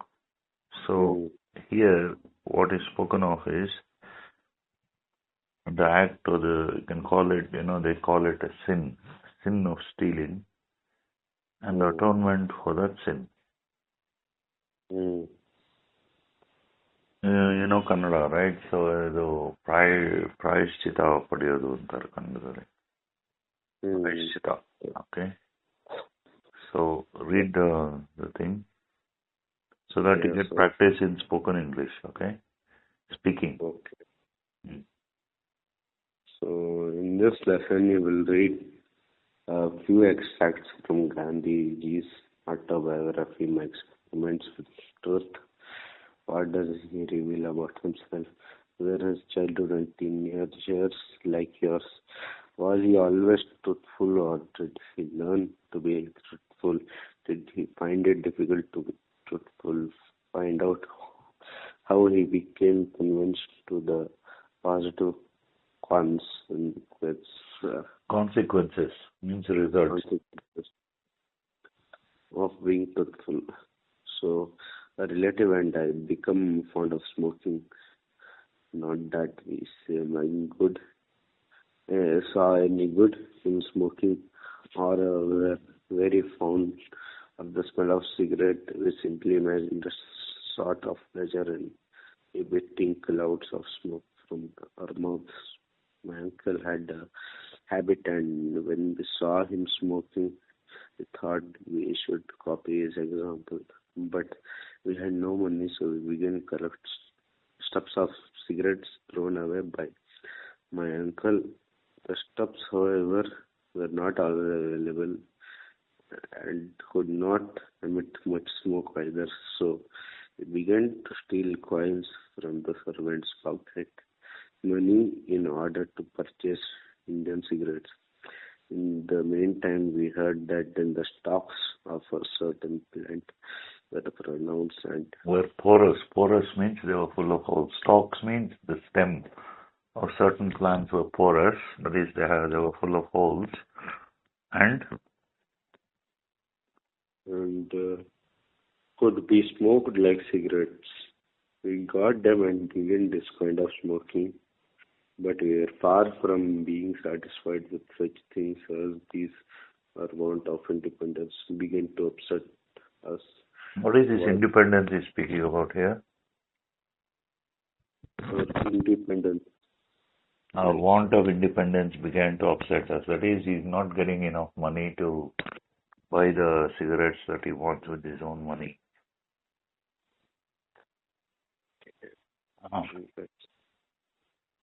And it was unbearable that we should be unable to do anything without the permission of our elders. At least in sheer disgust, we decided to commit suicide. But how were we to do it? From where were we to get the poison? We heard that Datura seeds were an effective poison. Off we went to the jungle in search of these seeds, and we got them. Evening was through to able to be an auspicious hour. We went to Kadarji Mandir, put ghee in the temple lamp, had darsham, and then looked for a lonely corner, but our courage failed us. Supporting we were not instantly killed, and what was the good of killing ourselves? Why not rather put up with the lack of independence? But we swallowed 2 or 3 seeds. Nevertheless, we dared not talk more. Take Both more. of us, both of us foully fought shy of death, and decided to go to Ramaji Mandir to compose ourselves and to dismiss the thought of suicide. I realized that this was not as easy to commit suicide as to think about it. The thought of suicide ultimately resulted in both of us bidding good bite to the habit of smoking stubs of cigarettes and of stealing the servants' coppers for the purpose of smoking. Ever since I have grown up, I have never desired to smoke and always regard the habit of smoking as barbarous. Barbarous But means like a savage, barbarian. Barbarian oh, savage. God, Right. so dirty and harmful. I have never understood why there is such a random for smoking through. Such a rage. Such a rage means why smoking is so popular. Hmm? Everybody, so Okay. many people want to smoke. So smoking throughout the world. I cannot bear to travel in an apartment full of people smoking. I became choked, but much more serious than this was the theft I was guilty of. A little later, I stole the coins. And when I was 12 or 13, possibly less. The other theft was committed when I was 15. In this case, I stole a bit of gold of my brother's omelette. His brother had turned into a debt of about 25 rupees. He had to he had on his arm an omelette of solid gold. It was not difficult to keep a bit out of it. When it was done and the debt cleared, but this became more than I could bear. I resolved never to steal again. I also made up my mind to confess it to my father, but I did not dare to speak. Not that I was afraid of my father beating me. Number one, do not recall his. Not number one. No, I do not recall. No, I do not recall his ever having beaten any of us. I was afraid of the pain that I should cause him, but I felt that the risk should be taken, that there could not be a cleansing without a confession. I decided at last to write out the confession, to submit to my father and ask for his forgiveness. I wrote it on a slip of paper and handed it to him myself. In this, not only did I confess my guilt, but I asked adequate punishment for it and closed with a request to him not to punish himself for my offense. I also pledged myself never to steal in future. I was trembling and I handed the confession to my father. So I was then confirmed to bed. His bed was a plain wooden plank. He handed him the note and sat opposite the plank. He read it through and tears trickled down his cheeks. Wetting the paper for a moment, he closed his eyes in thought and then tore up the note. He had sat up to read it. He lay down again. I also cried. I could see my father's agony. If I were a painter, I could draw a picture of a whole scene today. It is still so vivid in my mind. Those tears of love cleansed my heart and washed my sin away. Then I could read in it nothing more than the Father's love. But today I know that it was pure asana when the Ahimsa. Ahimsa is a practice of non-violence which Gandhiji introduced when he was in the freedom movement. Ahimsa is that we should not commit violence against others. So where did he learn this principle from? From his father. So, see, he has done two things which are wrong. One is that he has stolen, right? So one is that Yeah. he stolen money, and the other is that he smoked. So when he stole his brother's gold armlet, he could not stand the thought. He was felt so guilty, right? And Right. so now, when he does that, he thinks it's a bit too much. So uh, he does it because he wants to clear a debt, right? So he takes some gold from his brother's armlet and clears the debt, but he feels that he has to confess. So how did he confess? He went to his father and gave him a letter, okay, Mm, mm, on which he had written whatever he had done. So from his father's reaction, he learned the principle of ahimsa. So his father could easily have gotten angry, right? He could have right. beaten him. He could have beaten him and said, "You should never do such things again." Taught him a good lesson, right? But Right. his father was, you know, confined to bed, so he just feels that his son has done the right thing, so he's very happy. Okay, so those tears of love cleansed his heart and washed his sin away. That's what Gandhiji says, right? Mm. So it's pure ahimsa. Uh, when there is such ahimsa, it changes everything it touches. So when there is such love, such Mm, compassion shown, it changes everything. There is no limit to its power. mm, So it can, okay, it can purify any mm, sense of sin, right? right. This kind of sublime forgiveness was not natural to my father. So this Mm, kind of sublime is very spiritual, almost spiritual forgiveness was not natural, right? right. So then continue. I had thought Oh, I had thought the that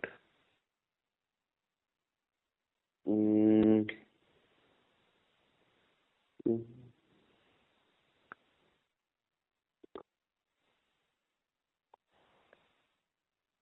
I had thought that he would be angry.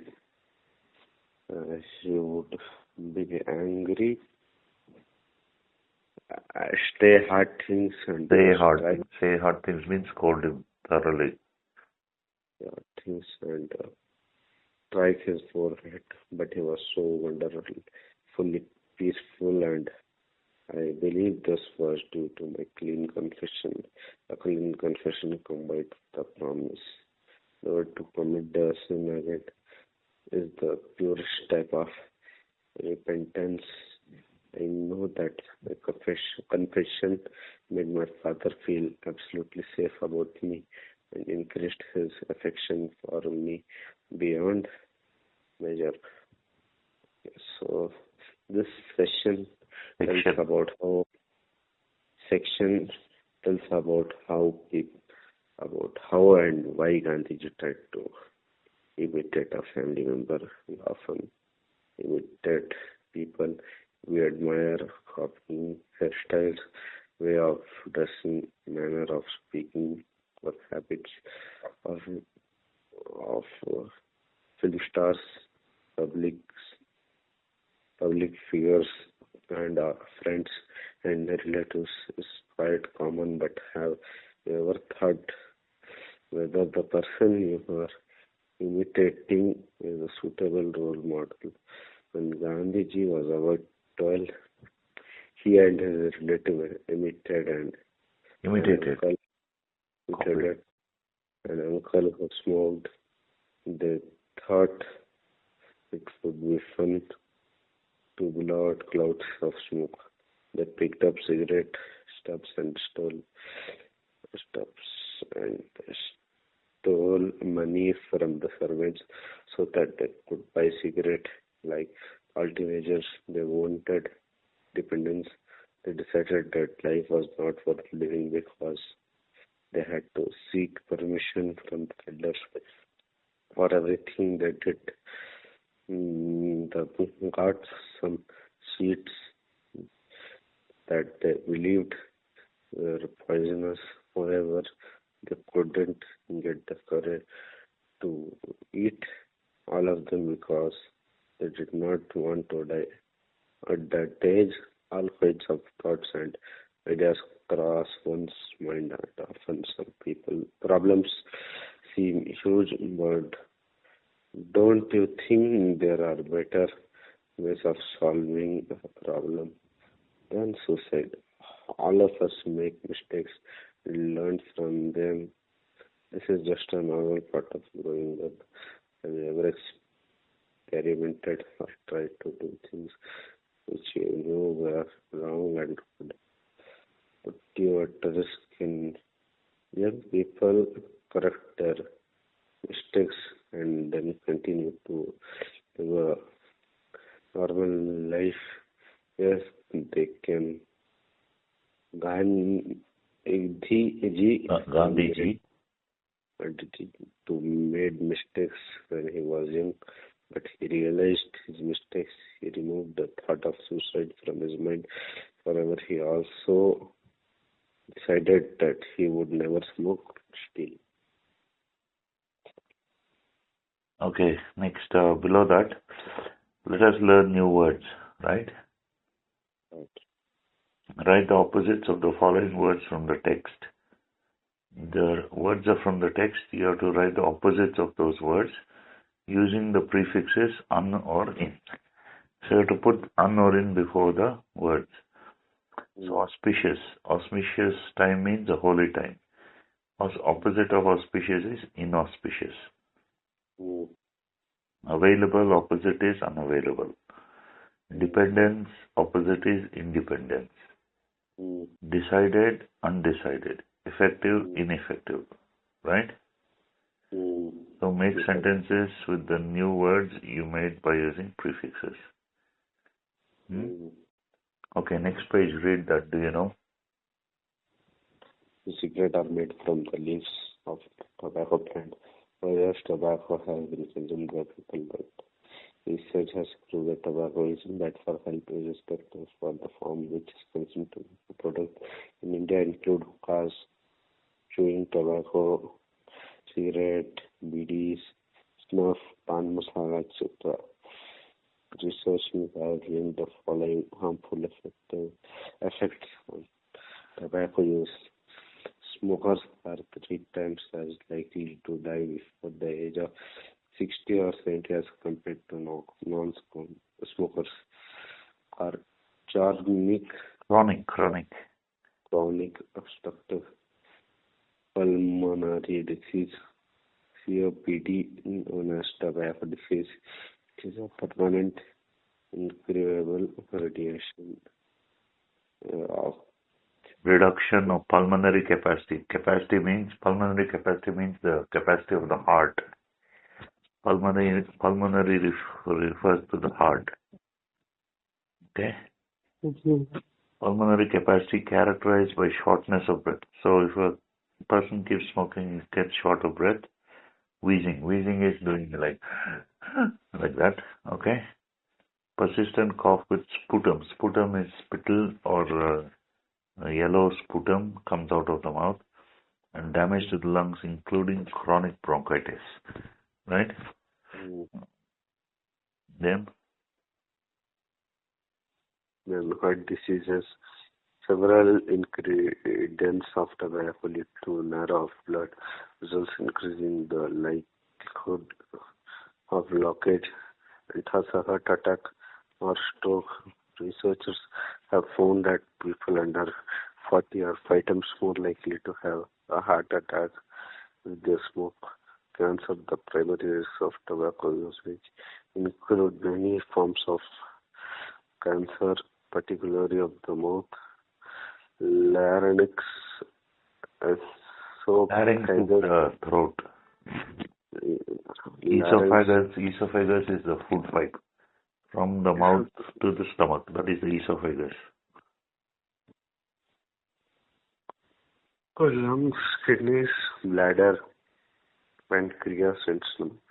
Kidney disease smokers are at significantly increased risk of chronic kidney disease than non-smokers. Tooth loss, tooth loss has been shown to be 2-3 times higher in smokers than in non-smokers. In the reproductive health, cigarette smoking affects the fertility of in women and men, sexual functions in men, pregnant women's health, the health of the newborn baby, and the health of younger children. Studies have shown that smoking increases the likelihood of Impotence means erectile dysfunction. That is, yeah, smoking. erectile dysfunction. Smoking during pregnancy causes pregnancy-related complications like premature birth, low birth weight baby, and even still baby, a birth, infant death, etc. This can also happen when women don't smoke themselves but continue to inhale the smoke of cigarettes being by someone else. Nios causes smoking. Nearly 8 to 10 lakh people die every day. Every year in India due to diseases related to tobacco use, according to a National Family Health Survey. Tobacco use is more prevalent in rural areas than in urban areas, both men and women. 35% of rural men in the age of 15 to 49 smoke cigarette or baddies compared with 10% of urban men. Quite quote from NFHS 2005 6 to 6. What is the government doing to discourage smoking? Heavy taxes on tobacco in all forms, ban on smoking in public places, ban on the sale of tobacco products to minors, very strong warning about the harmful effects of smoking on all cigarette packets.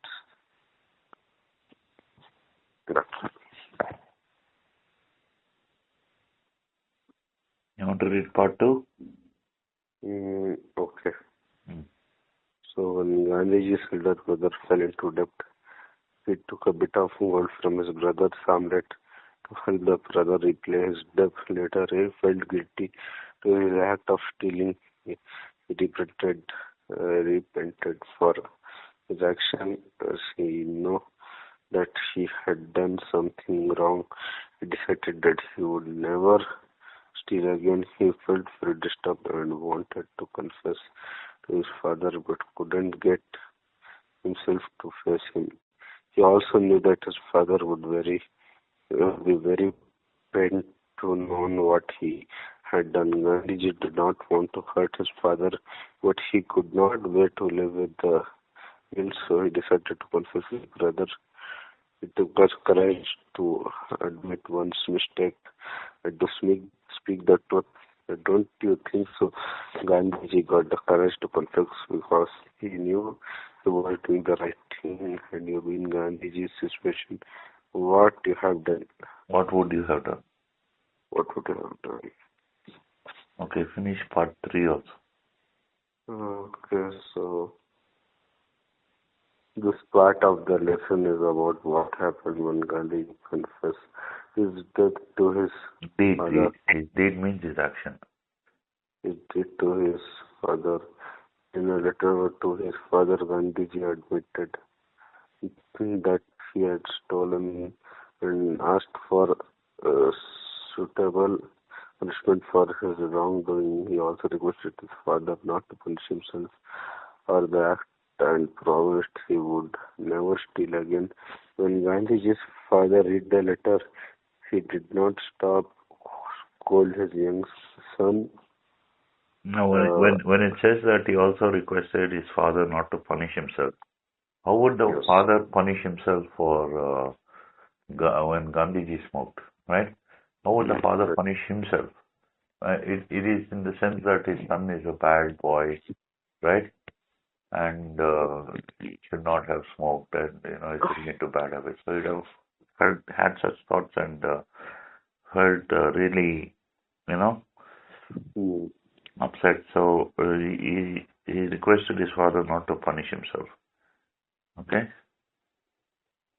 So because he knew he was absolutely honest and sincere in his conviction. When his father began to cry, these were not just tears of pain, but also love and forgiveness. After reading the letter, he was sure that the mistake would never be repeated. Gandhi too started to crying. He learned the first lesson on ahimsa that day without any physical violence or angry words. The matter was taken care of. Gandhiji understood the real meaning of ahimsa from his father's full reaction to his conviction of a wrong deed. Okay. So we'll read this part next class. Okay. Okay. Okay. Thank you. Thank you.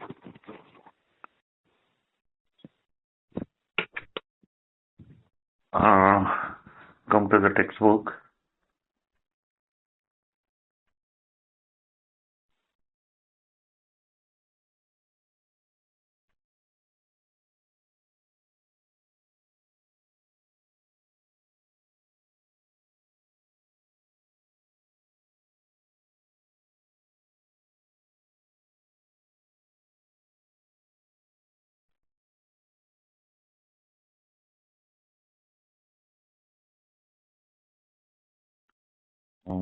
So we'll do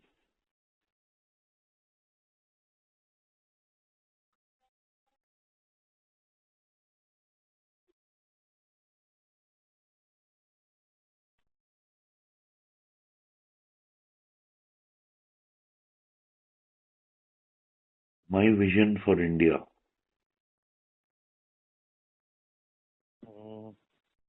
I think we have completed that.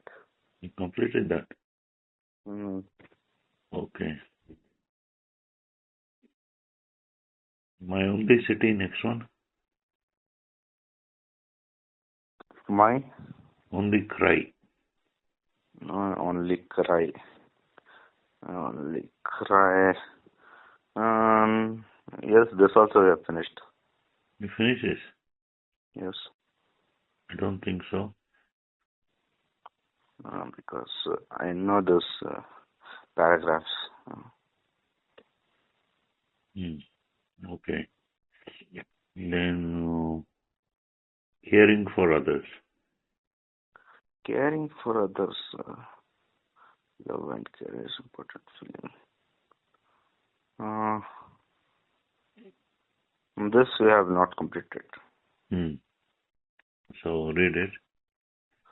This is a So, bit loud. so love and care are two important feelings that bind us together. We all our friends and relatives, but there are some people who share their love with all of humanity. They take care of those who are alone and helpless. They extend their hand to help those who are in difficult situations. They do not look forward to any reward for their kind actions. What can we call such people? Shall we call them the saviors of humanity? We should be proud of them. The lesson is divided into three parts. The first is an interview with Mother Teresa. The second is a report about Janki Layer and her school. Ayer And her school. Ananda Bharti. The third is the story of a young girl called Bhagya. So Mother Teresa looked after the poor and needy. What did she do for her, for the dying? We will get to know about Mother Teresa. She was born in South Yugoslavia. At the age of 19, she came to Darjeeling, India to teach in 1931. she decided to serve the poorest of the poor. She belonged to the order of missionaries or charity Of charity. of charity. There are 40 schools. They Thereabout run 40 schools. there are 40 schools. There are about 30,000 children are educated. They also have mobile dispensaries. Dispensary is a doctor's clinic. Dispensaries, okay. So training centers and destitute homes for the poor and the needy. No, there are, there are several degrees of poverty, right? So if you say it's poor, that means it's quite okay. He's poor, doesn't have money. Huh? But if you say he's indigent, IDIGENT, indigent means he can hardly get 1 square meal or 2 square meals a day. Then you have destitute. Destitution is where you don't have any money at all, you don't have any food, you don't have any place to stay, you don't have any clothes, right? So these homes run by Mother Teresa, Mother Teresa's missionaries of charity. They run destitute homes for the poor and the needy. Okay? Okay. In 1979. In 1979, she received the Nobel Prize of her services. For her services. For her services to the poor. She was also given the Bharat Ratna by the government of India in 1980. Here is an extract from an interview. Here is an extract. Here is an extract from an interview with Mother Teresa. The interviewer is the well-known journalist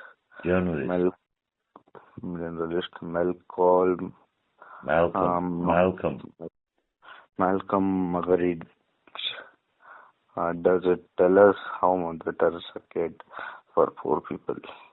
Let's read and find out. Malcolm, when you say home for the diving, do you mean that these are people on the streets who have been abandoned? Mother Teresa is the first woman who I say was picked up from the street. She had been half eaten by the ants. I took her to the hospital, but they could not do anything for her. They only took her in because I refused to move until they accepted her. From there, I went to the municipality. The government office, municipality, and asked them to give me a place where I could bring such people. The health officer or the municipality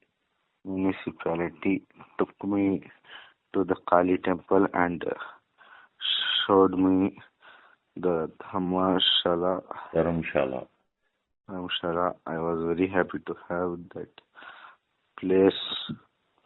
Within 24 hours, we had our patients there, and we started the work of the home for the sick and dying. In 1952, we opened the half home for the dying. We opened the first home for the dying. Malcolm, what exactly are you doing for these dying people? I know you bring them in here. Mother Teresa, first of all, we want to make them feel they are wanted. We want them to know that there are people who really love them, who really care for them, at least for the few hours that they have to live.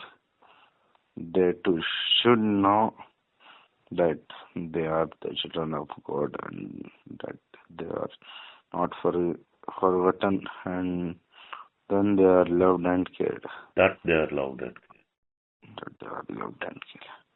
Malcolm, what happens to those who are cured? Mother Teresa, those who are able to work, will try to find some work for them. The others, we try to send them home, where they can spend at least few years in happiness and comfort. A little distance from the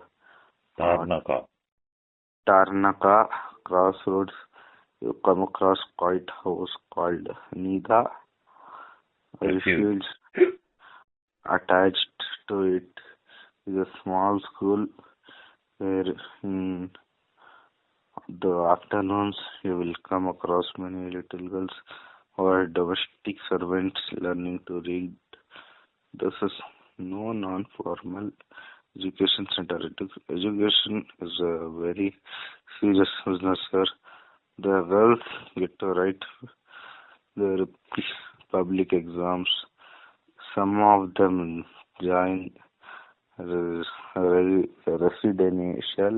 residential schools after clearing the entrance exams, and some others go for higher studies. Innovative teaching method help these first generation learners. Field trips and discussion on current events are common features in the school. Ananda Bharti is not just about education. Many people have commented that the children here are transformed into confident individuals, and the values imbibed means absorbed. Imbibed here stay with them wherever they go. The woman who runs the school and who has a house in Nida in Janki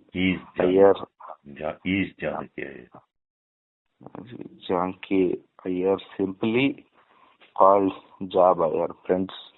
Janki could well be your neighbor.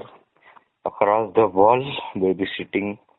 Across as very gentle persons. No, babysitting her grandchildren.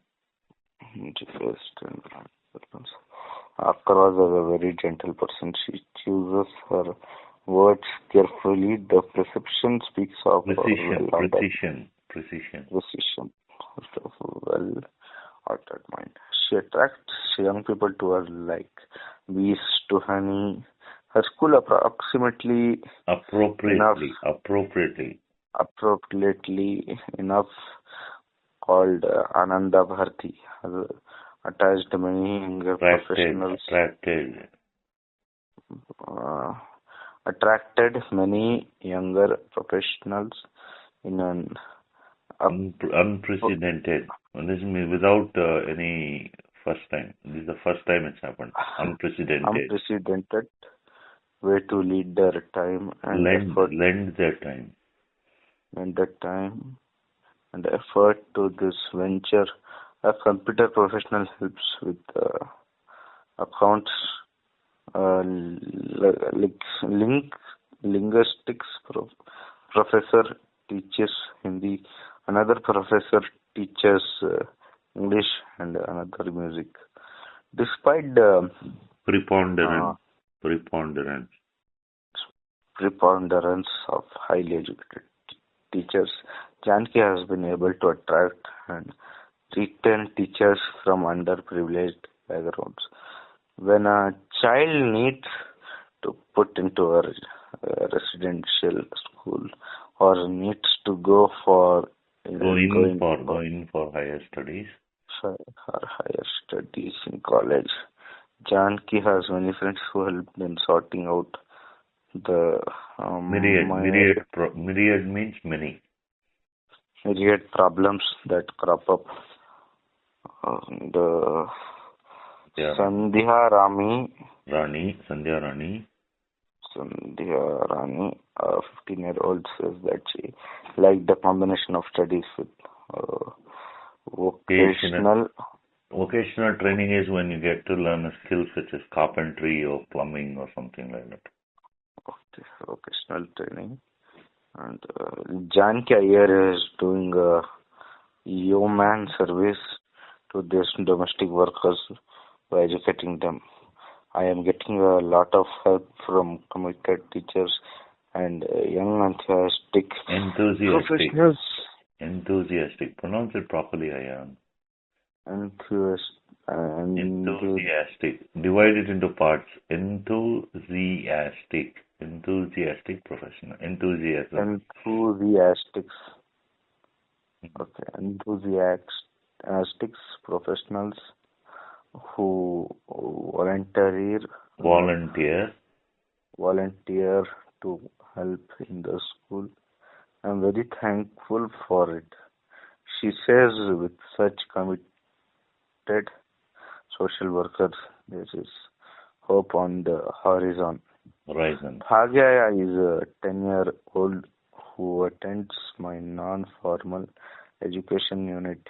Ananda Bharti, she comes to my class which starts at 2 p.m. with her younger sister Swarna and baby sister Swapna. As soon as she comes to class, there is a change in Bhagya. She sheds her responsibilities. The instant she hands over Swapna to me for the next 2.5 hours, she, like any other child for her age, is interested in her work, be it an exercise in Telugu or some drawing. One afternoon, after playing around for a while. After playing around for a while and scribbling on a slate, Sapna settles on my lap for her siesta. Siesta is afternoon nap. Siesta work gets more intense after Sapna is put down. Before any of us realize it is 4:15 and time for games on good days. Sapna sleeps through this. Also at 4:45 all are ready to leave for home. One afternoon in July, Bhagya came to class wearing a pair of rubber slippers. She explained that she had started working for the occupants of a flat. This gave her a little money to get some things for herself, which she badly needed. Another day, she wore pretty green bangles on her slender wrists. They looked beautiful on her. Bringing Sarojini Naidu's delicate bright rainbow tinted circles of light. So Sarojini Naidu was a poet. She wrote a poem called Bangle Sellers. In that she describes the bangles as delicate, bright, rainbow tinted. Rainbow tinted means rainbow colored circles of light. So when the author looked at the green bangles on Bhagya's wrist, she was reminded of Sarojini Naidu's poem, and in which the bangles are described as delicate, bright, rainbow tinted circles of light. Okay. So bright rainbow tinted. Soon she had a set of new clothes. Days went by. We continued our work. In the afternoon, Bhagya was busy cooking and looking after Sapna in her own home. She also had her work in the flat on the third floor. Some days she was late coming to my class and took my admonition. Admonition means scolding. Because she was late to class, she got admonished, scolded. With a serious, downcast look. Downcast means discouraged. Okay. So one day I found Lakshmi, another of my students, going along with Bhagya to the newly constructed flats. When I asked her what she was up to, she said Bhagya had got her work. In one of the new apartments, Bhagya herself came running to me and said the lady of that house wanted me to work for her for 100 rupees per month. I know that I cannot take one more work. Take on more work. If If I want to study in the afternoon. If I want to study in the afternoon, so I decided that I would give Lakshmi the job. I was stunned. Bhagya had made a deliberate choice, giving up 100 rupees every month in order to study. What was even more remarkable was the matter of fact way she said it to her. The issue seemed crystal clear. You know what she's saying? You know what is being said there? So, see, Bhagya got a job for 100 rupees a month in a new set of apartments, right?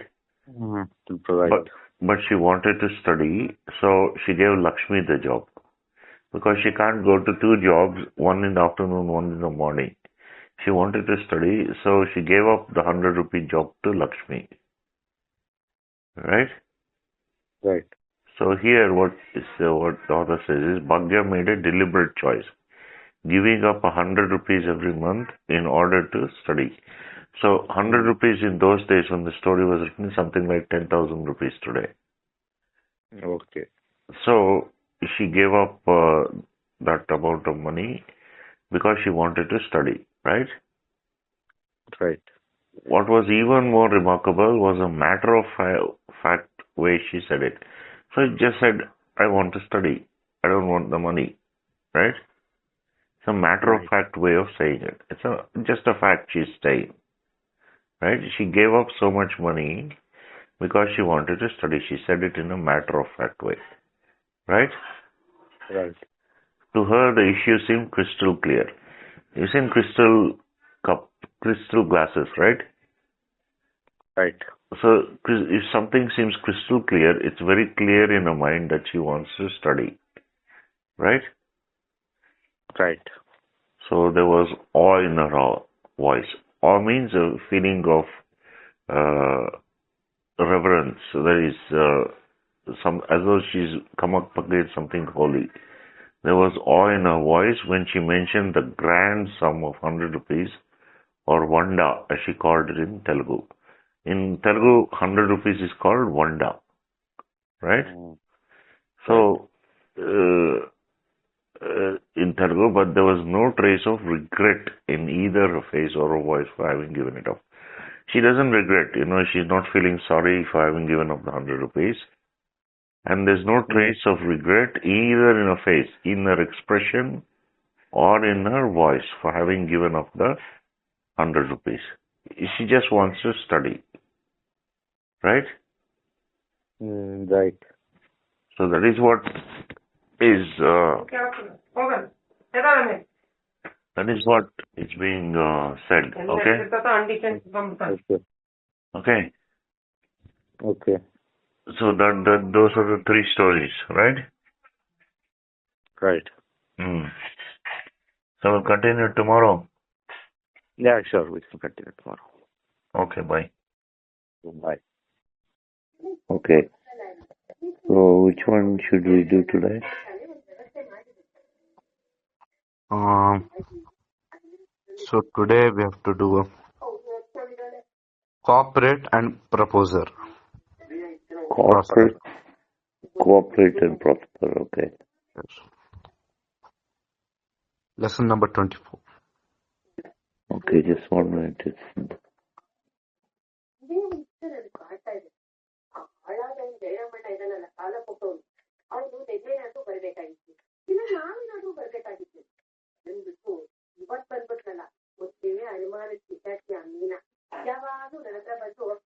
Before, right? Yes. Yeah, okay. So today again you read and you will answer the questions, okay? Okay. Okay. Muslim with some background noise, so it's okay, right? It's okay. Okay. Can we directly come to in-text questions? Oh, you read it? Yes. Okay. So you call, okay, let's see. Okay. Index questions 24.1. Yes. Hmm. So complete the following sentences by taking the correct choice. Hmm. The chef means of livelihood Eat, of the eat, farmers. eat food. Livelihood. Livelihood. Livelihood of the farmers discussed in the above passage was mm, uh, it's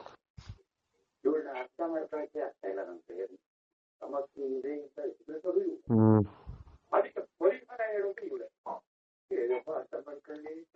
No. cattle rearing. Cattle rearing means what? Tell me what rearing means. Uh, I don't know, sir. The cattle rearing means bringing up cattle, from the calf.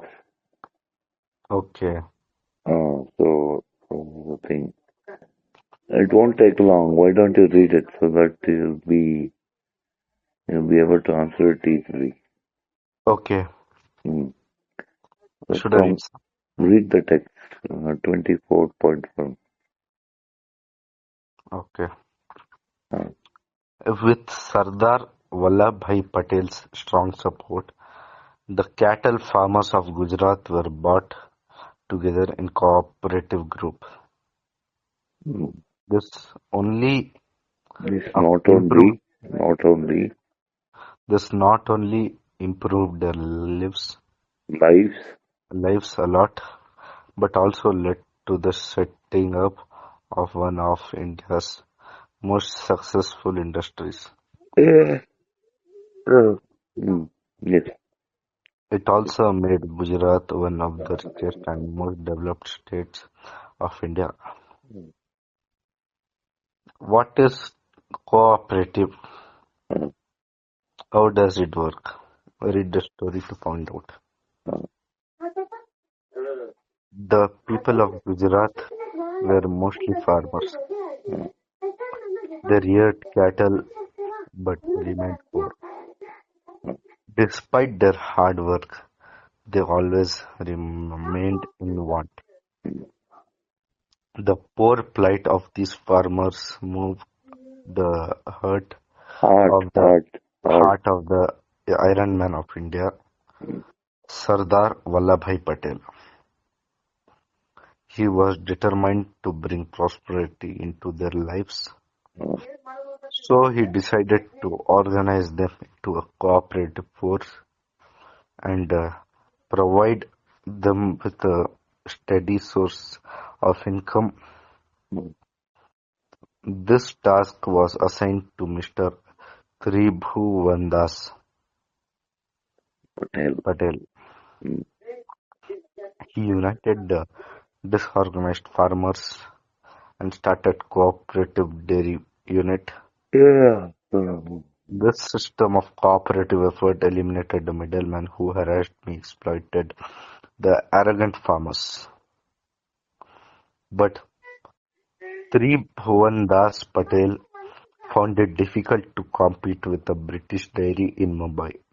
Uh, At this point, of time, it was kind providence and had brought a young, energetic, intelligent, and ambitious Indian engineer trained in America to work at the Dairy Research Institute, Anand. Sri Bhuvandas sought this clever young man's assistance. This young man was none other than Verghese Kurian. He helped Tribhuvan Das to set up a processing plant. This marked the birth of Amul, and the rest of is history. Shall we trace the history and the man who made this history? It tells how he strove incessantly. Incessantly means without stopping. Incessantly. In order to expand Amul milk unit, it also tells us about how through his relentless efforts, the dream of Vallabhbhai Patel was fulfilled.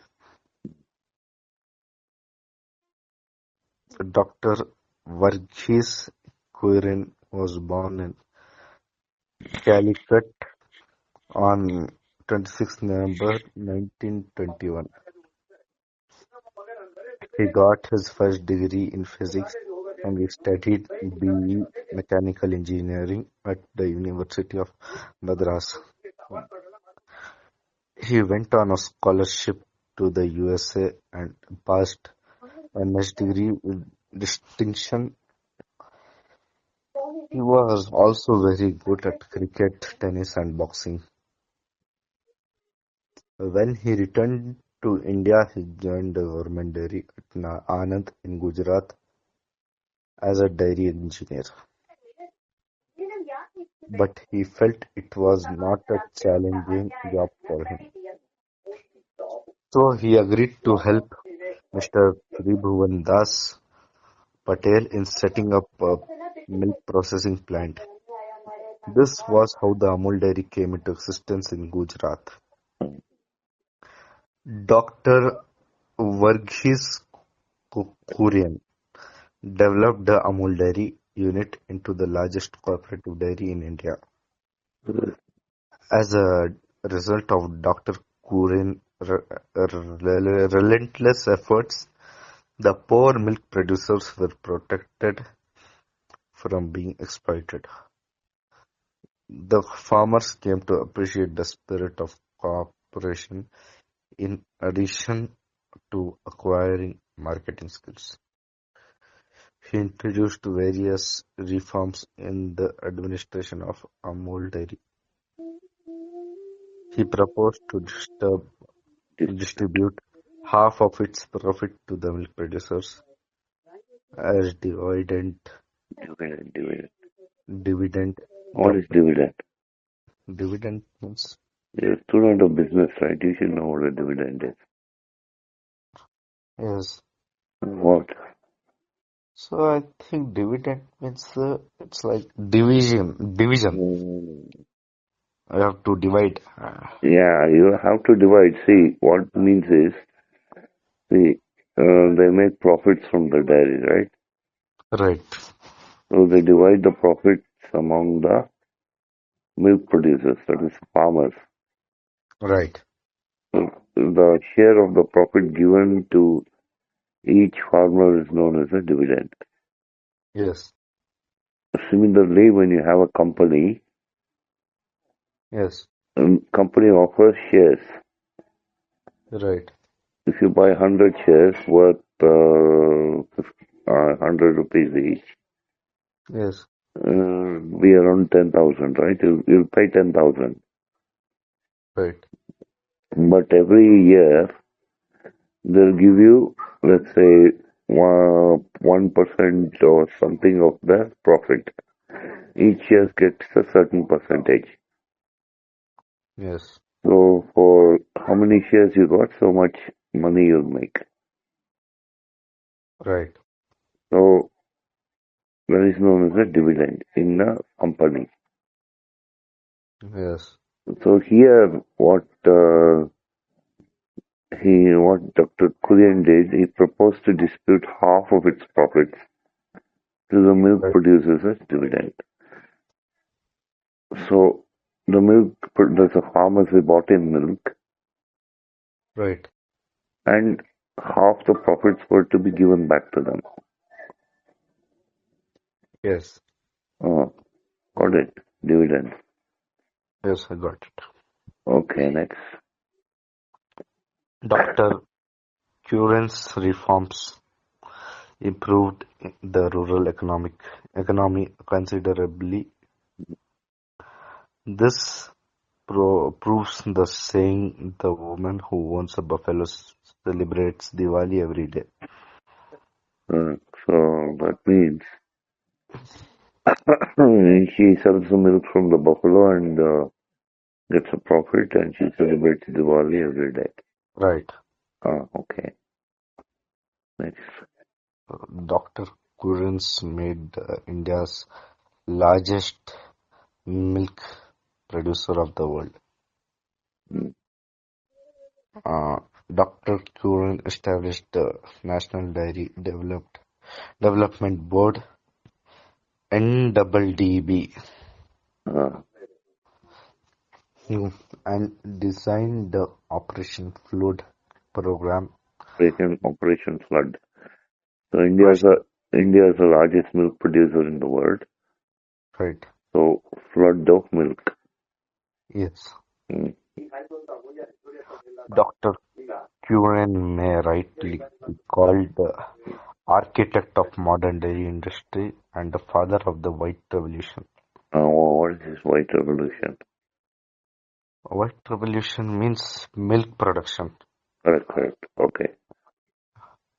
So he has been honored with very high civilian awards such as Padma Shri and Padma Bhushan.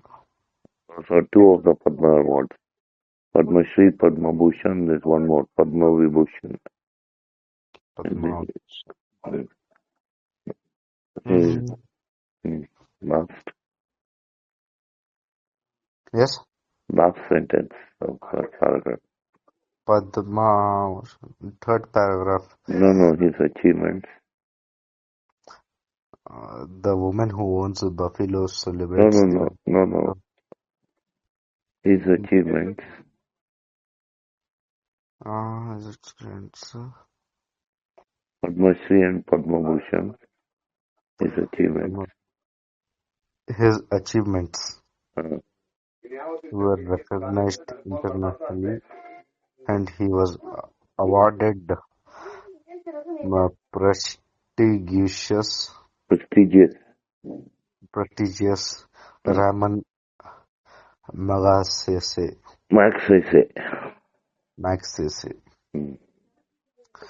Award for Community Leadership. Uh, Dr. Curran has succeeded in keeping the wolf from the doors of our farmers. what does it mean keeping the wolf from the door? The door of our farmer Mm. means What is this wolf?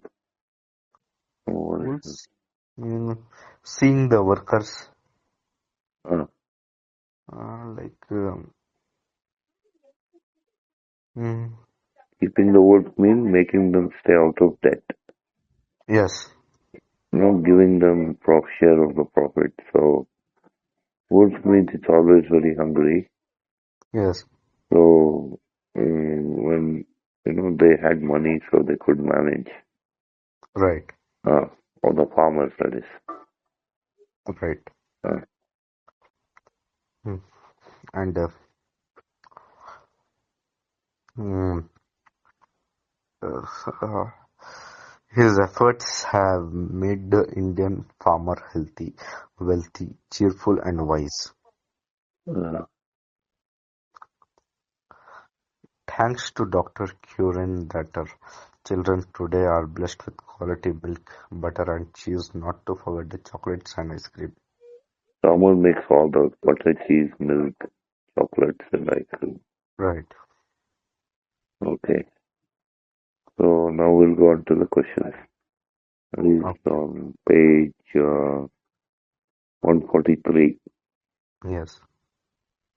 So you're right, it was cattle rearing. Answer to the first one. Second one? The narrator says the farmers in Gujarat worked very hard, but they were always in want. The phrase "always in want" means that they could not both ends meet. The money they earned was not enough to meet even their basic needs.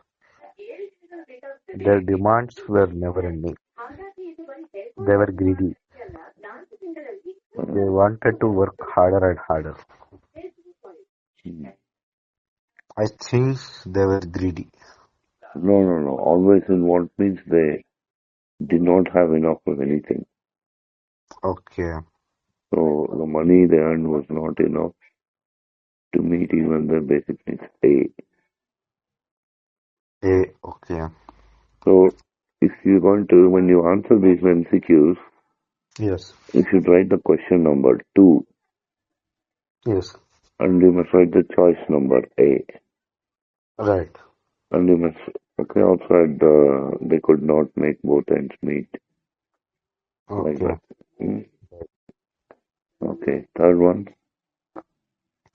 Sardar Vallabhbhai Patel wanted to bring prosperity into their lives. Uh, He planned to do so by mm, beautifying the villages, giving them modern facilities, opening more schools, or raising them into collective group which would do business collectively and share the profits. Organizing them a collective group. D. yes, correct. Next quote.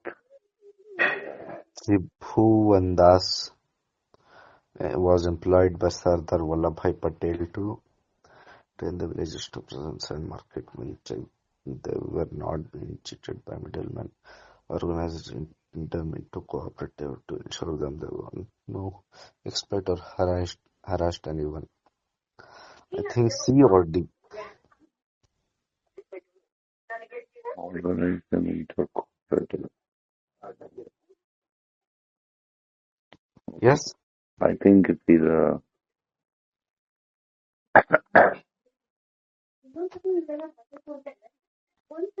I think it's B. Check that they were not being cheated by middlemen. Yes. Okay. So why don't we check, right? We'll come to the lesson if we have the time. Okay, then we come to Tribhuvan Das Patel. It's in the third paragraph. Or the in Answer is C. yeah. To organize them into cooperative. Yes, you're right. Okay, good. Mm. Next. By saying this marked the birth of Amul Dairy and a rest in history, the narrator means that the Amul Dairy plant was the first to be set up in India. The Amul Dairy setup was a success story. After all, it was known to everyone that it does not need to be told or strength. The people of Gujarat took part in historic freedom movement of India. After the dairy started functioning with the farmers cooperative and they were no longer. I think it is D.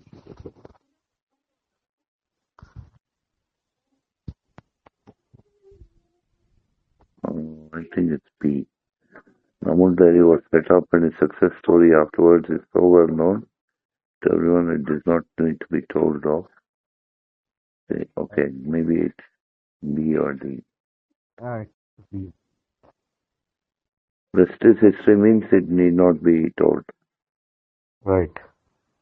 Okay. Then Farmer spirit. disorganized because they were uneducated and simple-minded. Wait, Yes, B.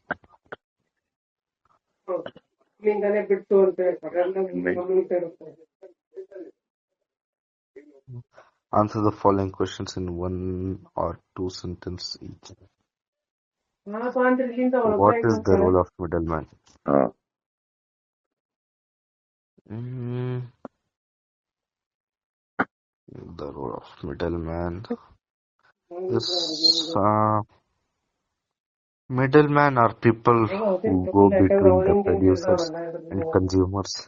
They buy the produce from the poor farmers at very cheap rates and sell them in the market at a huge profit. They often harass the poor farmers to force them to sell all cheaper prices. okay, that's right. I know you're reading from a book. Not exactly. Okay, then how did you answer so well? So it was down in the text, last page. Okay. Then that's also okay.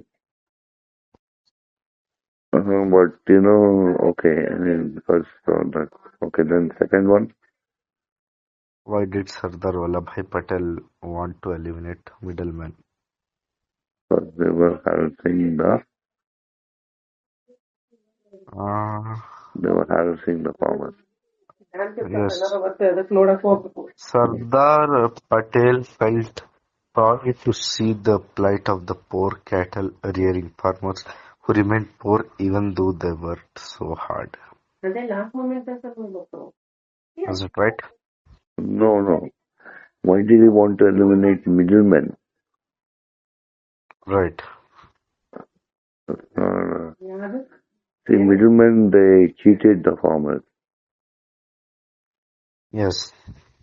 so he wanted to improve the lot of the farmers. He wanted to eliminate the middlemen, Right. so the farmers could sell directly to the market. Yes. So he may set up Amul Dairy eventually. Right. Okay, next. That's it. Mm, Third question is what difficulty did Sri Bhavandas face? Tribhuvandas. Okay. What difficulty did he face? So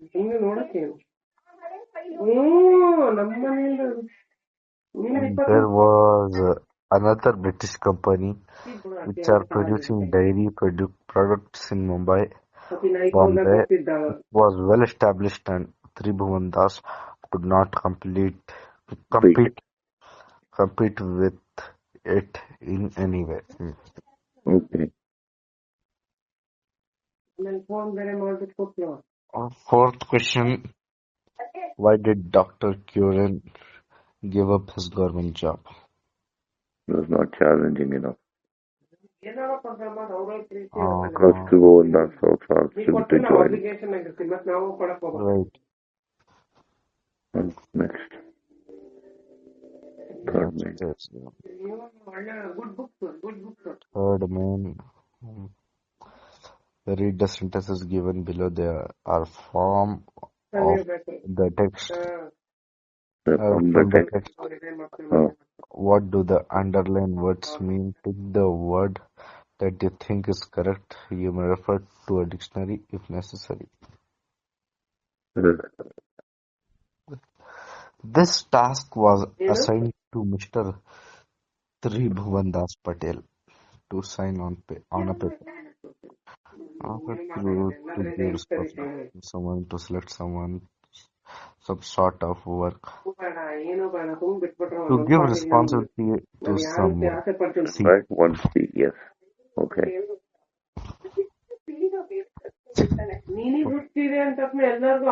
this system of cooperative effort eliminated the middleman, to kill, to defeat, to remove, to punish. To remove, I think. Yes? It is actually B, I said. Yeah, B, to remove. Mm. Sorry. It was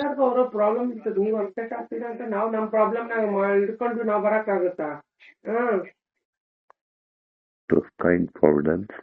It was kind providence that brought a young, energetic, intelligent, and ambitious Indian engineer trained in America to work at the Dairy Research Institute.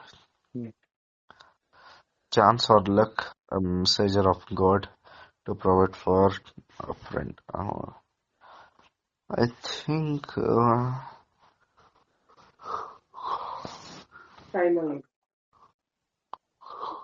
to work for, to provide for. No. Providence provides they both look similar, but it's actually A chance or luck. A. Yes. Okay. In the following pairs sentences, the underlined words have been taken from the text. Only one sentence in each pair uses the underlined word correctly. Identify the correct sentence in each pair by putting a tick mark against it. One example has read for you. Example,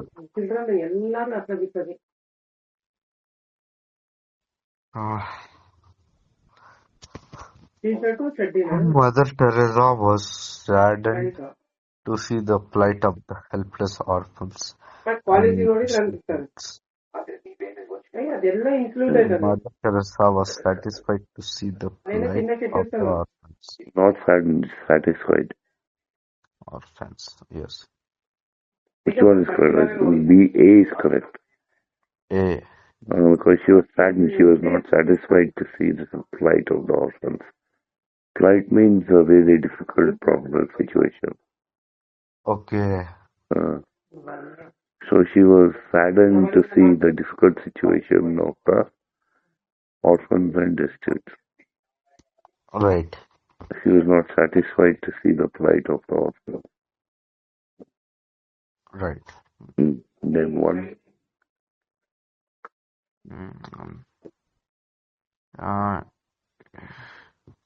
India prosperity will depend upon the sincerity and quality of education of its people. India's prosperity is due to its largest population.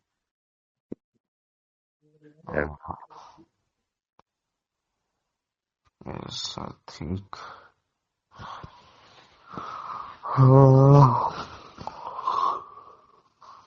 Prosperity means. Yes. Prosperity means. Prosperity. Prosperity means.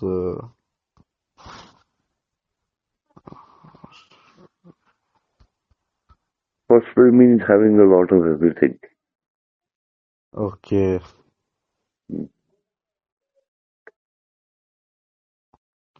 Having a lot of things. Second. No. Yes. Not due to its large population. It will depend on the sincerity and quality of the education of its people. Okay. A. Yes. So, 2. The middlemen were salaried middle-class people. The middlemen were traders who purchased things from villagers at low prices and sold them in the market at higher prices. Now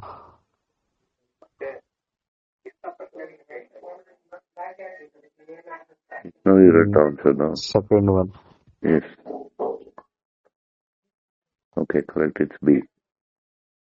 B. Third one.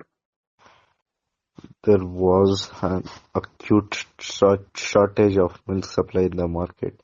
One could see harassed mothers waiting in long queues to get some milk for their babies. The villagers were happy after the village Gonda harassed them. A. Correct. So let us learn new words 24.1. Wait, not let us learn. Try this one. Next one, what is it called? Wait. Match the following. Master following next. Column A. Uh,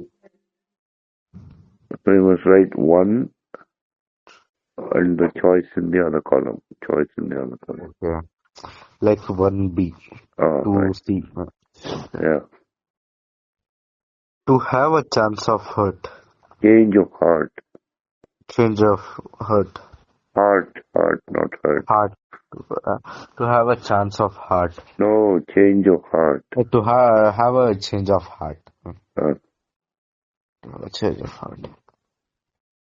And to not feel interested in doing something, to pick up courage, to chance one's feeling towards someone. C. okay. 1C. To have one's heart in one's mouth.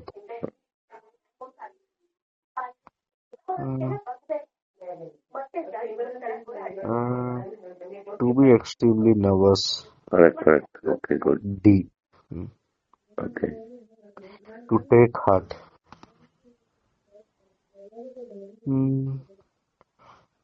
To pick up courage. B. Okay, correct. To break someone's heart. To make someone sad. E.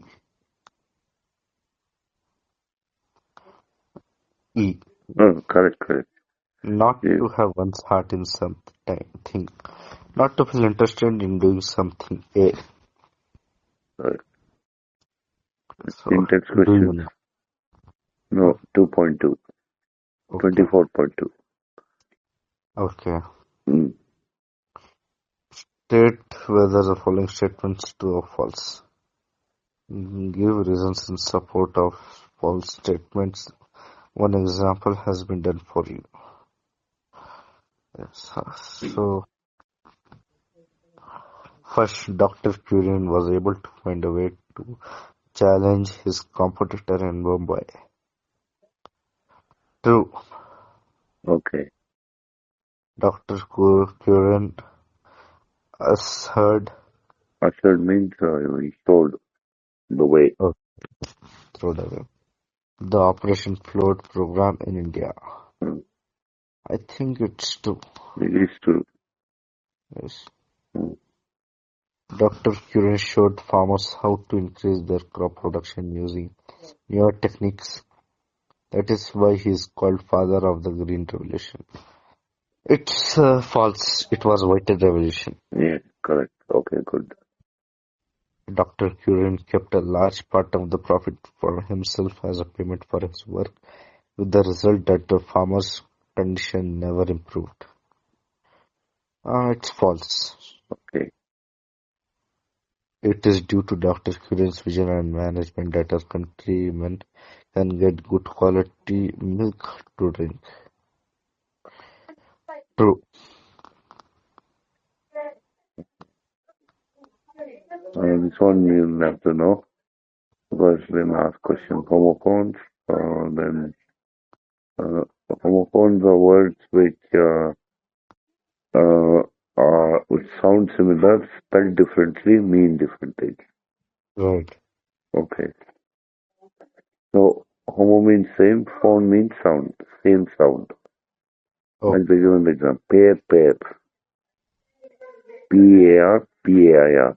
Okay? okay. Uh, So, studying the following pairs of sentences, fill in the blanks with appropriate words given in brackets. One example has been done for you.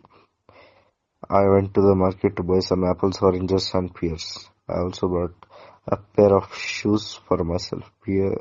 Pears, pears. Both are spelled pronounced as pears. Right, pears.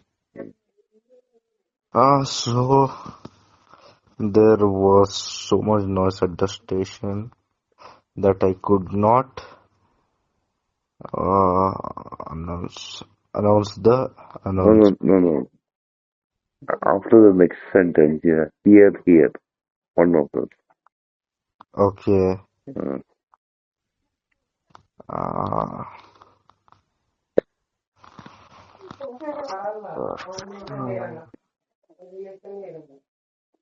yes. Mm, so much noise at the station that I could not. that I could not follow. No, no, no. Here, here. One of those. Could not much noise at the station. I could not able. No. Think it's No, no, it's very simple. See, I'll read it, right? right. First, there was so much noise at the station that I could not blank the announcement. Yes. Come blank, I'll explain what has to be done. In the bracket, it's given here and here. Right. Here and here are homophone. So in the Okay. first one goes, in the second blank, the next goes. Right. So in the first one, there was so much noise at the station I could not hear. Hear. Okay. Hear the announcement. Next Mm, one, come here. Here. I'll explain what has to be done. okay. Like that. Next, second one. Look out. Dash is a snake under the mango tree in the garden. The students will be given dash report cards tomorrow. Is, There. There. There. is, T-H-E-R. T-H-E-I-R. Thear. Okay. There. Yes. My sister and her friends were going to watch a movie.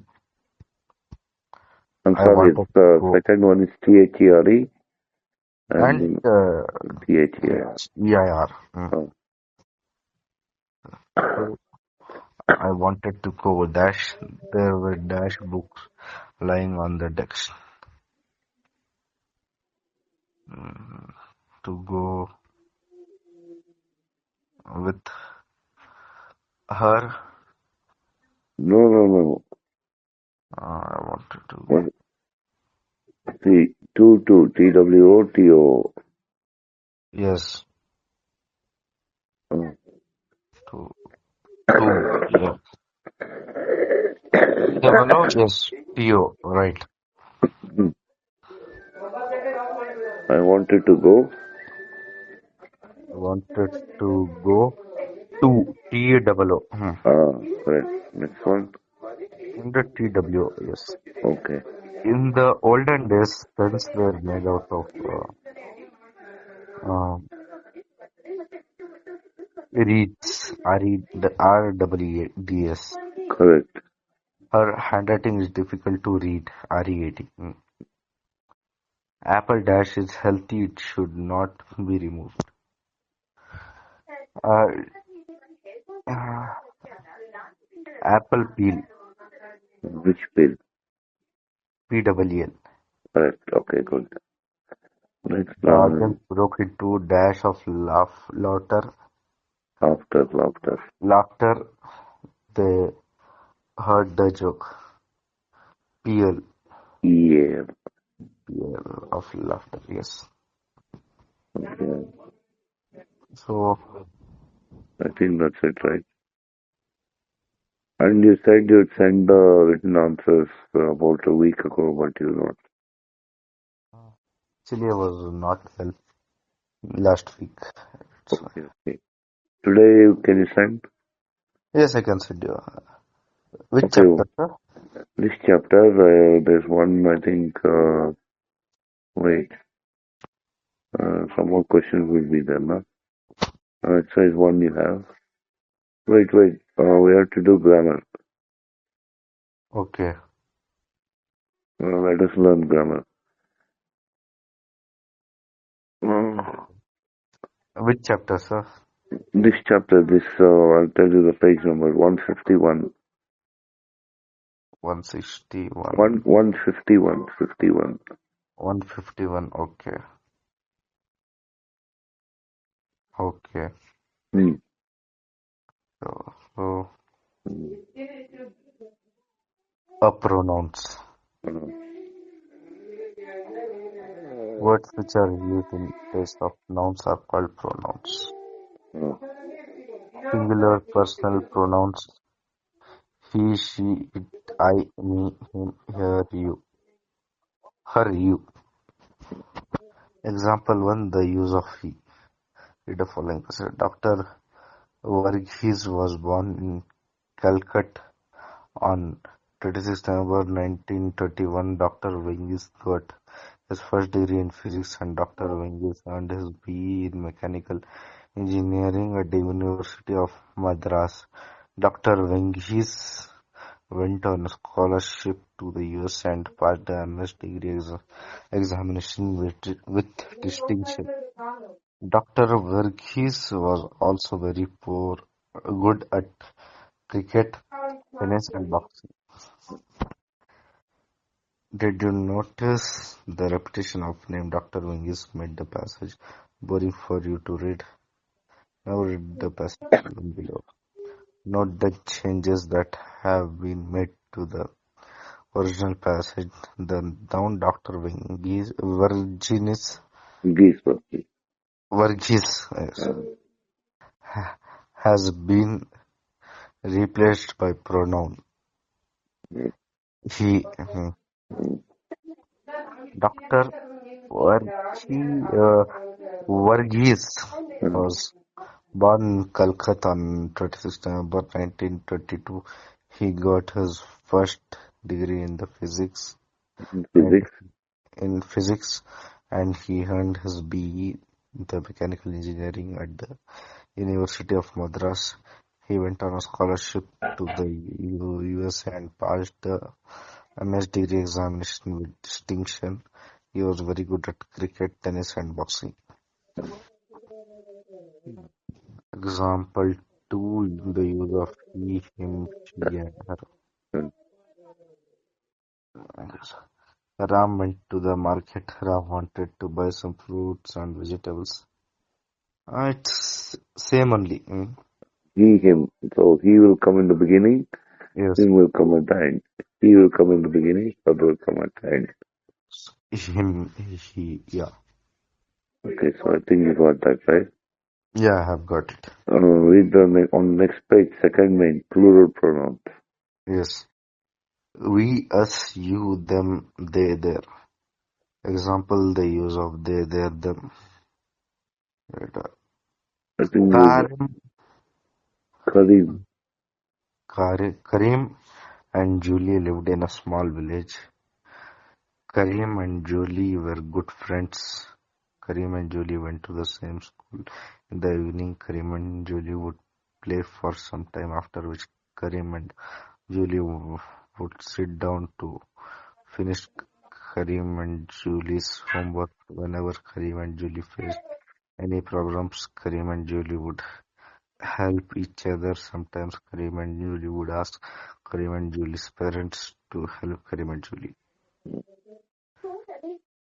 Karim and they now read the passage below. Karim and Julie lived in a small village. They were good friends.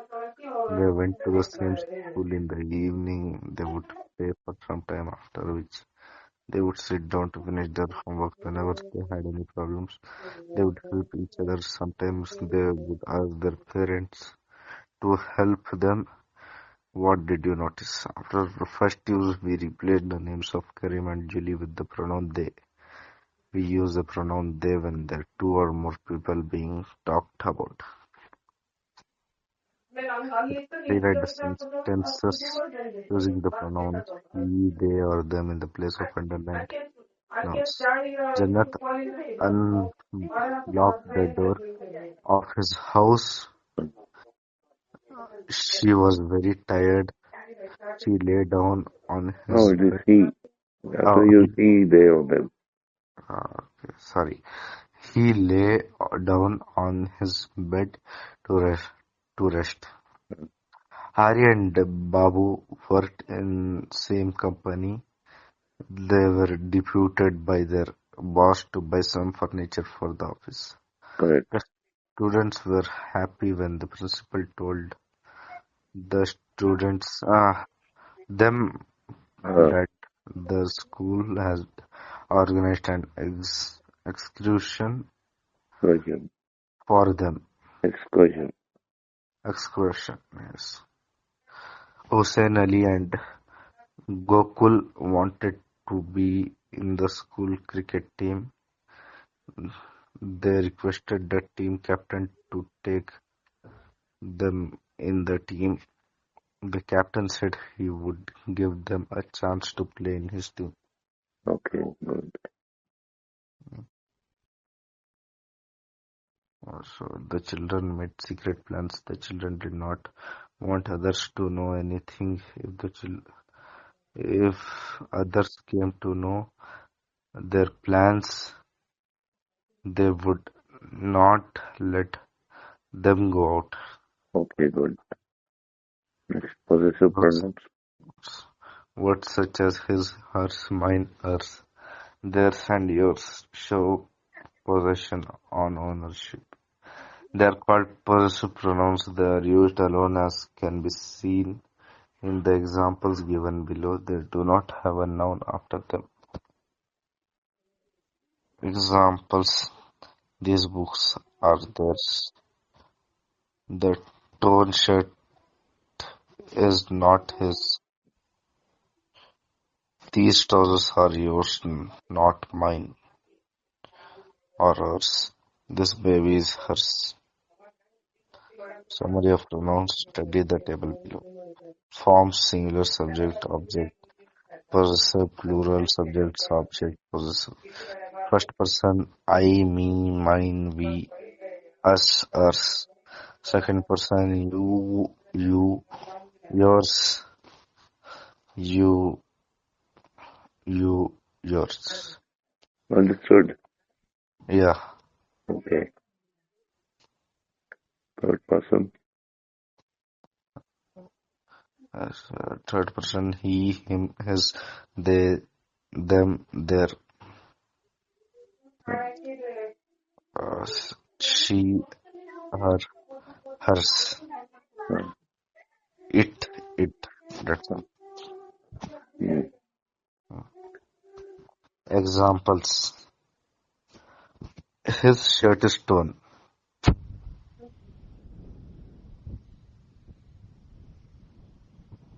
okay. I think you'll get the examples also. Okay. Hello. Yes, sir. Exercise 2, you do it and send me. Okay. Okay. And infinitives also you read. B at the bottom of page 164. Okay, sir. Mm. Read it now. A group of friends are discussing plans for a party. Complete the following dialogue with suitable pronouns from the box given below. You will need to use some of these pronouns more than once. No. You can do the exercises and send me Okay. for pronouns. Below that you have B, infinitive. Okay. Uh, In English, are verbs that infinitives.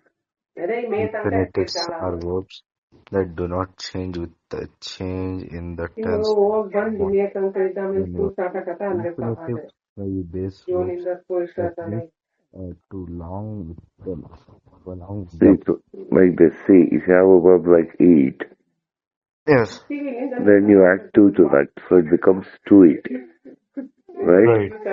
Now we'll change the subject. I want to eat. I is the subject. Yes. You want to eat. You is the subject. Right. He wants to eat.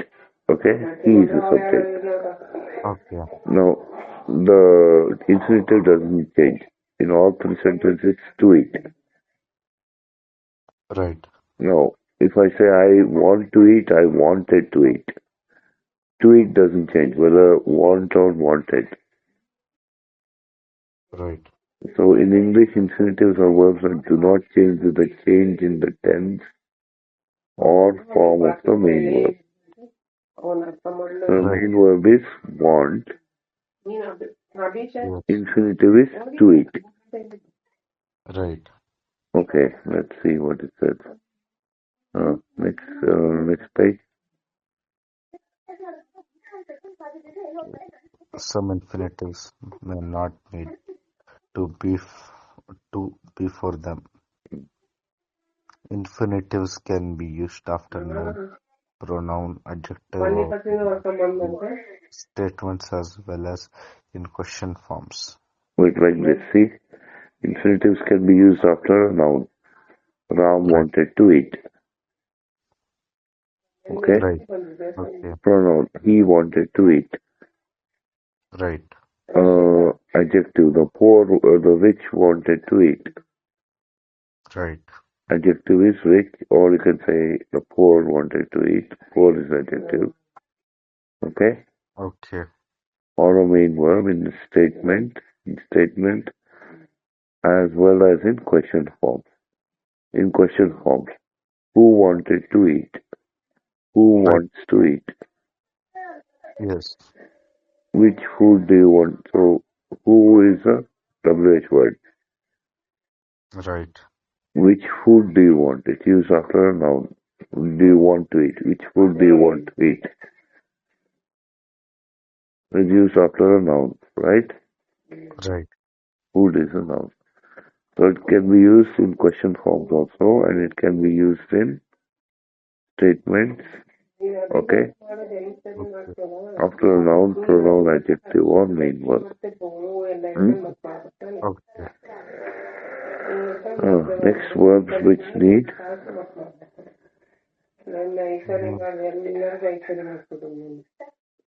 Mm, next verbs which need to be before them to infinitives. Example, we are ready to go now.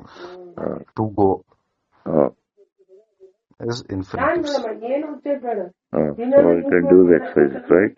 Right. Next, second one, we verbs which do not need a to before them. Right. Read that. If you travel abroad, No. Not then the exercise. Second one, verbs which do not need a to after them. To we before. for them. This infinitives called bare infinitives. Bare infinitives often come after modal verb, but not always. They also come after some other special verbs such as make and let. Look at the examples. Example, I must finish my work immediately. It comes after finish comes after the modal verb must. Right, right, Next one, my mother makes me brush my teeth every night before I go to bed. Make. So it comes after the verb make. yes, And they come after some other special verbs like make and let. Let me help you. yes, Okay, so right then. Okay, you can do exercise 2 also. yes. Um, Complete each sentence with suitable verb from the box. Do not use to before verb. no, you can do the exercise and send me. Okay, Third one, adjectives which need a verb. it need a verb with the to before it. Uh, Example, I am glad to see you. To see. The cultural program put up by children was exciting to watch. Exciting. Exciting to watch. He is not strong enough to walk 10 miles. Uh, Verbs which come after nouns and pronouns need to along with them. Examples: do you have a pencil to lend me? I have lots of work to complete. Can I have something to eat?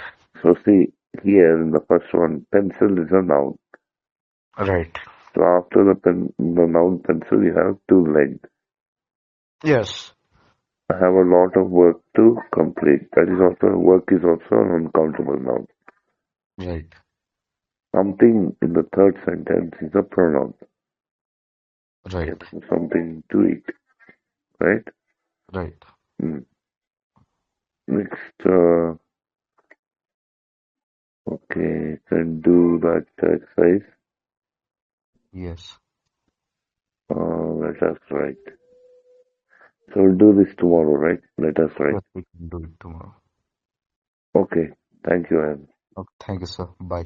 Bye. Good night. Good night. Hello. Hello, Ayan. Yes. Good evening. Yeah. Good evening. We'll start with the textbook today. Yeah. Sure. Okay. I sent the link to your number on WhatsApp. Open Yeah. it and scroll down Okay. to Indian Weavers. Okay. Indian Weavers. Okay? Okay. So we'll read the poem, okay? Okay. So Weavers. You got the page? Indian weavers. Yeah, Weavers. Yeah. Yeah. On page Indian weavers. 192. 192, 193. Okay. Okay? 192. 193. Just you can scroll down. Like in the contents, you can get Indian Weavers, the title. Yeah. I have got it. Indian weavers. 152 kg. 192. 192. My elder brother is 192. No? No, then Indian weavers. Chapter 12. Chapter 12.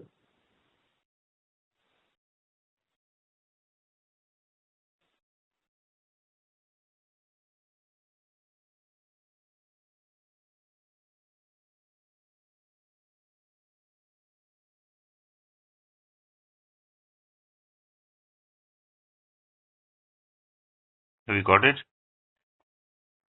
Yeah. Could you just read the first sentence? Let me see. No. Hmm?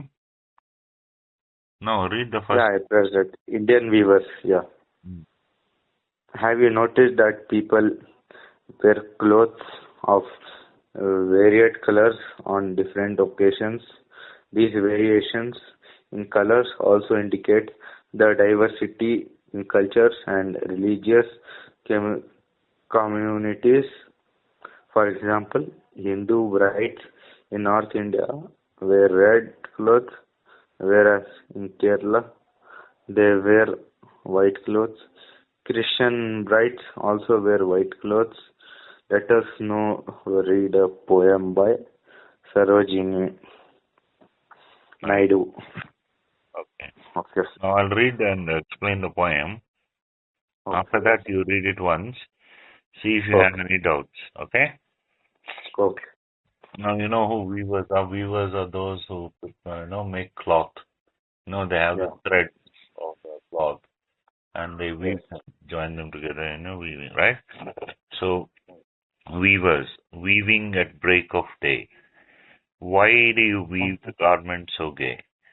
So weavers, they start their work at the break of day, at 5 a.m., 6 a.m., right? Right. And they were weaving at break of day. Why do you weave a garment so gay? Gay means happy, right?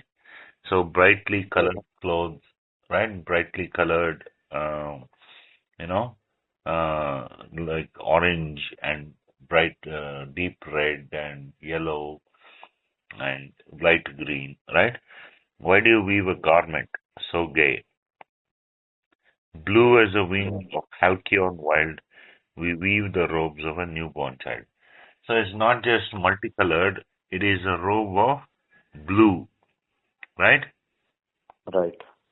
Blue as a halcyon wild. The halcyon wild is, like the sky, right? Right.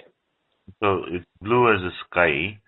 We weave the robes of a newborn child. So, uh, just as, in marriages, the brides wear colors of different, wear clothes of different colors. In marriages, the Yeah. brides wear clothes of different colors. Yes. The babies should be dressed in blue, right?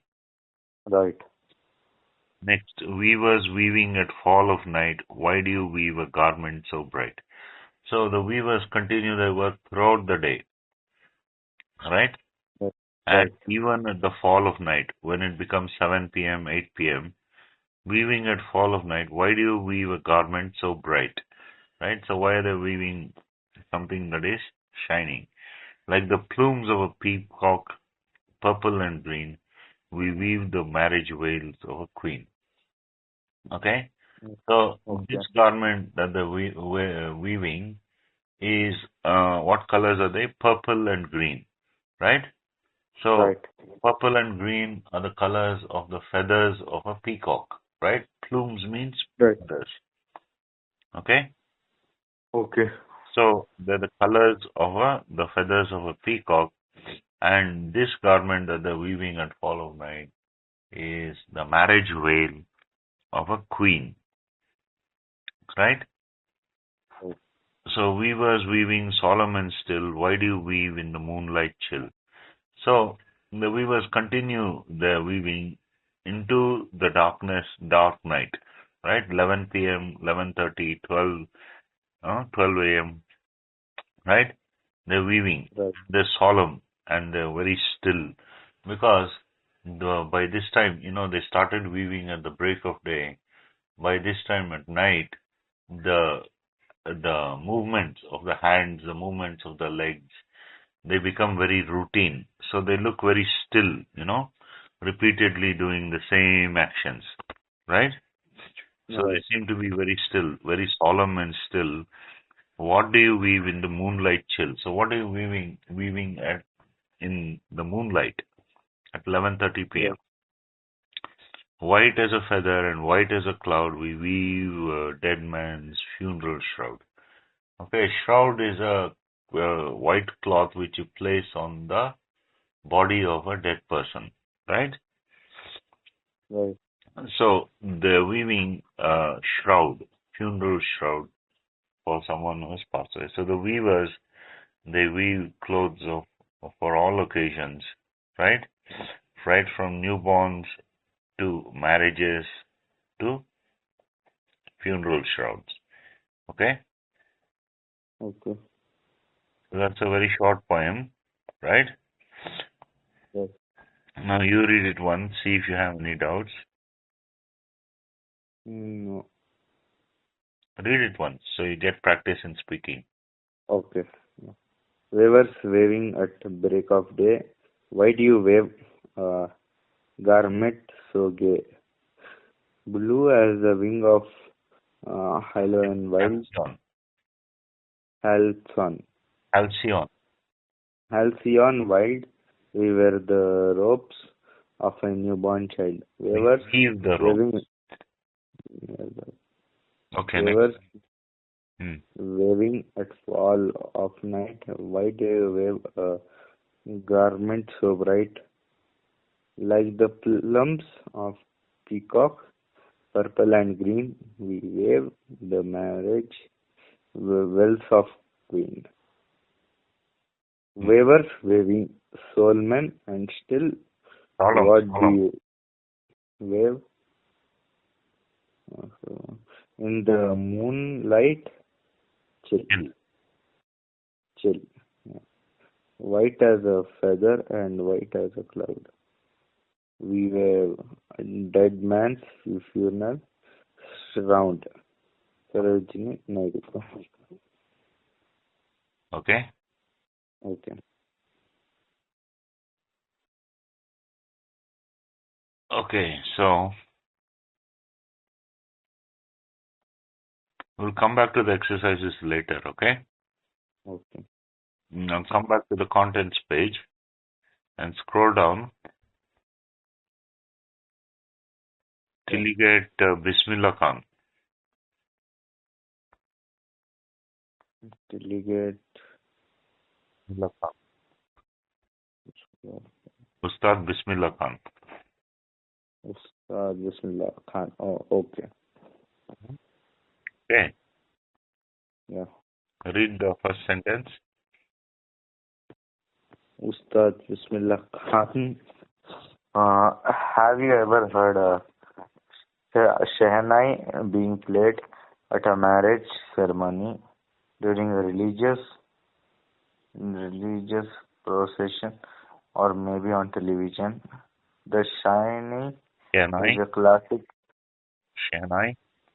Shehnai is a classical music instrument, and Ustad Bismillah Khan was a great exponent of the same.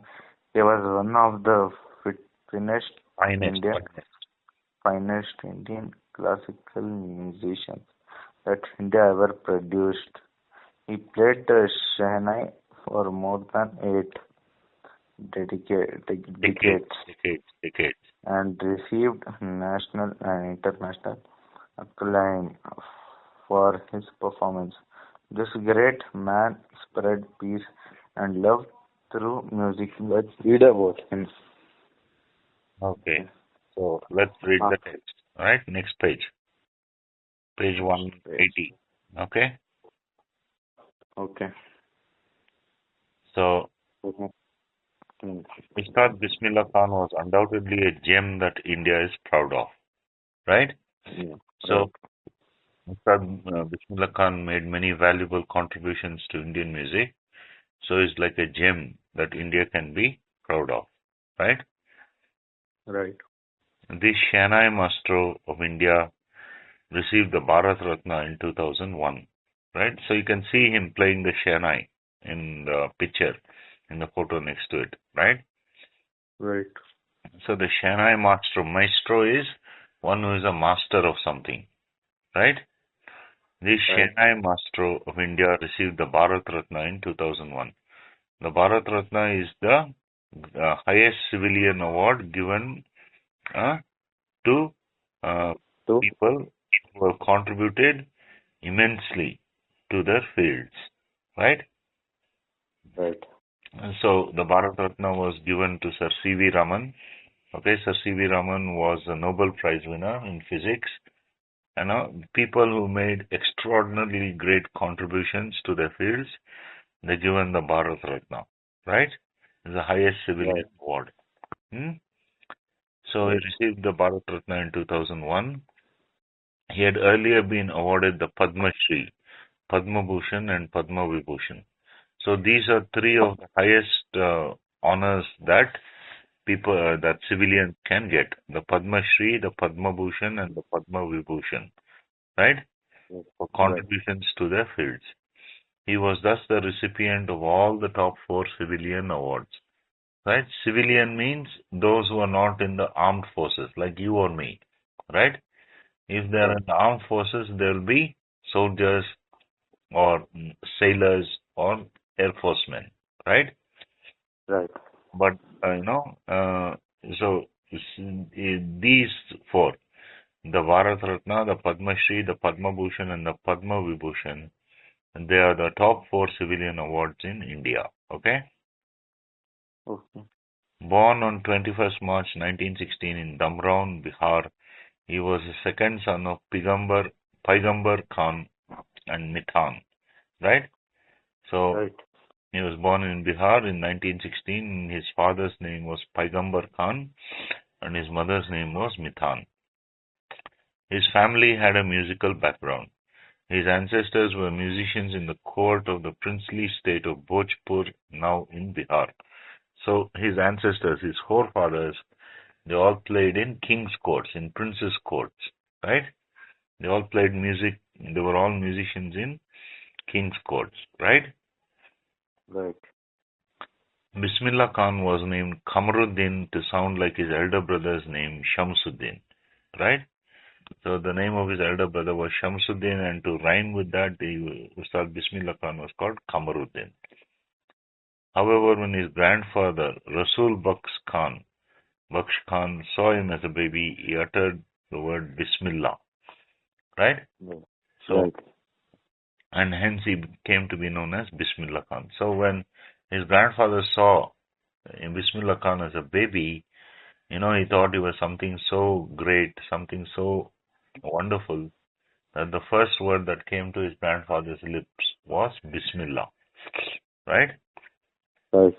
So he came to be called Bismillah Khan, right? His father was a musician in the court of Maharaja Keshav Prasad Singh of Damraon, right? Yes. So his Right. father was also a musician in a king's court. Right. Which king was that? Maharaja Keshav Prasad Singh of Damraon, right? Right. At the age of 6, Bismillah Khan moved to Varanasi, earlier known as Banaras, where his maternal uncle Ali Baksh Vilayatu was the official Shehnai player at the famous Vishwanath temple.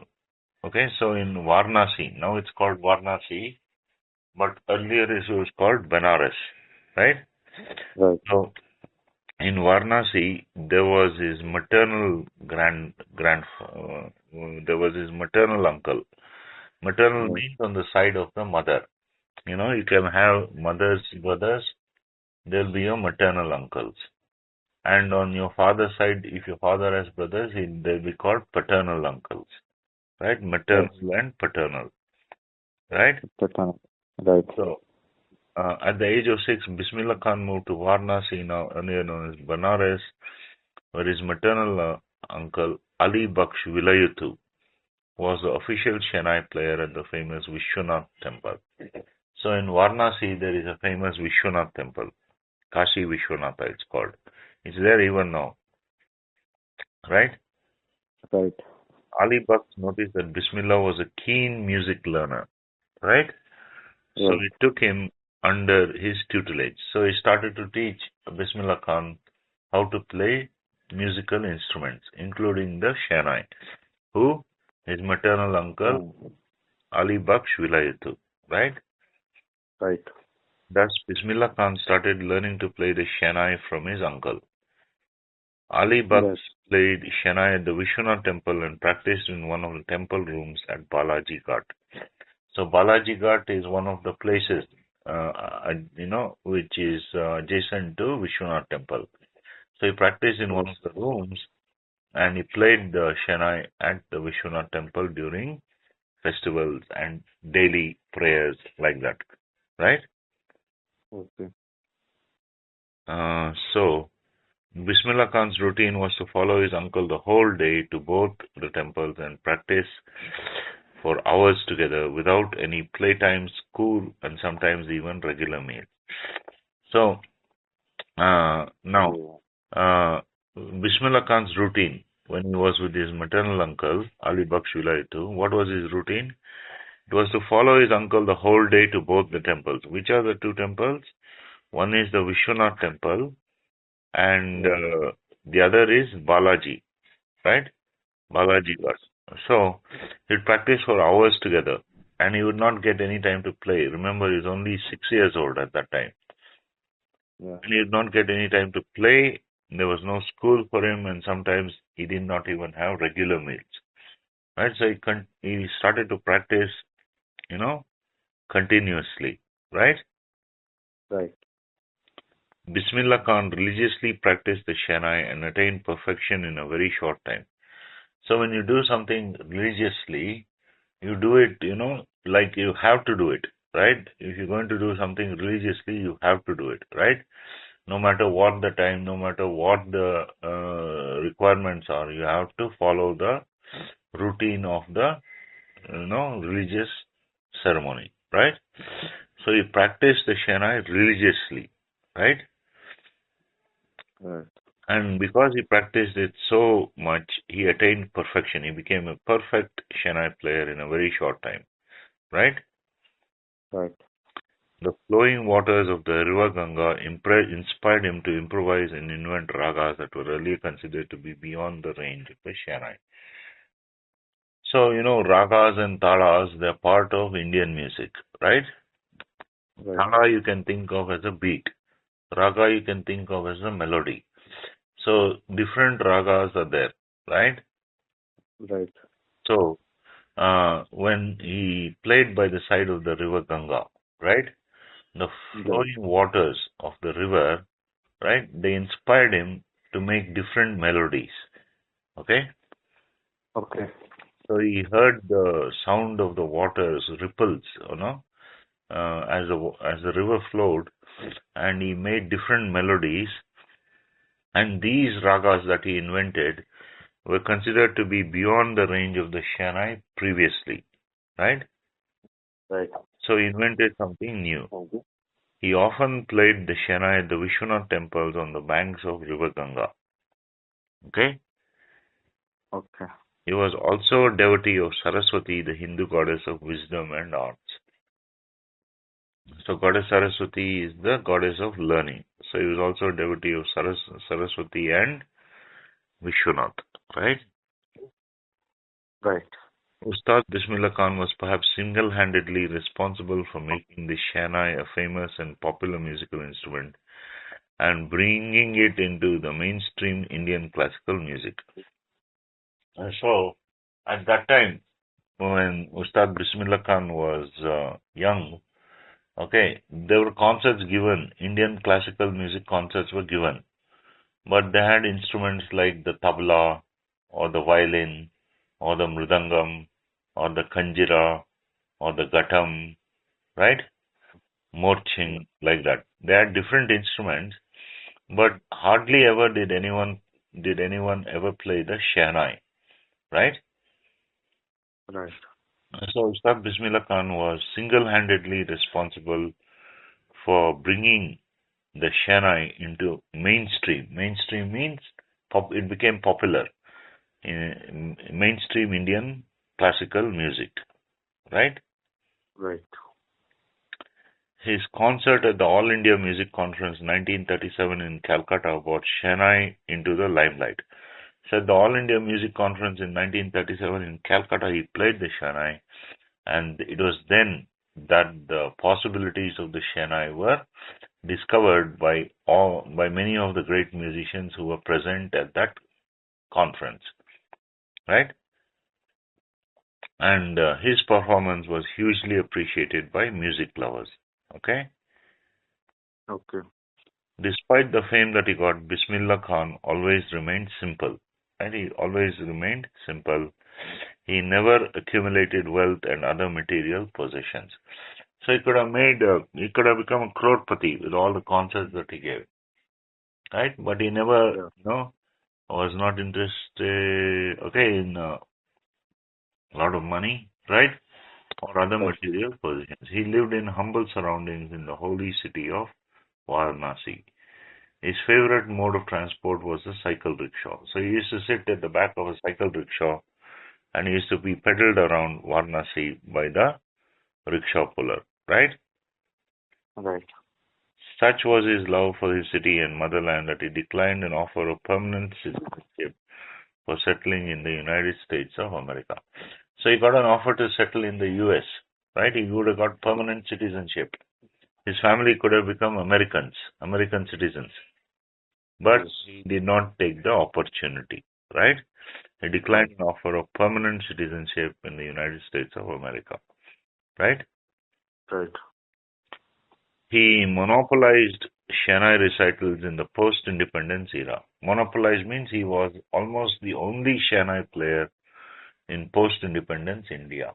Post-independence means after 1947, Up to 1967, 1977, 1987 even, he was almost the only Shehnai player. He monopolized Shehnai recitals, right? Right. And through them kept the legacy of classical music alive. So he kept the tradition of classical music alive through his recitals of the Shehnai, right? Right. Ustad Bismillah Khan always believed that music would survive even if the world perished. So he believed that music was timeless, it was eternal, and even if the world perished or died, music would survive, right? Right. He also believed in Hindu-Muslim unity and spread the message of brotherhood through his music. So he believed that Hindus and Muslims were not, you know, they were not enemies, right? Right. In spite of the formation of Pakistan, right? He still Right. believed that Hindus and Muslims were, relatives, and he spread the message of brotherhood through his music. He often said music has no caste. At that time, caste was also a big issue. Upper caste, lower caste, Brahmins, Vaishyas, Shudras, that was a big issue. And so, Bismillah Khan said, you know, anybody can listen to music. It doesn't depend on his caste. You don't have to be a Brahmin to listen to music, and if you're a Shudra also, you can listen to music, right? Right. Music has no caste. Bismillah Khan had the rare honor of playing the Shehnai on the eve of India's independence in the year 1947. On the eve means on the day before India got its independence, on August 15, 1947, he played the Shehnai, right? Right. He performed at the Red Fort in Delhi, and since that year always played on 15th August right after the Prime Minister's speech. So on Independence Day, August 15th every year, the Prime Minister gives a speech from the top of Red Fort, from the ramparts of Red Fort in Delhi, right? Right. So soon after the Prime Minister's speech, Ustad Bismillah Khan would play the Shehnai on Independence Day every year, right? Right. Bismillah Khan played in many countries and has a huge fan following, right? Even today they listen to his music, right? Right. He had performed in Afghanistan, USA, Canada, Bangladesh, Europe, Iran, Iraq, West Africa, Japan, and Hong Kong. So he was a globetrotter. He moved around the world playing the Shehnai. He shared a Right. special bond with his Shehnai and called it Begum after his wife died. After his wife died, he called his Shehnai his wife, right? Right. Because it supported him, because it sustained him, because he cared for it and it cared for him, right? He looked after it and it looked after him, right? Right. After a cardiac arrest on 21st August 2006 at the age of 19, Bismillah Khan breathed his last. So, after a cardiac arrest, after he had a heart attack on August 21st, 2006, at the age of 19, Bismillah Khan breathed his last breath, right? Right. In honor of this great musician, the government of India declared a one-day national mourning on his death. So, the government of India declared one day of holiday to mourn for the passing away of Bismillah Khan, right? Right. He was buried along with his Shehnai in Varanasi under a neem tree with a 21-gun salute from the Indian Army. So he was buried with full state honors, a 21-gun salute under a neem tree in Varanasi along with his Shehnai, right? Right. Okay, so now what you'll do is, right, Right. just scroll down, come to page, what is it? 183. 183. This is 103. But there is only 23 pages. No, 183. 183.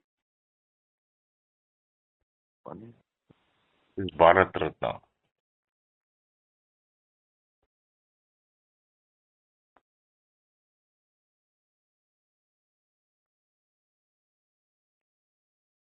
Okay? In Ustad Bismillah Khan only, no? Yeah, and Ustad Bismillah Khan, yes. Page 183. 183 page number is not given. 182, check for 182. Below that, you'll find 183. 182, yeah. Then below that, 183, right? Right. Right, read the part about the Bharat Ratna. Was the Bismillah Khan named No. Yellow okay. paragraph.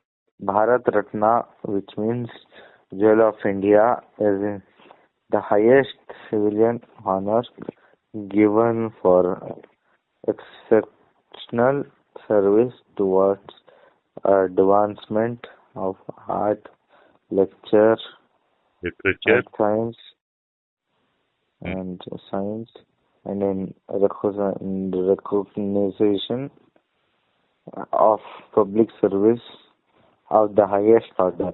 The award was established by the first president of India, Dr. Rajendra Prasad, on January 2. 1954, the actual award is designed in the shape of a people leaf and carries the words Bharat Ratna inscribed in Devanagari script. Devanagari script. Devanagari script. The reverse side of the medal carries the state emblem and motto. The President of India presents the award in a special ceremony held at Rashtrapati Bhavan. Okay. So you can try, go through we'll answer the questions later, okay? Okay. So we'll continue tomorrow, okay? Okay. Okay, bye. Bye. So, tell me where we were in the English.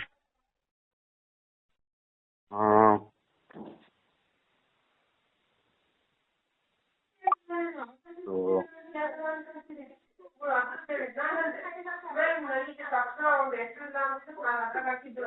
I think we have to do few more lessons, right?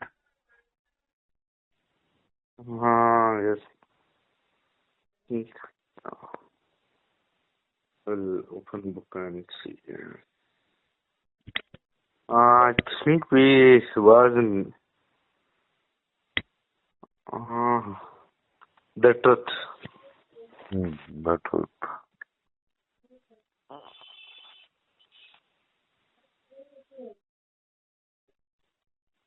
We have started the of lion.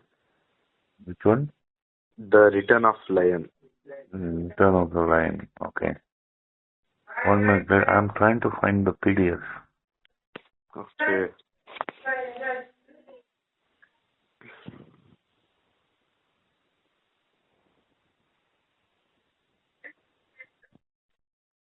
Return of the Lion. Yes.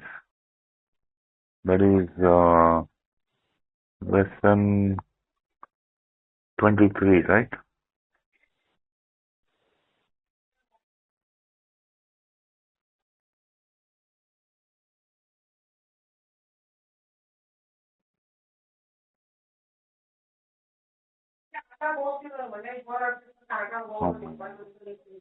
You have the textbook link for English?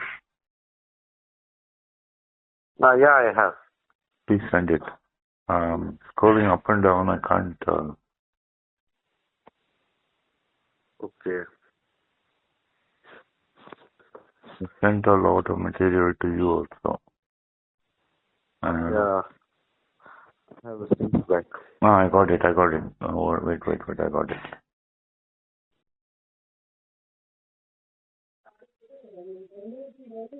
Okay, lesson 23, right? Yes.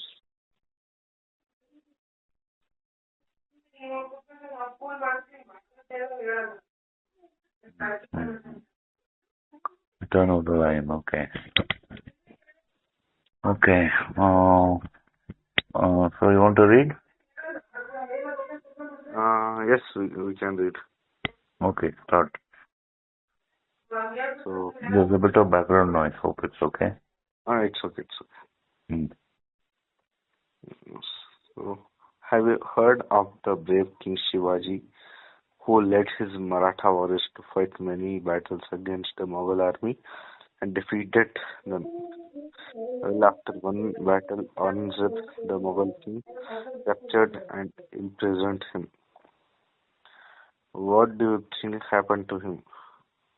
How do you think Shivaji's family felt when that happened?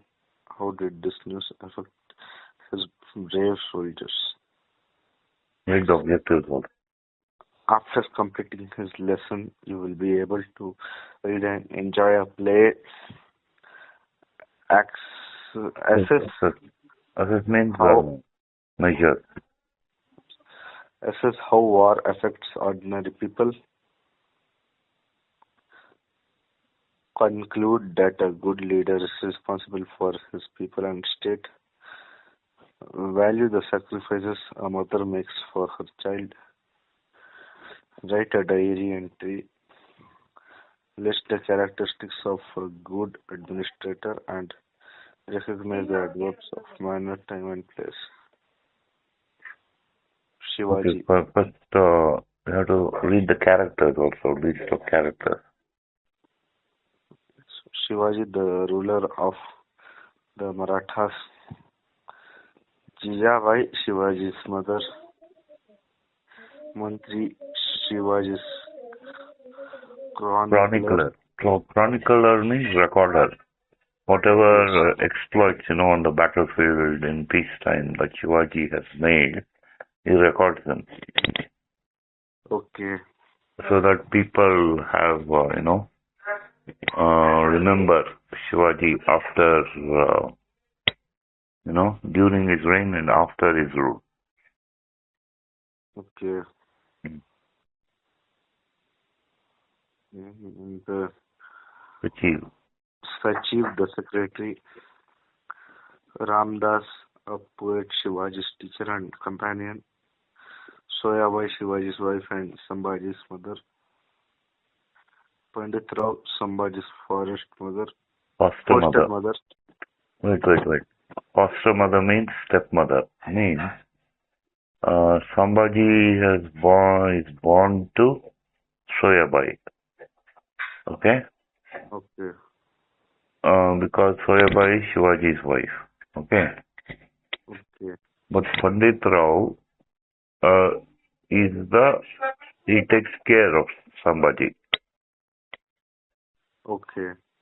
So Sambhaji is under Pandit Rao's, motherly care.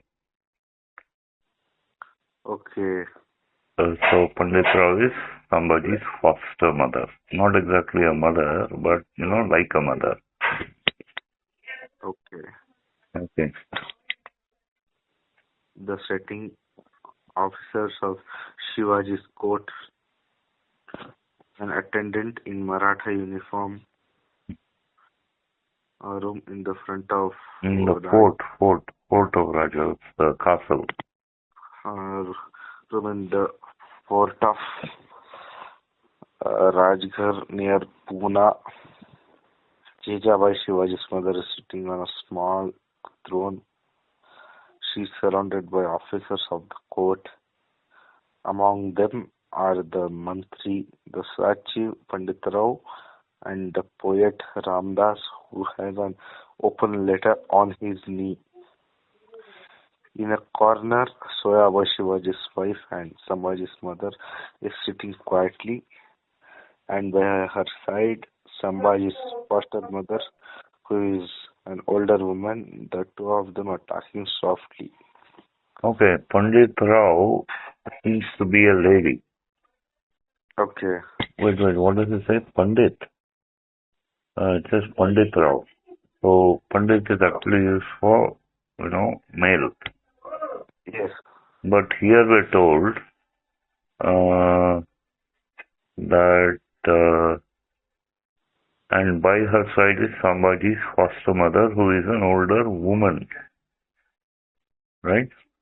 Right. So anyway, we'll see how that works out. Okay. Okay. Uh, Next, the two of them. The two of them are talking softly. Uh, Jijabai, I can't believe that my son is dead. The letter is a hoax. Hoax means it's a lie. It's a pretense. It's not real. Okay. Okay. Ramdas, but the letter is from Agra. Jijabai, and therefore it is a hoax.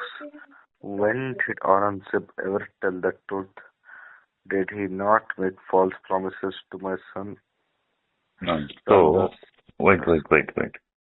Here, the letter they're discussing tells them that their son, her son, that is Jijabai, that is Shivaji, is dead.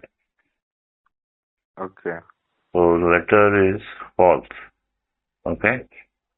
Okay. Why is it false? Because Aurangzeb, that is the Mughal emperor who was fighting Shivaji. Okay? Aurangzeb, the Mughal emperor, has sent that letter. Okay. So,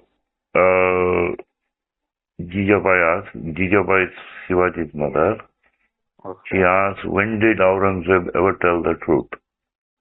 Did he not make false promises to my son? So how did Aurangzeb and Shivaji start their fight? Start the war? Because Aurangzeb made false promises to Shivaji.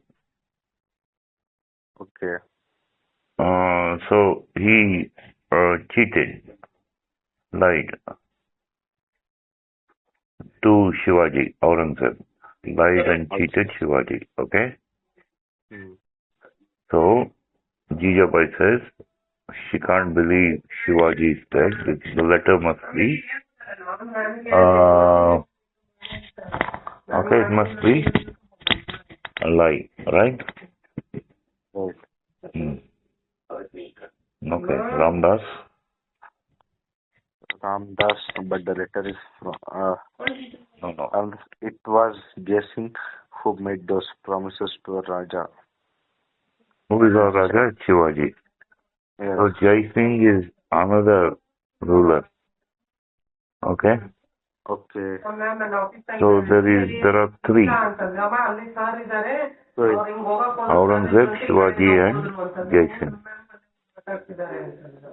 So what Ramdas is saying is, Jai Singh lied to Shivaji and Aurangzeb did not lie to Shivaji. Aurangzeb says Shivaji is dead. So maybe there is an element of truth in Aurangzeb's letter. Okay? Okay. Okay, Jijabai. Yeah, but I know that can Jai Singh ever make a promise on his own? Surely the slave spoke for the master. Okay. Now, Jai Singh, okay, he cannot make a promise to Shivaji because he doesn't have the power. He doesn't have any, means of carrying out this promise. Okay. So, Jai Singh is the slave of Aurangzeb. He is like a minister. Right. So, surely the slave spoke for the master. Right. Okay. So, Mantri? So Mantri spoke in a terribly bad way. Aurangzeb has laid traps for us everywhere. Bijapur is about to strike. Discontent is spreading among our own men. Okay. So, when Jai Singh spoke, okay, on behalf of Aurangzeb, okay, he spoke in told terrible lies. Okay? So, Aurangzeb is the leader of Jai Singh, Shivaji fell for Jai Singh's talk, okay? Okay. And Aurangzeb has laid traps, for the whole of the Maratha army everywhere, okay? Okay. Bijapur is about to strike. So Bijapur is in North Karnataka. And it's on the border of Maharashtra. It's where Shivaji ruled. Okay? So Bijapur is going to attack Shivaji's army. And as a result, another result of Jai Singh's talk is discontent is spreading even among our own men.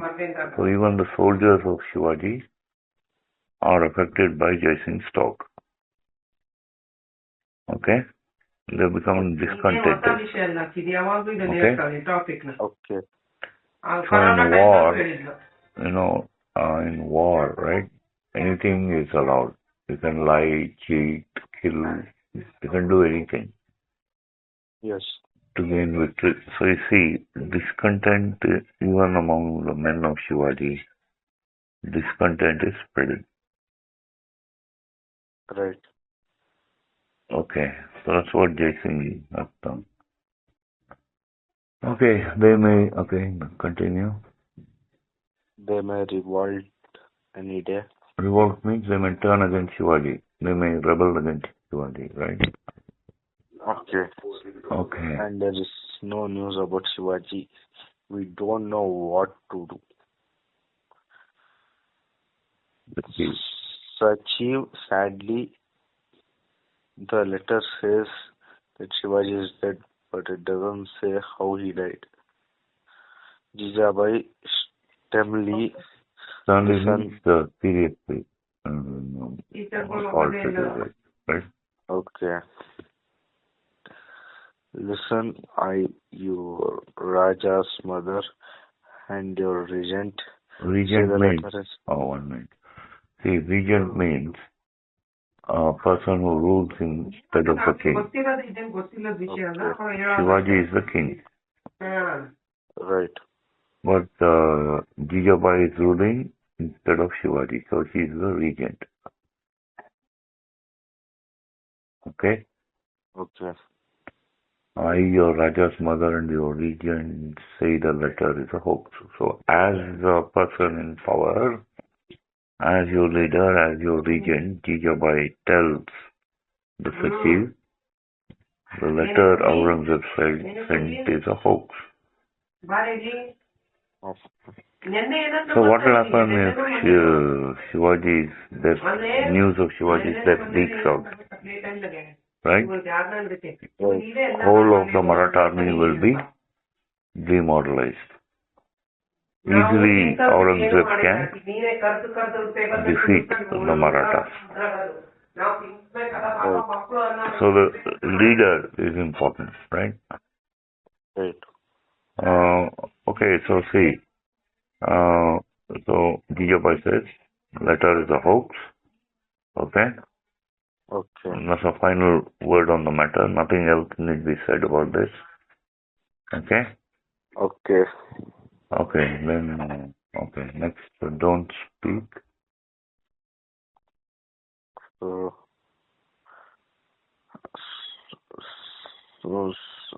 Soya bhai. No, don't speak about it anymore. Okay. Don't speak about it anymore. Don't speak about it anymore. And Soya bhai, does the letter say anything about my dear boy Sambhaji? Sambhaji is the son of Shivaji. Yes. So, Jijabai, keep quiet, girl. You're the not only mother here. I say the lion and his cub will soon return to their kingdom. They can't stay long in the fox den. Who is the fox? Aurangzeb. Very good. Okay. Mantriji, listen to me. Raise the pay and increase the rations of the soldiers. Wait. See, Jai Singh's talk has had so much effect on Shivaji's troops, right? Right. And discontent is brewing among the soldiers. They may rebel, right? Right. So what does Jijabai say? Shivaji's mother, raise the pay of the soldiers. Okay. That will keep them quiet, right? Right. Raise the pay and increase the rations of the soldiers. Means give them wheat, give them rice, give them oil, more. Okay. So food, okay? Okay. Food, if you have a full stomach, everyone is satisfied. Right. So they won't be discontented, right? Right. So increase rations of the soldiers, okay? Okay. Next, Next is send useful gifts to their wives and sweets and toys to their children. I'll pay so for everything. he's placating the soldiers. Placating means calming. Okay. Send useful gifts. Useful means not just some things like, send something they can use. Like, nowadays government gives pressure cookers. Okay. Okay, same reasoning. Sorry. Okay, send useful gifts to their wives. So whatever they can use, like, whatever they use in those times, maybe like iron pan, like firewood, like that in those days. Okay. Send useful gifts to their wives and sweets and toys to their children. So the families are happy, soldiers will be happy, they have a full belly, more money, so will be contented, right? Right. Okay. So next I'll pay for I'll pay for everything out of my private purse means apart their from own income. apart from the treasury. Yes. Okay. And please tell them that the Raja is at Varanasi.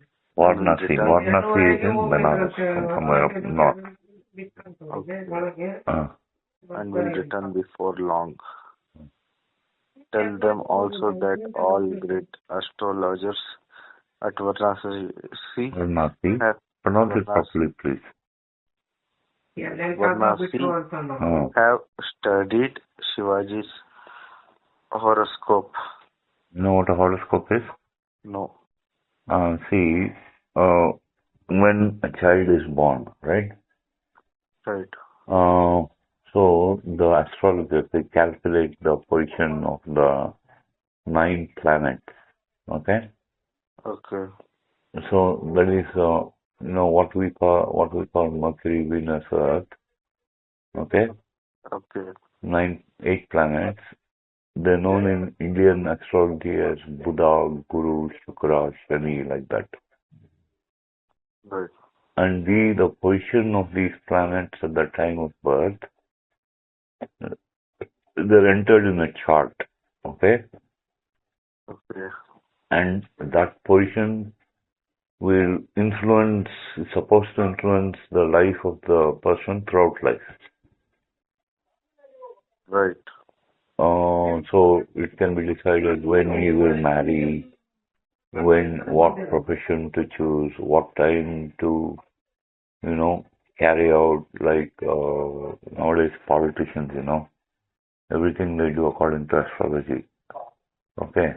If they want to submit the election papers, they go to the astrologer, what is the right time, which puja should I perform, which god should be placated, right? Right. So everything is dependent on the position of the stars, okay, at the time of birth. So that is a horoscope. It is a chart on which the stars, 8 planets, were at the time. Okay, Shivaji's horoscope has been studied, right? Right. And they all say that nothing can stop him from becoming the lord of the whole of Maharashtra. Okay? So the astrologers are supposed to have said that Shivaji will become the Lord of Maharashtra, right? Right. So nothing can stop. So that's what the that's what Soyabai should report. What everyone there should report. So if the people are told that, they'll feel, oh, our king is fine and we are, under his protection and he's increased our rations and, he's given us more money and everything, right? Everything is fine. Okay, so they all say that nothing can stop him from becoming the lord of the whole of Maharashtra. Okay? Okay. Next, keep the soldiers and the priests contented and happy. So they have to be given more food, more money. Right? Right. You give them more food and more money, they will believe your words. Okay? Yeah. So that's because they are in a difficult position. Because if Shivaji is not there, that means no more palace for them. And if Aurangzeb conquers Maharashtra, it may mean certain execution for them. So they have to take these stopgap measures. Okay? So keep the soldiers and priests. Those are the people who are going to, the priests are going to speak on their behalf, the soldiers are going to fight on their behalf. Okay? Okay. So they'll believe your words. Give them money, give them food, they'll believe your words. Right? Okay. Next addressing.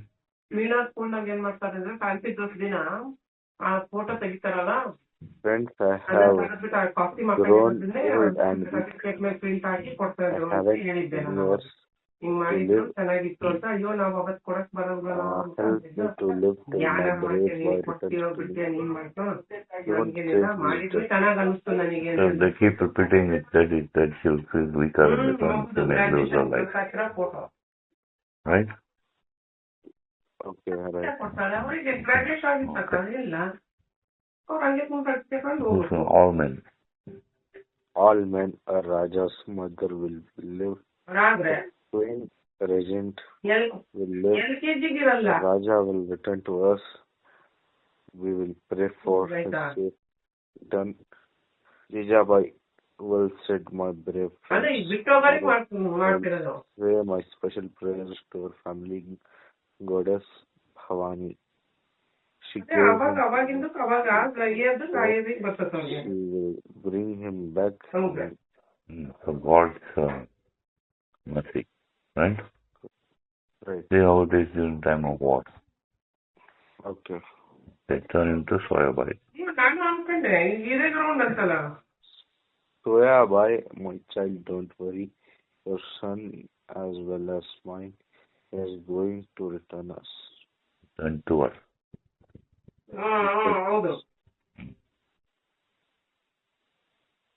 Section B, footsteps. Section 2. Section 2, that's in Roman numeral. Section 2, footsteps and slight noise outside. Sir Chief, what's that? Ramdas, perhaps someone wants to see us. An attendant who is tall Maratha in uniform enters the boss 3 times to Jijabai. Attendant is the servant. Okay? Kali Saida, there are 3 holy men at the gate outside. They want to see you. Jijabai, where do they come from? Attendant, I think they are from the north. They say they are Baragi. Vairagya means they renounce the word. Renounce means they give up all comforts.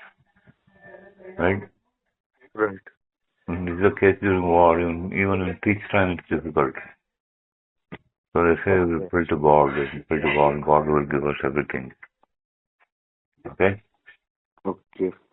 So the people feed these Bairagi sadhus, they go from door to door collecting alms, selling some rice, some wheat. That will feed them, and their duty is to pray to God, right? Right. So in society, such people are important because, see, everyone is going about his daily tasks, right? Right. And there's so much friction. So there need to be a section of society which, which prays to God. So that's why they feed them. Okay, you're holy, you're good, you're nice, and you're an inspiration like that. Bairagi sadhus. Vairag, in Kannada they say Vairagya. Vairagya means renunciation, renouncing the world. Okay. Okay, sadhus means like holy men. Okay. So, Jijabai, what can their business be? Attendant, perhaps they have come to beg from you. They must have heard of your charity. They are poor men in rags. Their heads are shaven and their arms and faces are painted grey with ashes. So where do they stay? They stay in places like cemeteries, the dead bodies of them, right? Okay. Okay. So they smear their face with ashes, and they're supposed to worship Lord Shiva, right? Right. Lord Shiva lives in the cemetery, smears himself with ashes, and things like that. So they also follow the Lord. Okay. Okay. So the poor men in rags, right? Just such Lord Shiva dressed in animal skins. They also wear rags. Rags are torn clothes, right? Right. And their heads are shaven and their arms and faces are painted grey with ashes, right? Right. Okay. Next. Yeah, by they are holy men, and they have come from far off place. I cannot say no to them. I need their blessings. Let them come in. Okay. So in such situations, your blessings are important, okay? Okay. Mm. The attendant goes 3 times again and goes out. Soyabai and Sambhaji's foster mother move up nearest to the throne. Sachiv, may I leave now? Rani Saheba, my secretary must be waiting for me. Jijabai, please stay away. These holy men have. A while means for some time. Okay. Mm. Uh, so, Jijabai, the holy men have come from the north. Perhaps they have news for us about the Raja. My heart beats. So she's sensing that, something is going on. Because there's a news overcome, right? I'm getting right. Right. Okay. Mm. The attendant enters and 3 sadhus who seem to be poor, humble men dressed in rags. 2 of them are tall and the third is a small man who does not look up. Ramdas, rising and joining the palms of his hands, welcome holy man. First sadhu, God bless you, holy Guru. Second sadhu, God bless this house. The third sadhu joins the palms of his hands in greeting but says nothing. He keeps his eyes fixed on the ground. Jijabai to the third sadhu, have you no words to bless us with, holy man? Why don't you say something? First sadhu, he has taken a vow of silence, noble lady. Jijabai, I see things. First So sadhu, what is this vow of silence? It's in Christianity. There's there are monks, priests who are called Trappist monks. They don't Okay. say anything. They have taken a vow of silence. They never speak. Because you see, talk causes not only happiness, it also causes it has a lot of effect, right? Okay. So Right. silence is golden, right? Right. So it's taken a vow of silence, nobody. Okay, for some time it's taken a vow of silence. Okay? Okay. So there are many ascetic practices among the sadhus. They fast, they sleep on the ground, on the ground, and they don't eat and they don't sleep and they pray to God like that. And even being silent. Okay. Many ascetic practices. Okay, anyway. Okay. It's taken a vow of silence, noble lady. Hereby I see things. Okay, next first sadhu.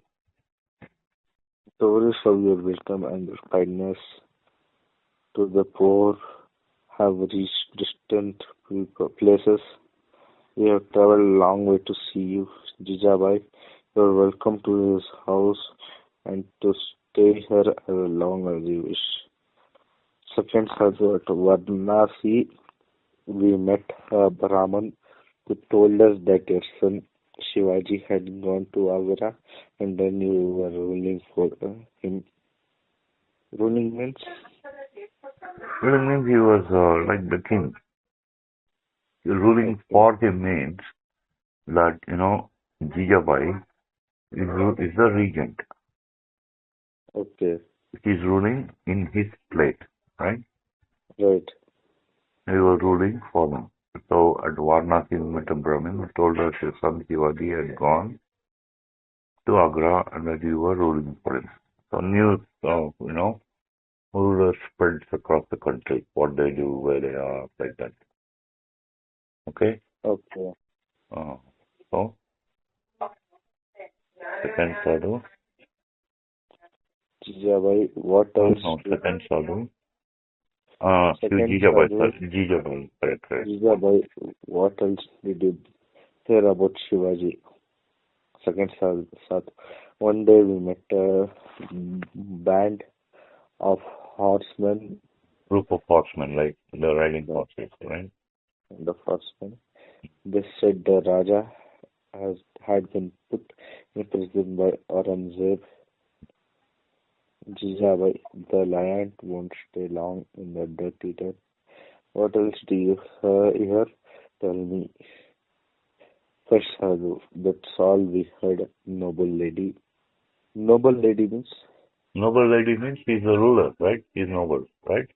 Right. Oh no, noble lady, yes. We wish we knew more, but we don't. We were men of peace and spend most of our time in temples and lonely places. So it's what they say, temples and lonely places, away from crowd, right? Yes. Mm. Next. Yes. Jijabai. True holy men have nothing to do with war and fighting. Come, give me your blessings. I need them badly. I am dying to see my son. The first and second sadhus bless her. The third does nothing. Jijabhai to the third sadhu. If you don't want to bless me, you may curse me and I will die cheerfully. But I can't live without my son. He falls at her feet. She passed her hand gently over his face, utters a cry and does his That head. means, cries out. Like that. Okay. And draws his head to her breast. Mm. So who is this third sadhu, do you think? Yes? See, the third sadhu falls at her feet. Okay. She passes her hand gently over his face.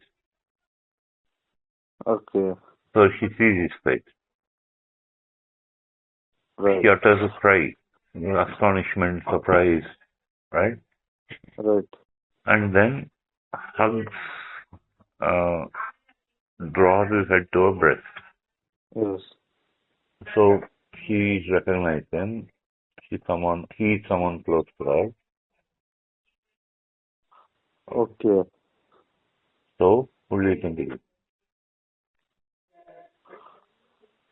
He can be her son. Yes, it's come, right? Okay. Okay. It's my son. It's my son. My son has come back to me. Shivaji has come back. The Lord of Maharashtra has come back. The lion has come back from the fox den. All long live Shivaji.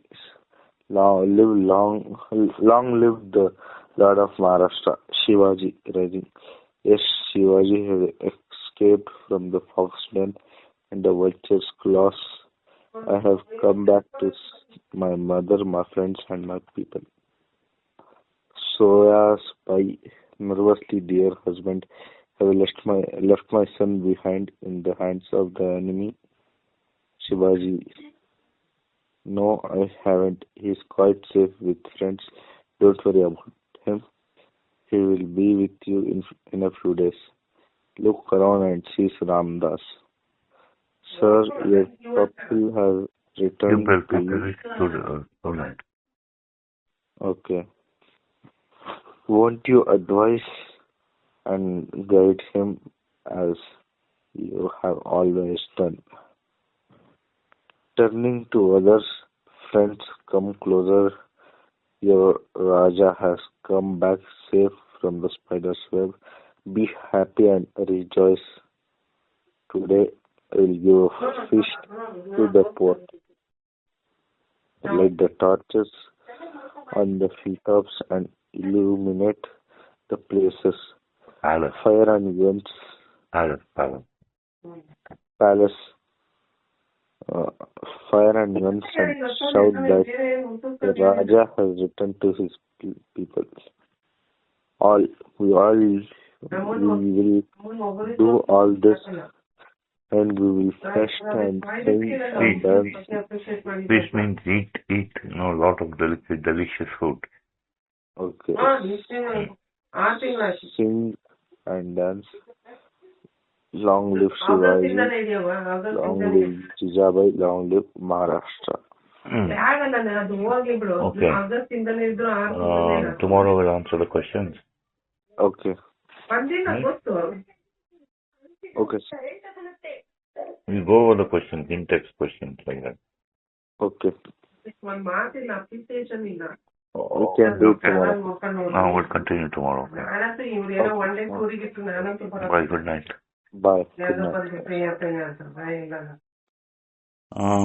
1 minute.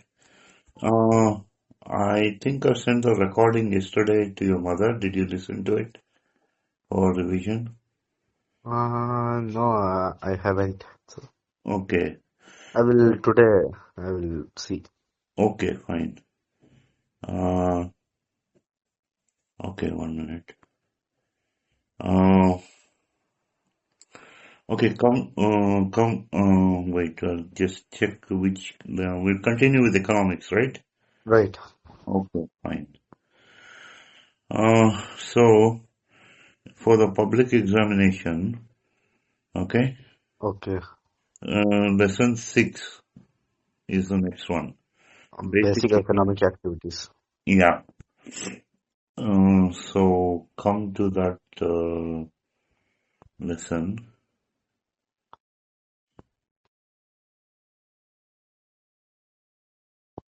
Okay.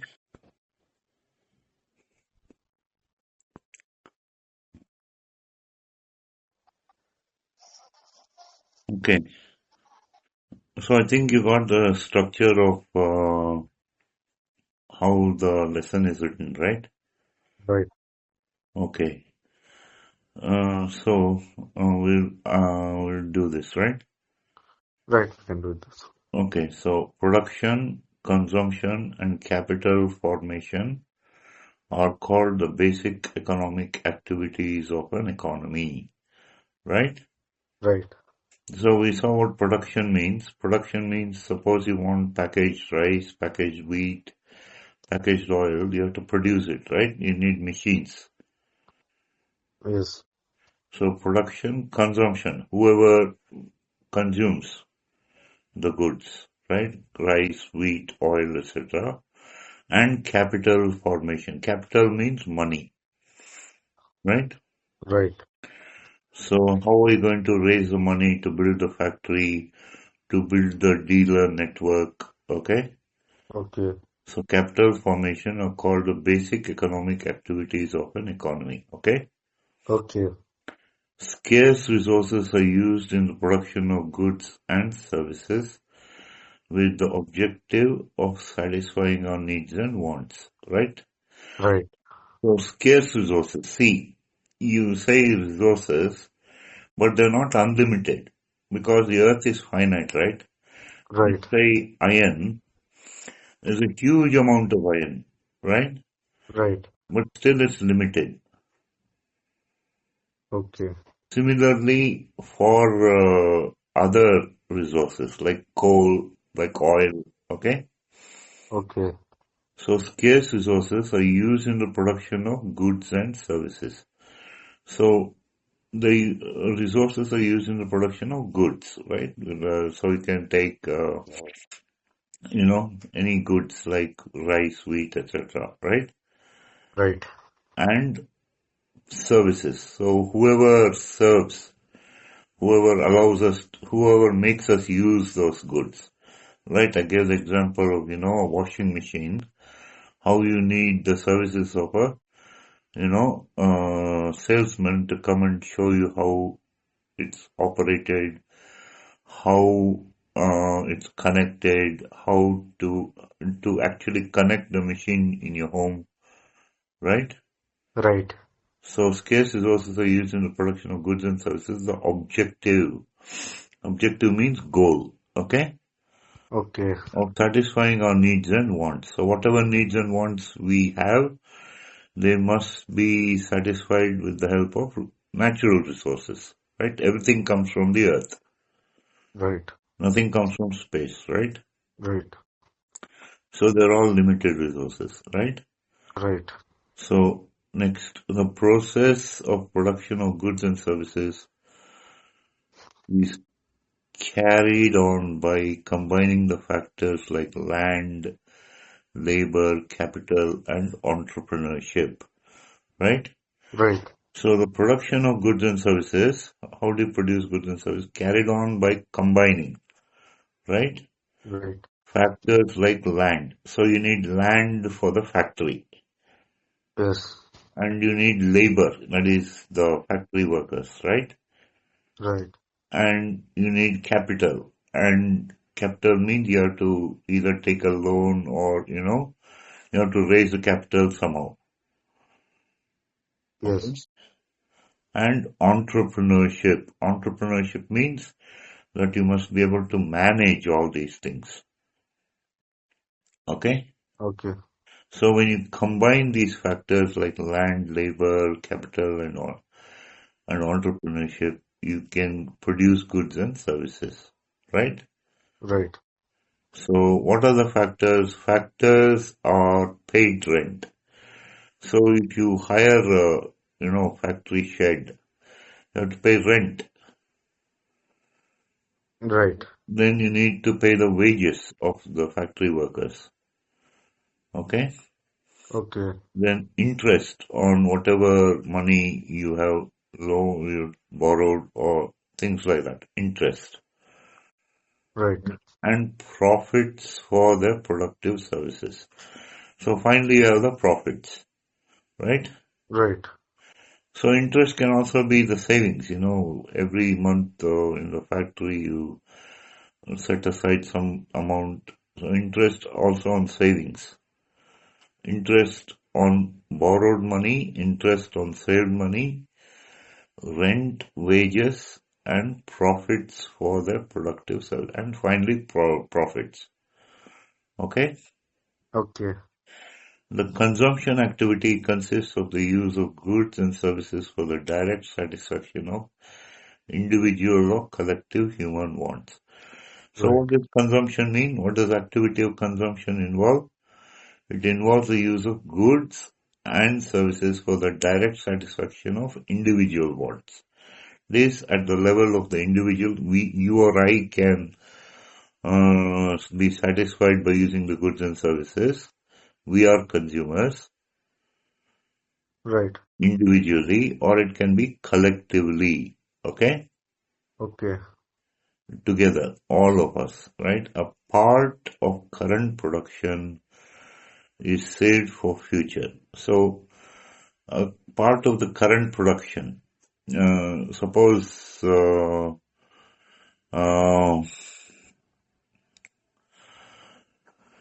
suppose you have a factory producing cars, right? Right.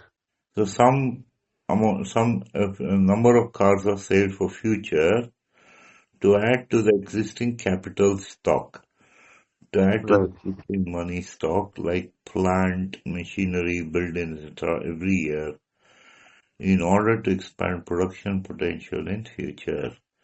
Right? So part of the current production. It can also be the profits. Yes. So it's saved for future to add to existing capital stocks. Existing Right. money, okay? Okay. Like, so you can, what do you say, enlarge the plant, make it bigger. You can get better machinery, bigger machinery, buildings, you can build more buildings. So for all this, current production is saved for future. Right. And you do that every year in order to expand production potential in future. So production has to be increased, right? Right. So whatever is produced is disposed of either for consumption or for capital formation or both. So whatever is produced. So suppose you have, cars being produced, okay? Okay. It is disposed for two things. Either for consumption. It is sold in the market. Cars are sold in the market. Right. Okay? Okay. And the money earned is saved for future capital formation. Right. Or both. Right? Right. Okay, objectives. After completing this lesson, you'll be able to understand production and its goals. Right. So what do we mean by production? What are the goals of production? Know the factors of production and factor incomes.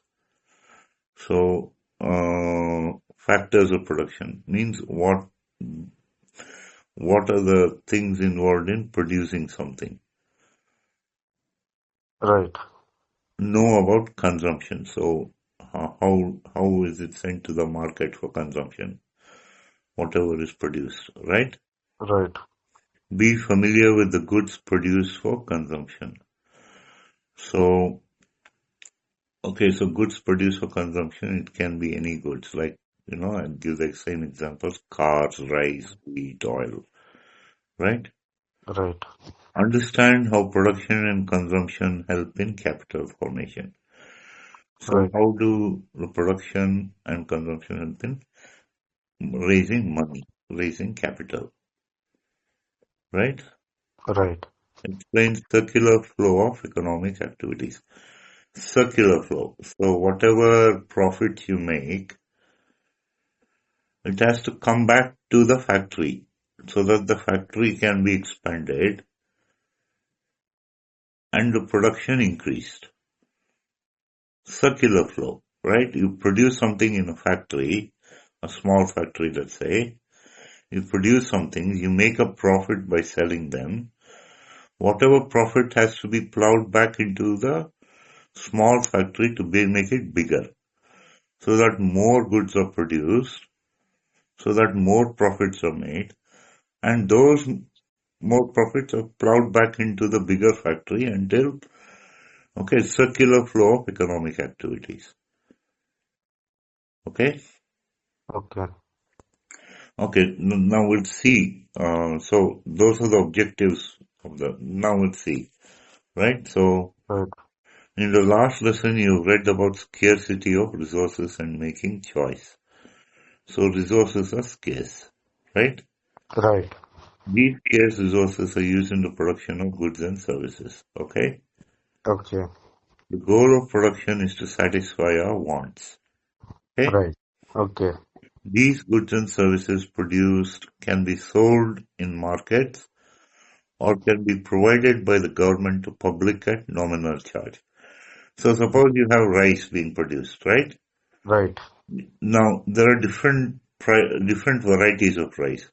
You have 57 rupee per kg rice, you have 85, you have basmati rice, 150 rupees per kg. Right. So whatever goods can be sold in the market, or if you have a lower price, like 25 rupees per kg, Right. that rice is provided by the government to public at nominal charge. Yes. Okay. Okay. Okay. Therefore, production is defined as creation of utility. So producing some goods means, how do you define creation of utility? Utility means use. Yes. Okay. Production activities involve making goods and services. Okay. Okay. People who make and sell these goods and services are known as producers, right? Right. So factory owners are producers. They make goods and, okay, they also provide services. Okay. Okay. The producers combine the factors like land, labor, capital, and entrepreneurship, okay, Okay. along with raw materials. Raw materials means, suppose you're producing cars, raw material is iron, Right. steel, okay, Okay. and also plastic for some parts of the car. Okay, Okay. so many raw materials in order to transform them into various goods and services, right? Various goods, not only cars, can be anything. Right. Land, labor, capital, and entrepreneurship are called the factors of production. Right. Okay? So that's highlighted, so you must remember that. That will come.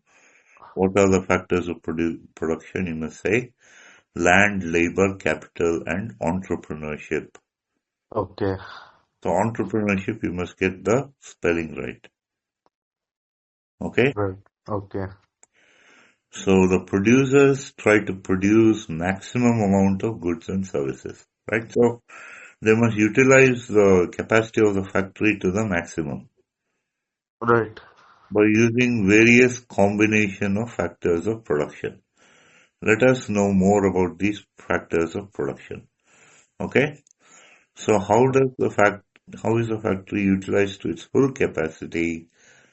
So we must know about the factors of production, right? Right. So the first factor of production is land. Right. Land is a gift of nature, right? Right. So it means land includes plain region, mountains and plateau regions. Plateau means it rises to a certain height, then becomes plain. Right. So it includes plain region. Plain means it's flat, mountainous regions and plateau regions. Those are the, things about land. Okay. Okay. Plain region is useful for agriculture. So if you have a large amount of flat land, you can plow it, you can irrigate it, you can harvest the crops. So it's useful for agriculture Right. and industrial activity. So you can build factories on flat land, on plain land, right? Right. Mountains ensure flow of rivers into the plain region. So how do rivers flow? They flow from the mountains to the plains Okay. and provide facilities for tourism. So mountains means it's very cool up, in the mountains. So Okay. tourists go there during the summer. Right. Okay. Plateau region possesses reserves of minerals. So, you heard of the Deccan Plateau, right? Right. So these plateau regions, they have reserves of minerals, like, so many, like minerals like, copper, iron, like that. Okay. Fossil fuels, that is oil, coal, natural gas, fossil fuels, Right. and forests, right? Right. Production of food, grains, vegetables, fruits, etc. require agricultural land in the plain region. Right, so see, production of food grains, wheat, rice, like that.